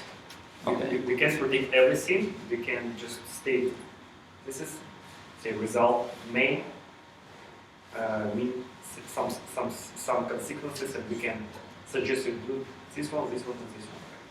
So one part of this billion will be not only office in sales, In Valley, it will be some legal advice, I guess, and legal some advice. clinical advice, which is also quite a cost. Yeah, quite. If you're not partner of some shares, Yeah. just shares. Yes. Okay. Thank you. Fair enough. Thank you. Thank you. Okay, any more questions? Didn't you plan to apply to TED? DD? TED to apply to TED, yeah. What is TED? So that conference. That conference is a stuff? No, we haven't applied yet to that conference. I hope you will. But this Sunday we are flying to collision conference, and we are going to teach them there also. So we're selected. Good, so thank you very much.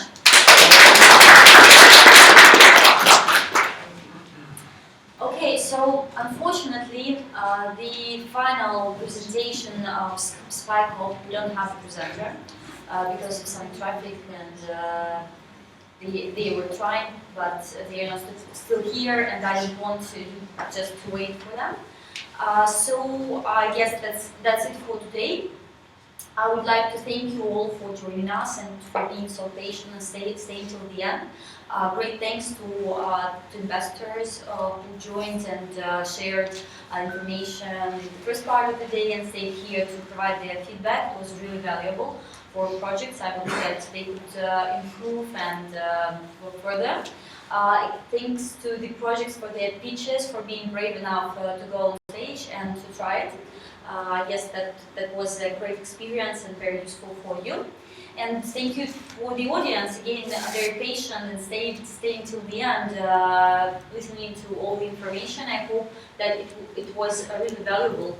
And I would like to remind you that tomorrow we'll have the validation camp led by John, and we invite all of you to apply. Actually, till 6 p.m. today, it's still possible to apply. We have our website, kyiv there is this event and the application, so you just fill in, it's free, and you just come to our office tomorrow at 10:30, and we work the whole day on customer development together with John. So thank you very much, and thank you for being part of Kyiv Startup Week. Have a nice evening, and see you soon.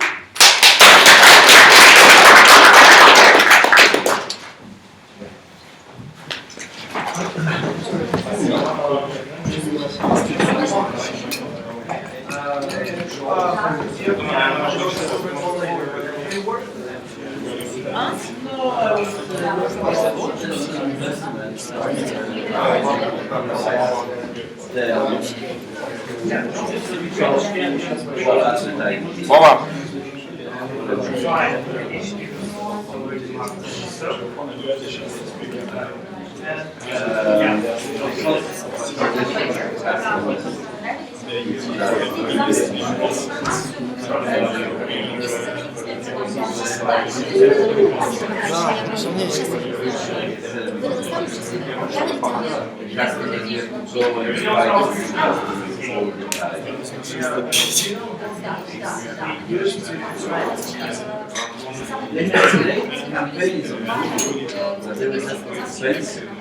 Just advertising. Yes, they had many they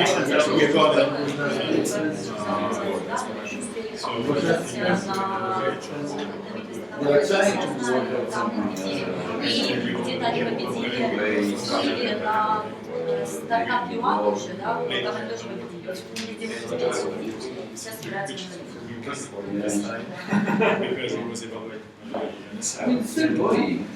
Still some. They had an offer.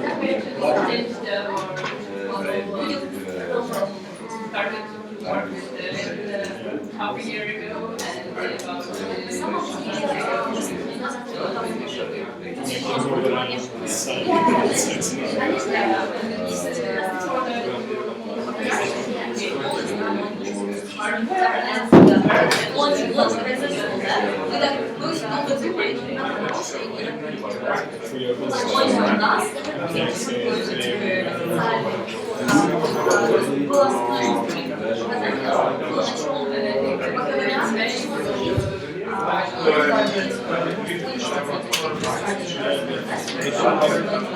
And